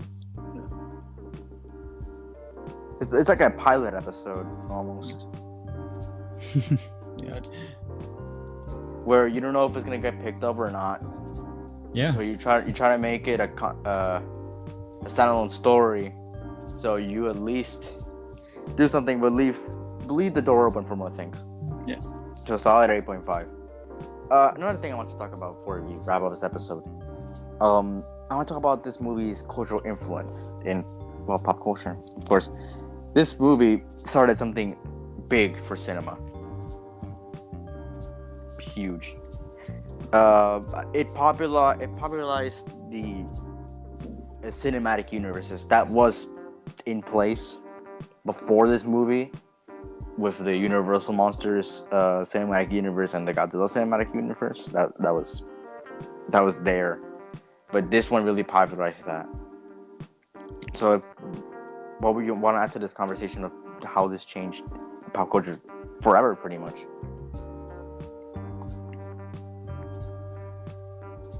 All right.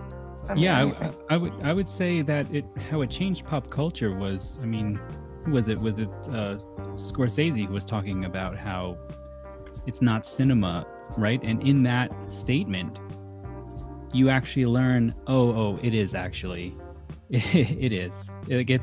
It showed that there's room for popular culture, and it made even more room for the superhero and for comics to be looked at and thought of as something that you could really like meditate on and think about and enjoy and even learn from while you're being entertained. I absolutely think it had, and still does, have this amazing way of drawing us in and just kind of being completely immersed. Yeah, I agree with that. And yeah, that is what the best of entertainment and movies do, is they use that, that fun or whatever it is that draws people in to, talk about something real and, important or just necessary. And, this movie does that with, talking about weapons, and the MCU does that in a lot of different ways. If you look at one of the go-to examples for me would be like probably the Guardians of the Galaxy movies in some ways, and those two definitely stick out. And then I'd say Scorsese is right and wrong with his comments. The main thing is that it is this continuing narrative that's always teasing the next thing, and I think that's the main sticking point where he is right, because that is the commercial issue with the shared universes or the cinematic universes and the MCU. But you can still look at a lot of these movies individually and just standalone. Well, they're not just movies anymore. True. Well, there's a lot of things that this movie just spawned. It's like a domino effect. The one domino fell and others fell. It spawned the popularity of the superhero genre. It was still there. Obviously, almost killed it. But I'm sorry. Revived a bunch with some of them in the 2000s, but it doesn't really realize that, where the superhero genre is taking a lot of turns with a series like The Boys, where now that superheroes are popular, it's like this is a more adulterated versions of these. It just spawned with superheroes, where now they are superheroes, not the current Widow and Suicide Squad, but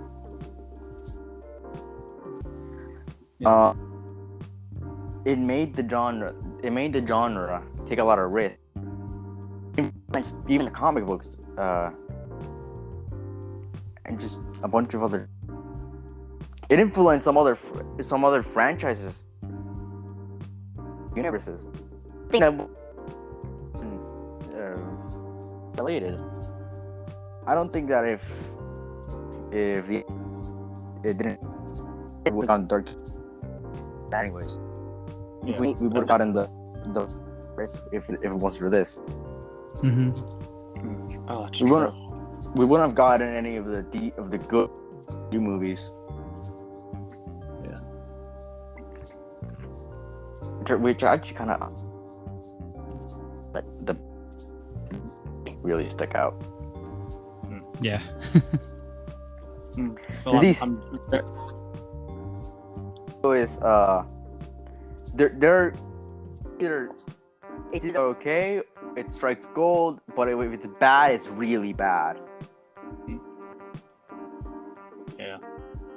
Well, I'm eternally grateful for Birds of Prey and that version of Harley Quinn, but that's a whole other story.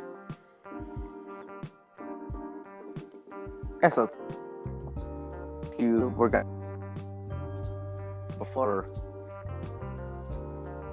So, what are we gonna say? So, no, that was just my opinion, to be honest. Just looking. I was just sharing. I mean, I was just watching you share your opinions and all that stuff. All right, so let's talk about. Chances of make sure with Joe and Eddie. Thank you. Thank you. Yeah. All right, so for wait, goodbye everyone. See you on everyone. That's what we do. Goodbye. Goodbye. Goodbye, everyone. Bye. Goodbye. Bye.